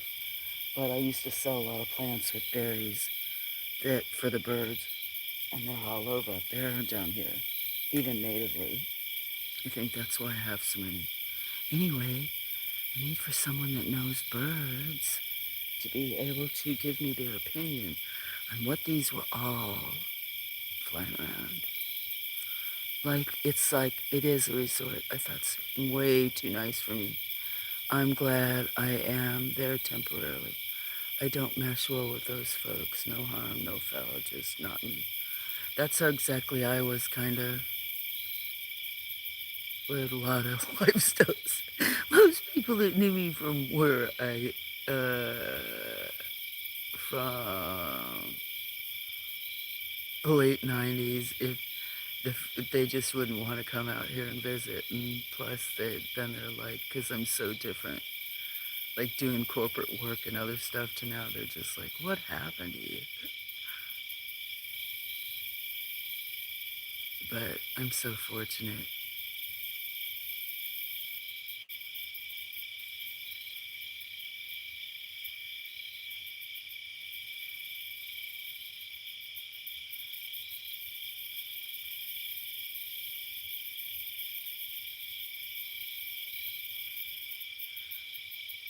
Yeah, I know.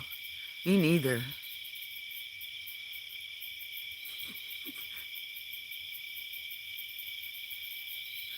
Have to see if you're on Instagram. I just started an account yesterday, just so I could, maybe talk to a few people, because my emails have been really messing up. But talks about messy life. Yeah, mine types whatever it wants. I know that I should look more, but the keyboard's so small. But I swear there's a lot of times that it's just like type something totally random. Oh, cool. I'll send you a request if it has messy life included in the name. It's me. I sent one to Stony. I sent one to a few people, like Randy, and then I told her, and I said messy life, so she's like, cool. Judy says, but I sent Stony one he probably rejected, so has no clue. I wasn't sure what I should call it, if I should call it the same.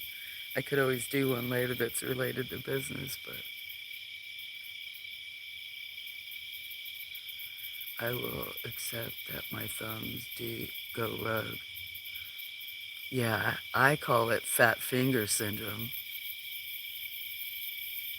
But I don't remember what all they're, sure there's spell check, but there's predictive when they try to figure out what you're saying, and there's type of times it switches it totally from what I intended.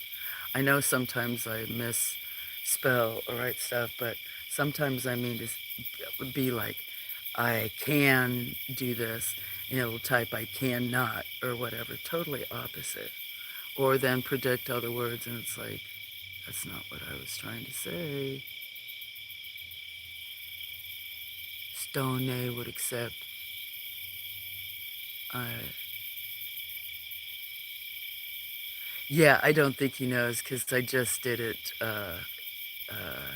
yesterday afternoon on the fly, and I wasn't sure if I should go like. So many people call me different names on here, so go by some of them or go by the channel name. If I'm not really going to post stuff like much for, I don't know. I guess you can probably have more than one. So I have to check that out. That'd be cool.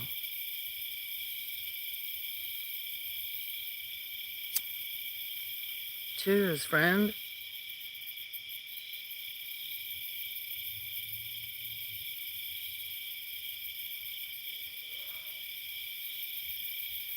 Yeah, Judas must have been tired. I know he wasn't feeling good because he wanted scary stories.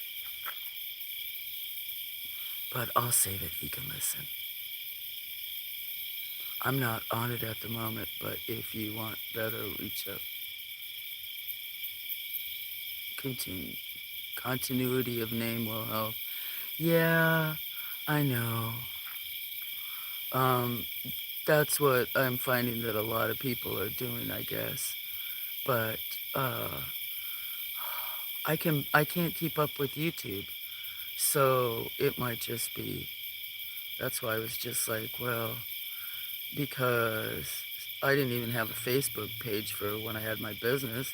I was one person running like 3 businesses. I know it would have helped my business, but I was having a hard time keeping up. I figured if it was on social media, I really couldn't keep up. And I can't keep up with all the lovely people that leave comments. Or like on my lives, I don't even release them a lot of times, so nobody does. But I mean, even that, but I feel bad.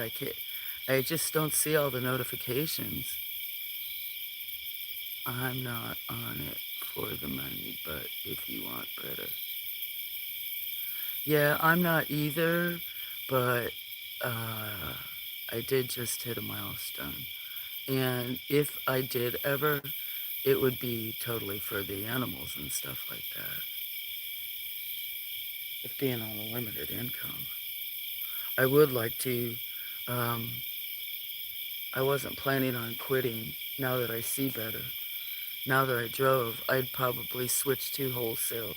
A lot of these plants need to be divided, or I know how to propagate them. There's still some stuff, a lot of crop died over like the 5 years when I kind of went blind and quit.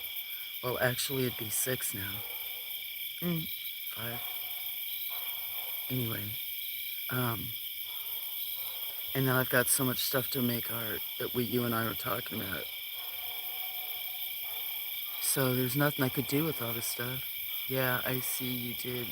That is cool, by the way. Um, yeah, I didn't really want to talk about it or celebrate. That was like yesterday. I had so many, like first, the longest stream ever. I wanted to, quite a few people, like Wally, if he's here. He was watching, wasn't really listening, but he wasn't feeling good, and um, he likes it if I stream, especially at night, but he's, he's such a, um, like loyal or good friends. He'd watch, he'd have it on and pop in and out like 24/7 almost if I streamed. Such a nice guy, and he wasn't feeling well, so he kind of asked me like yesterday and then today if I would just leave it on. I did stop it before this one because if you do it 12 hours or over, they don't. I guess YouTube doesn't save it or something, and it doesn't count like all the views and other stuff.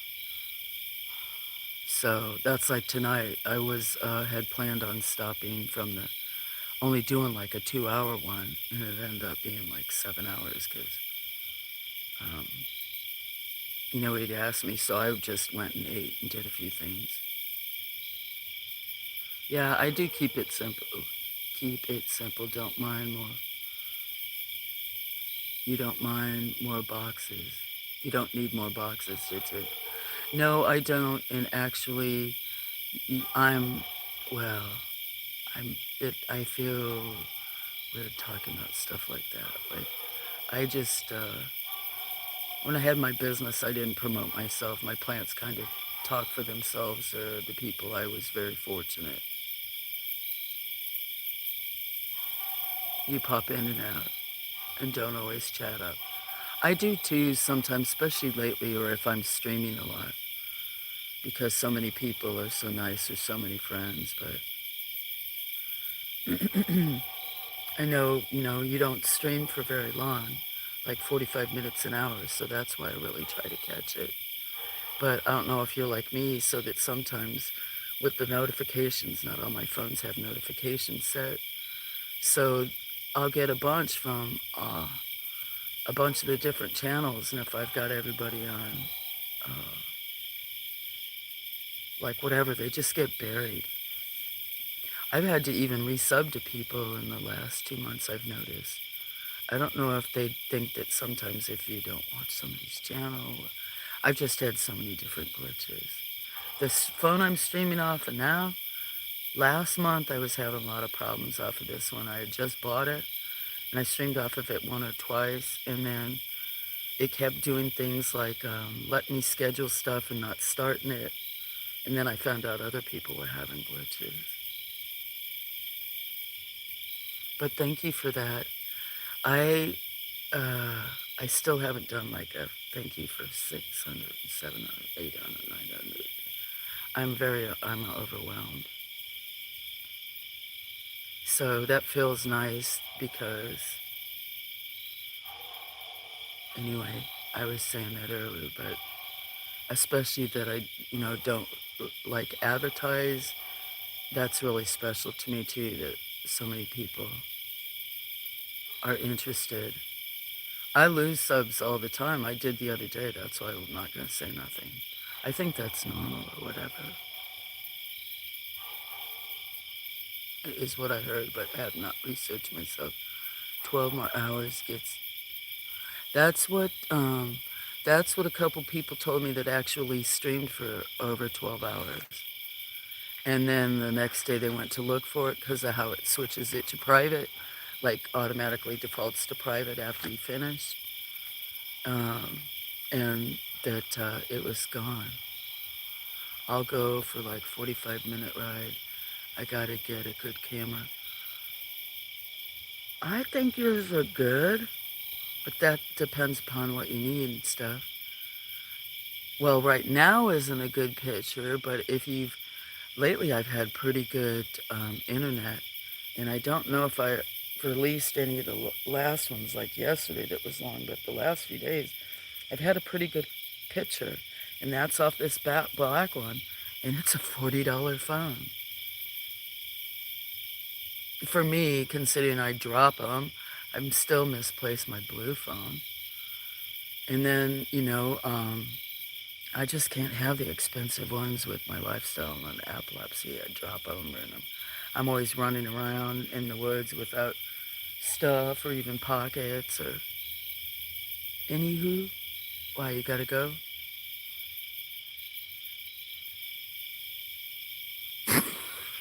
Oh, is that your way of telling me that you gotta go?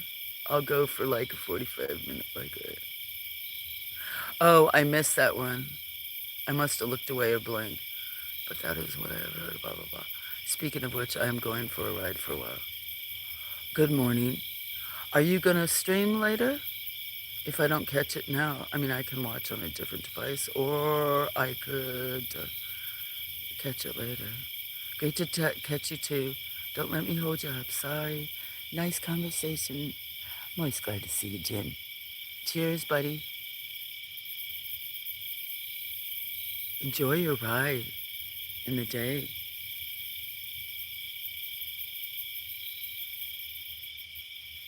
Much love, hugs, and cheers to you in Thailand, Jim.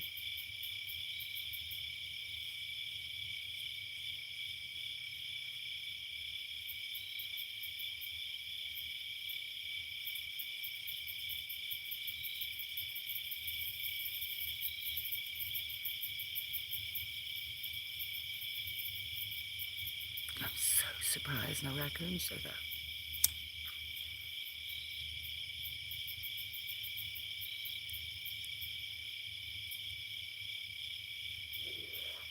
That is too funny. Anywho, laughing his ass off.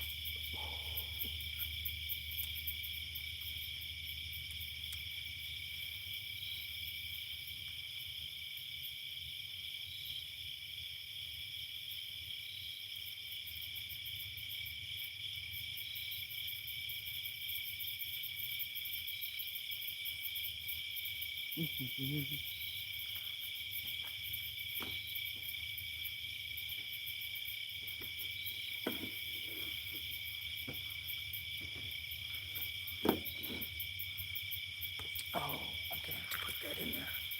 Put that in my pocket.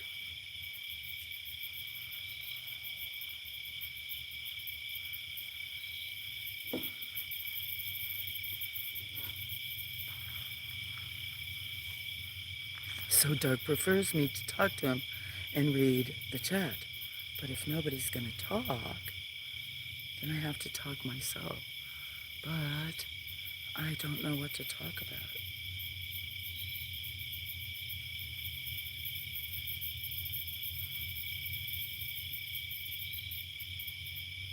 thought raccoons would keep showing up, but not so far. Almost 4 o'clock. I know I'm gonna have to charge this, but I'm gonna have to get a battery pack from my other phone. So maybe I should read one more story. And then be quiet for a while. Maybe I will just leave it and stream early for the birds. What time is it? So, I mean, I've been going almost 5.5 hours, which means I could only go 6 more hours, which would be 10 in the morning. So if I'm up, I could easily go 4 more hours.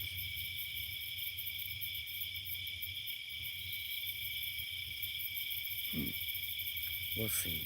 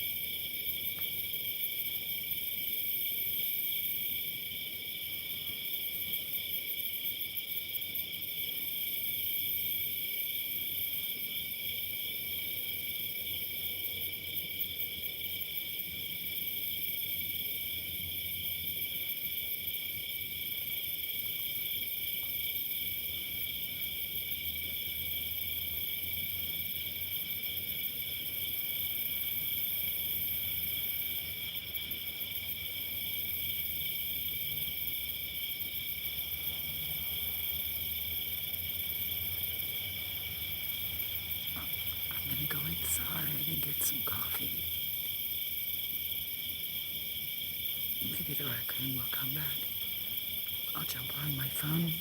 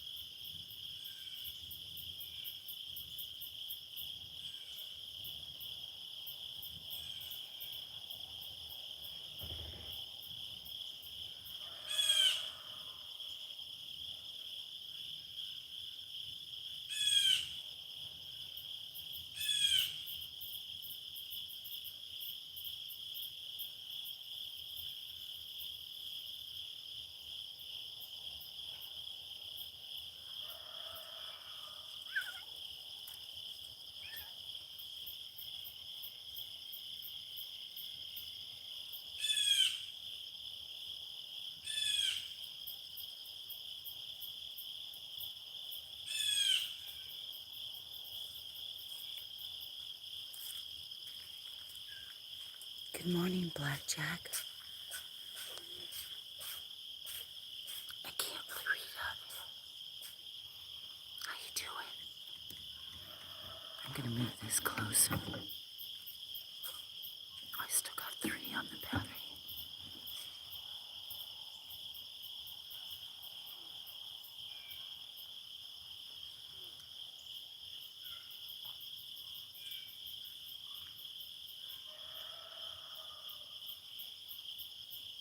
You're an excellent storyteller, Suza. I'm a little embarrassed. Thank you. I kind of stumble. I should kind of read some of them. I always don't just say thank you. But I think it'd be better if I would read them first, maybe. Maybe not good. So that if I knew it was, I want to practice voices eventually. I don't know what I'm doing. Got better as it went on. I don't know what story you're on. But I'd read one. Let me turn this flash off. Is the flash on or off? Hopefully I was loud enough. I sat pretty close by it. Okay, flash is off. I might make coffee if I walk around. Whoa, I forgot I'm zoomed in. I think I'm zoomed in. Yeah, see.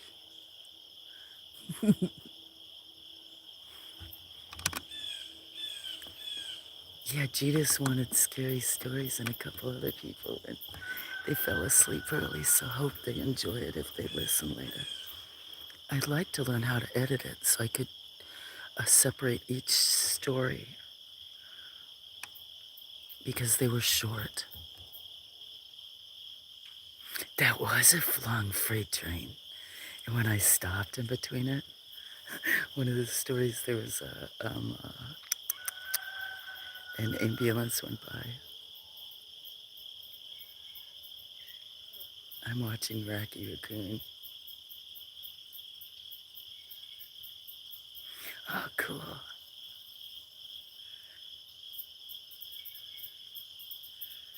Awesome.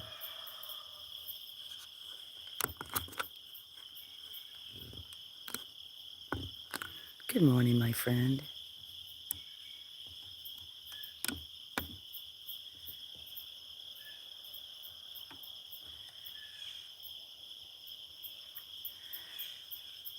I'm going to, since I'm still up,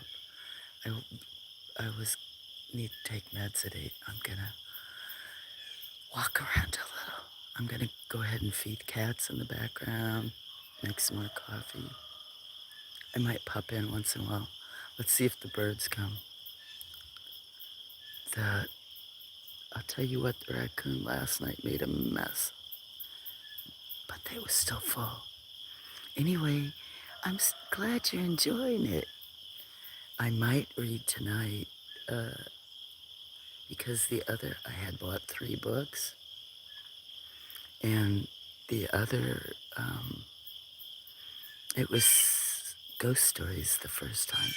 That was spooky stories. There's a bunch more. And then the other book is traditional horror stories. After that, next week or something, I'm gonna start reading Animal Farm.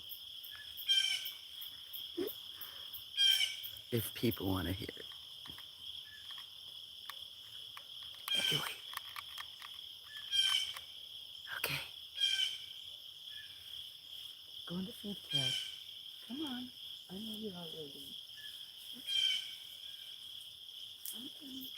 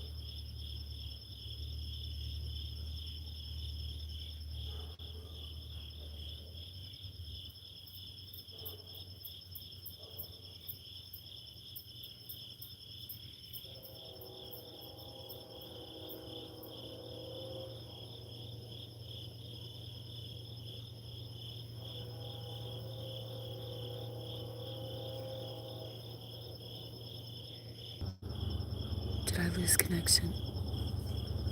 I bet you I lost connection. I came out here, I lost connection, but I guess it reconnected on its own. Sorry about that. Sorry, Blackjack. Hi, Kevin. Good morning. Good morning, Jack. I lost connection once last night, so.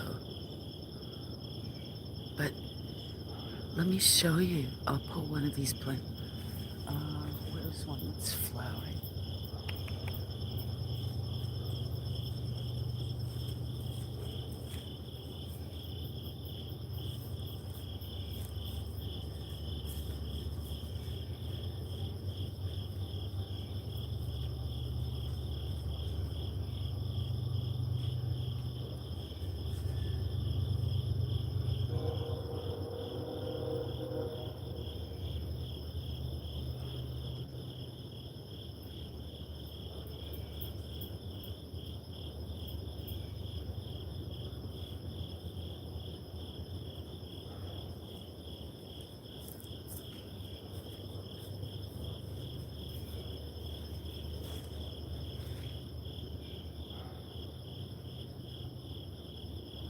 I don't think you see it. Probably wants to focus on.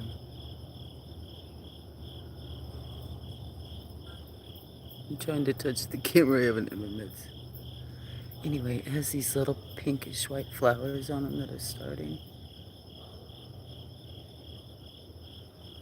They grow up and down seeds. Or you can kind of see. Perilla or Shizu. It's got, Shizu is in the, or is it Perilla? One of them's more in the Orient. Shizu's in a lot of the Caribbean islands. I think Shizu's the Orient and Perilla.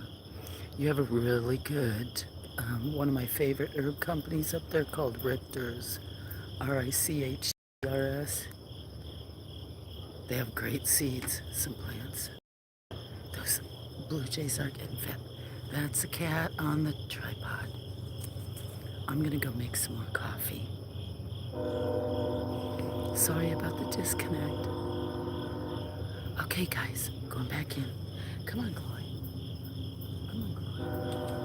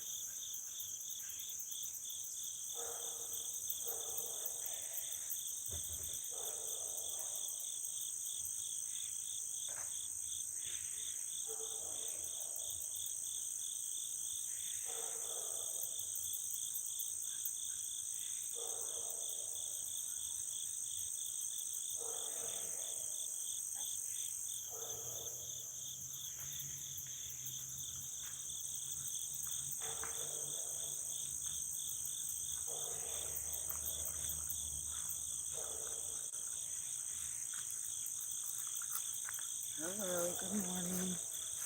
Hi, Kev. Good morning. Need to come see how long this stream is.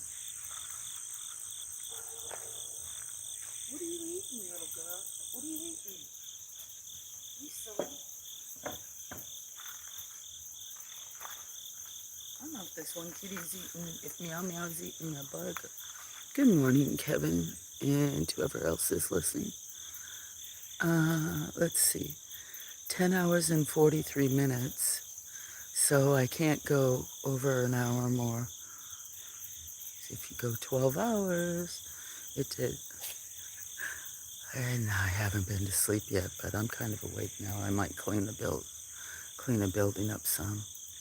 Or weed. Thank you all for watching, who's ever watching. Oh, an interesting bug on the back of the phone. Hope you have a good Sunday.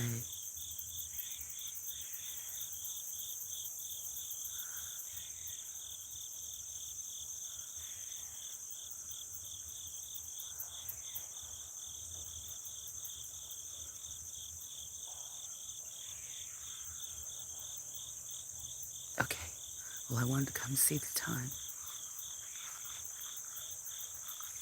Not a lot of birds this morning. Well, some, but not a lot. Oh, I've got my back turned, you can't hear me. I said there's not a lot of birds this morning. There's some, but maybe everything to build their nests. 10:30 would still be okay. So that I have to stop. 10:30 will be ready. Can't fall asleep before I turn this off. Anyway, I'm gonna finish my coffee and probably weed in the background. So you may hear me crunching around like these guys.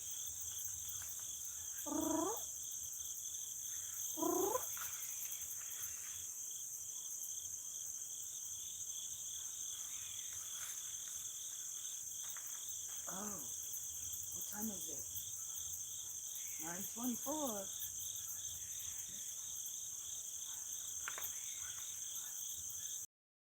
What do you guys all smell? They all smell something. They're rolling in something.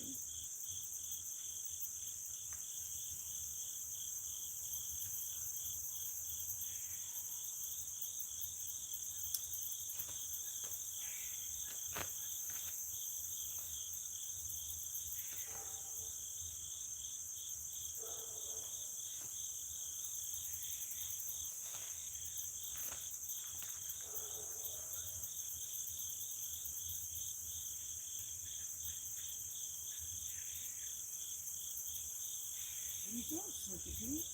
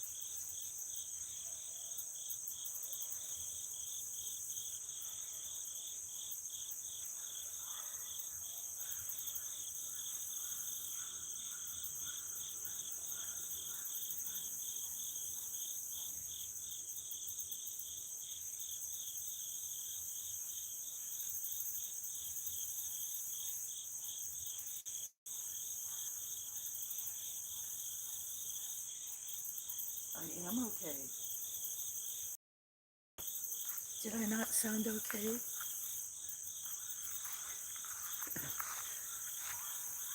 I was reading somebody else's thing. Did I not sound okay?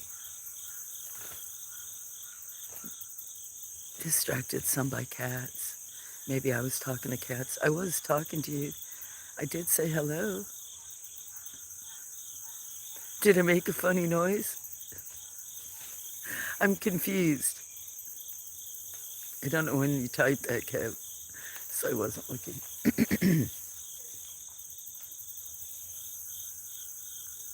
I think I'm okay.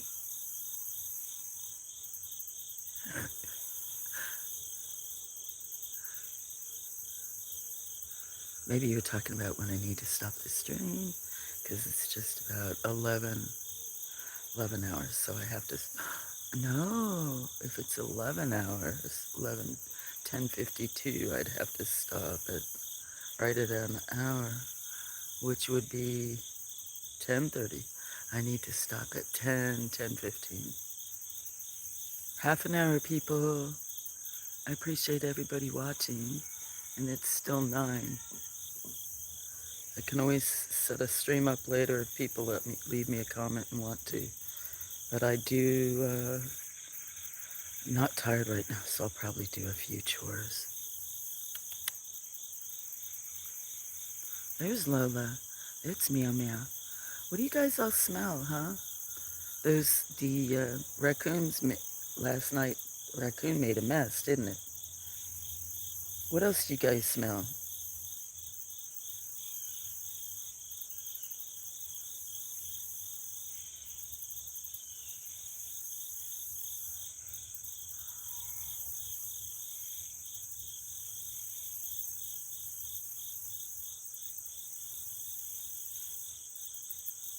But I hope everybody's doing well. Okay, I'm here. I brought my coffee outside. I'm gonna go sit over here.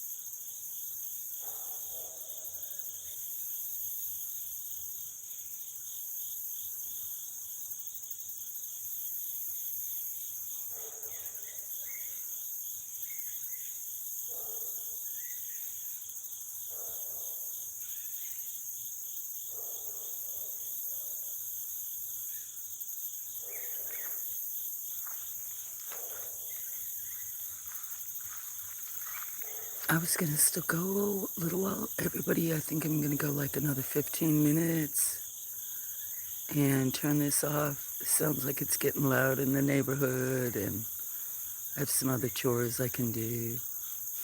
Everybody can have a nice, peaceful morning still. Your own neighborhoods may be busy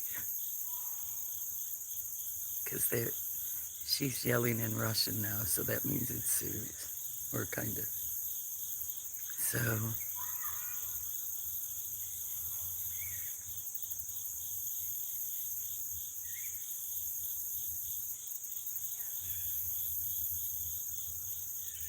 anyway, I'll come back in a few minutes.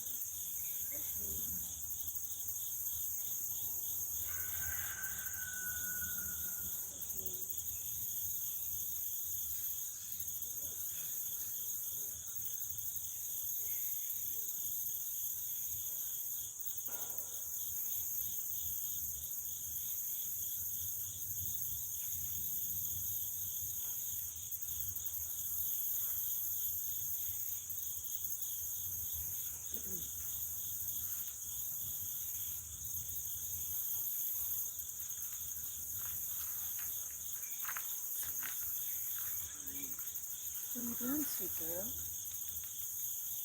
Hi. Good girl.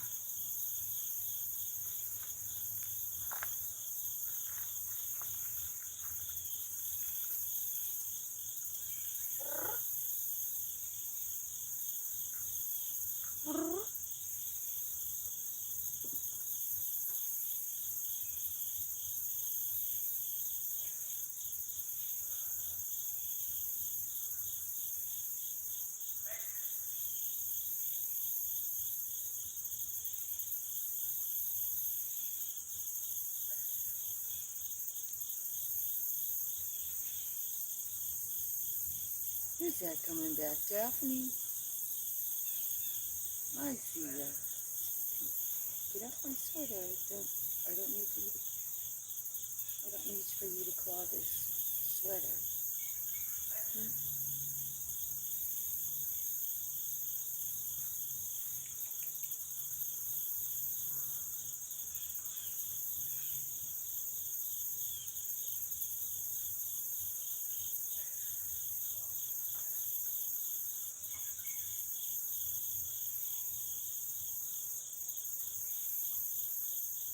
What are you doing, sweet girl?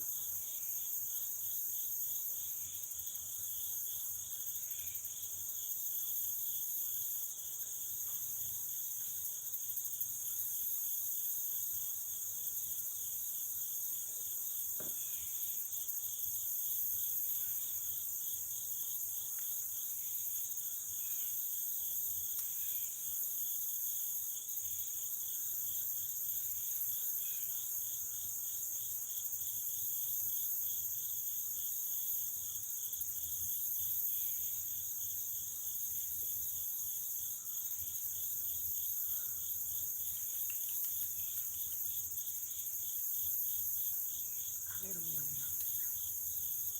Little meow meow. Little meow meow.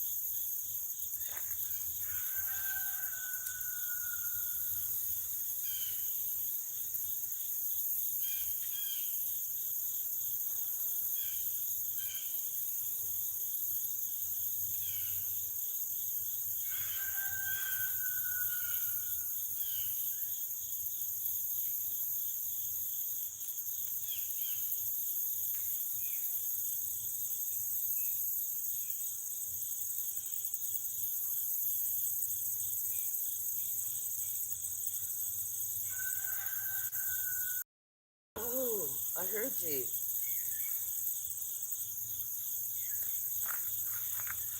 Hi, Grey Wolf. So you're back, huh? This phone is out in the sun a little bit, and it's been streaming 11 hours and 10 minutes. So I can't go more than 50 minutes, but it's already been out. Fire is out. You're making a pizza. Fire is out here? How do you... The fire is out here. I guess you can see.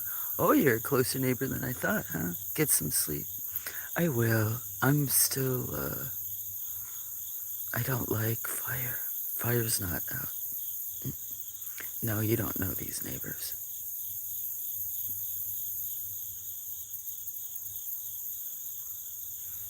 That's been one of the biggest problems here. People burning in kind of close woods and walking away from it. Or having too big of piles. Burning on a windy day. See, don't get me started. I hope you enjoy your pizza. But no, I'm gonna go ahead. I've needed to do it. Mix some bird food. Finish that.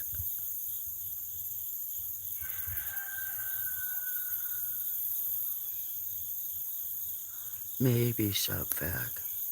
I don't know. I've been getting a lot of sleep lately. Like 6-8 hours, it seems. Maybe not. It seems like I sleep a lot.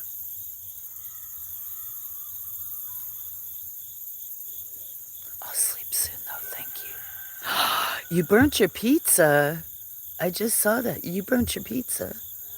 You were listening here and fire is out.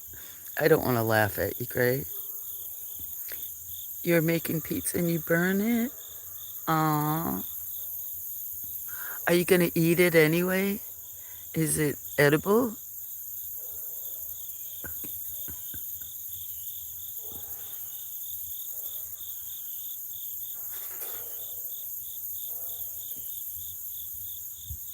This phone's in the sun now. May even be able to see me standing there, so.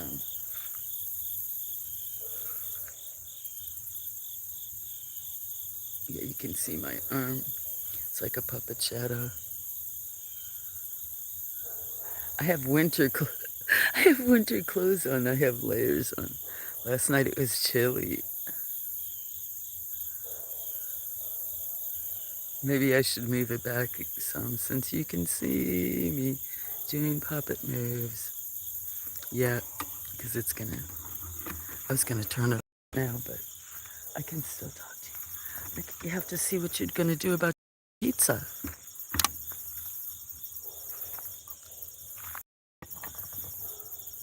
You can laugh. Dogs go for, dogs got it. Are you sure that wasn't intentional for you to burn the pizza for the dogs? For your companions? I can laugh. I know many people that burn stuff. I actually burned a grilled cheese a while back. Only a little bit on one side that was, yeah, burnt. My mom used to put jelly or preserves jam on it. So I had some and I put strawberry preserves or something on the side that was burnt. It was edible. So what about that? Maybe I'm part canine.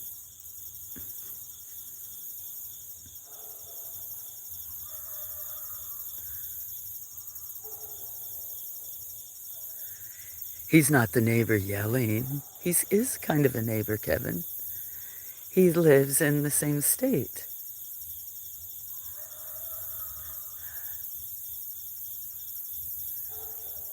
Good morning, Paul. How are you doing?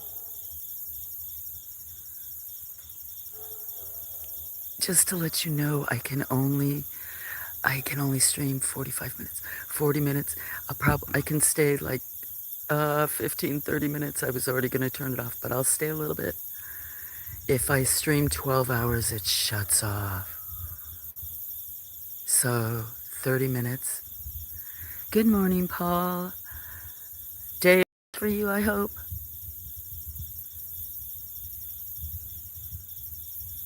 I hope you can hear me. Can you hear me, Paul? Or else I'll type.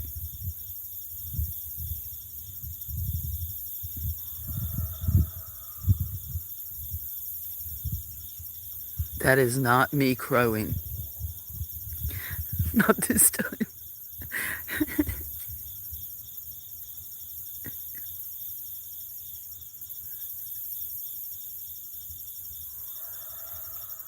See?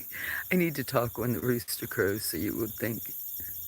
That's my new impersonation that I'm working for when I find a story that includes a rooster. Oh,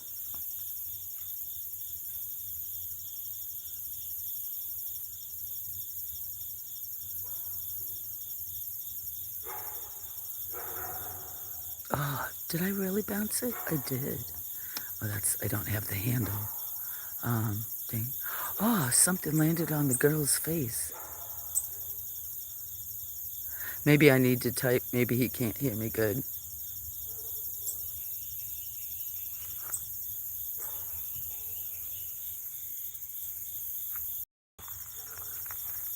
Brought my coffee out here. Oh, jumping my stuff all over the ground.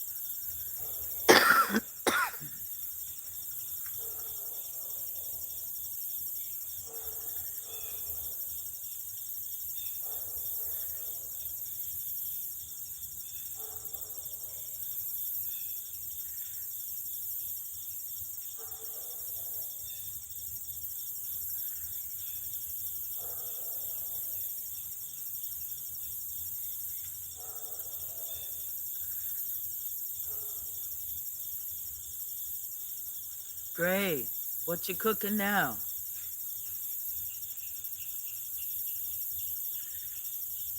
I'm gonna move my camera back. Oh, Kevin, that's great. Sorry to move this again, but I'm not sorry because since I'm gonna turn it off, that phone's getting way too hot. Fancy doing okay?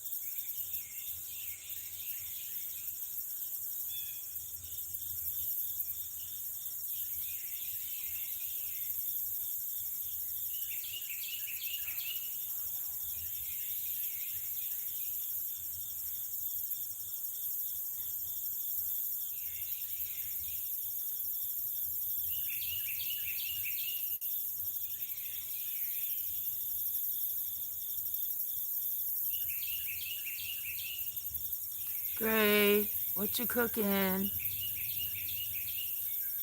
Making another pizza?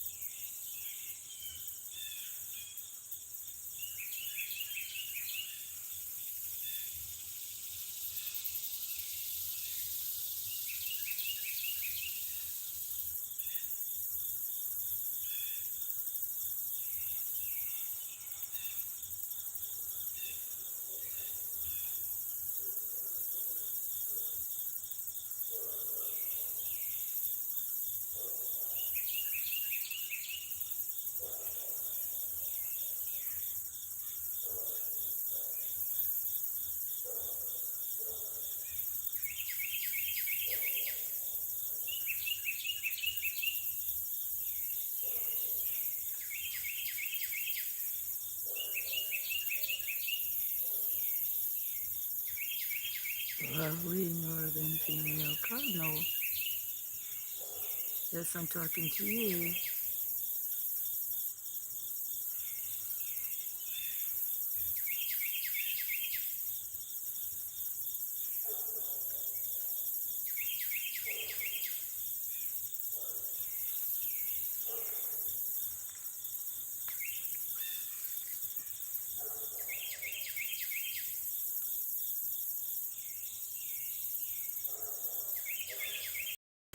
Yeah, 11 hours, 26 minutes. Ooh.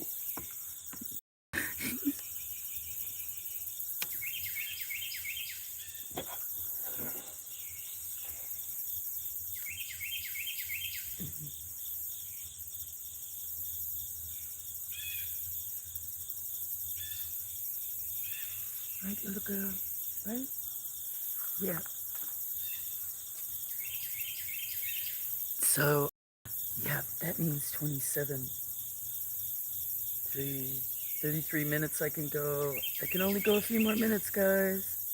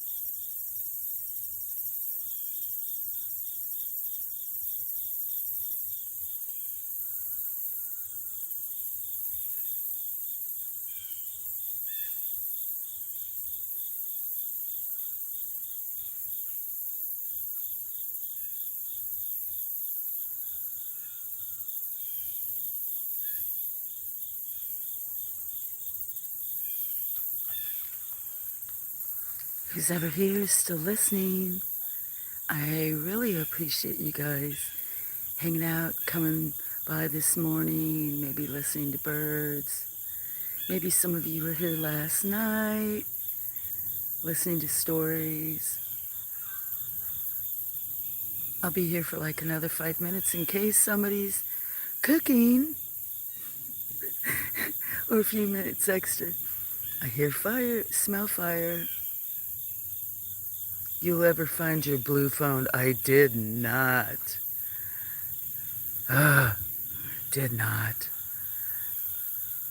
I'm hoping it's not lost forever.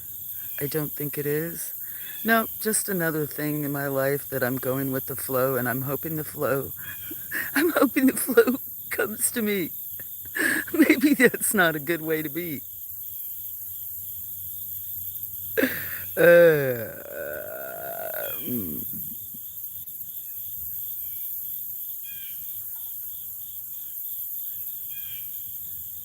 It's okay.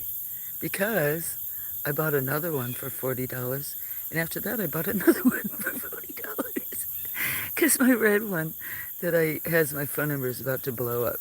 So, and then with my one that's broke, I've been paying for a phone number and I haven't been able to use it for 6 or 8 months. So I bought a second one so I can transfer the two numbers on clean phones since I got hacked. Not hacked. Identity stolen.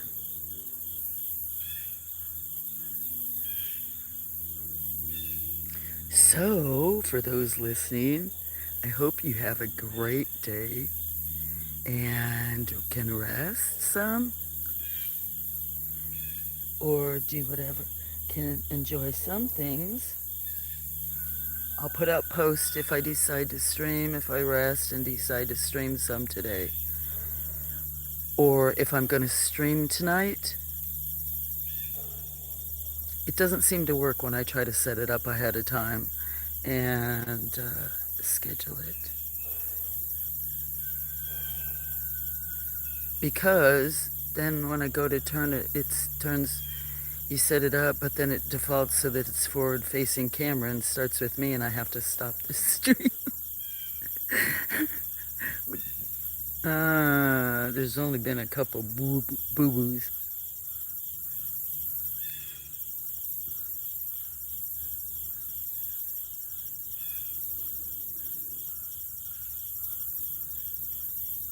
So, good morning, Blackjack. Good to see you. Good morning, Paul. Good morning, Grey Wolf.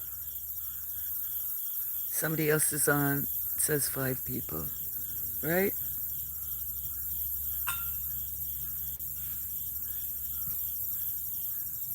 Okay, everybody. I am going to get out of here, spend some time with cats. I'm not hungry, but I think I'm gonna walk around and get some fresh air, breathe some, and drink some water, and decide if I'm ready to sleep or do a few things.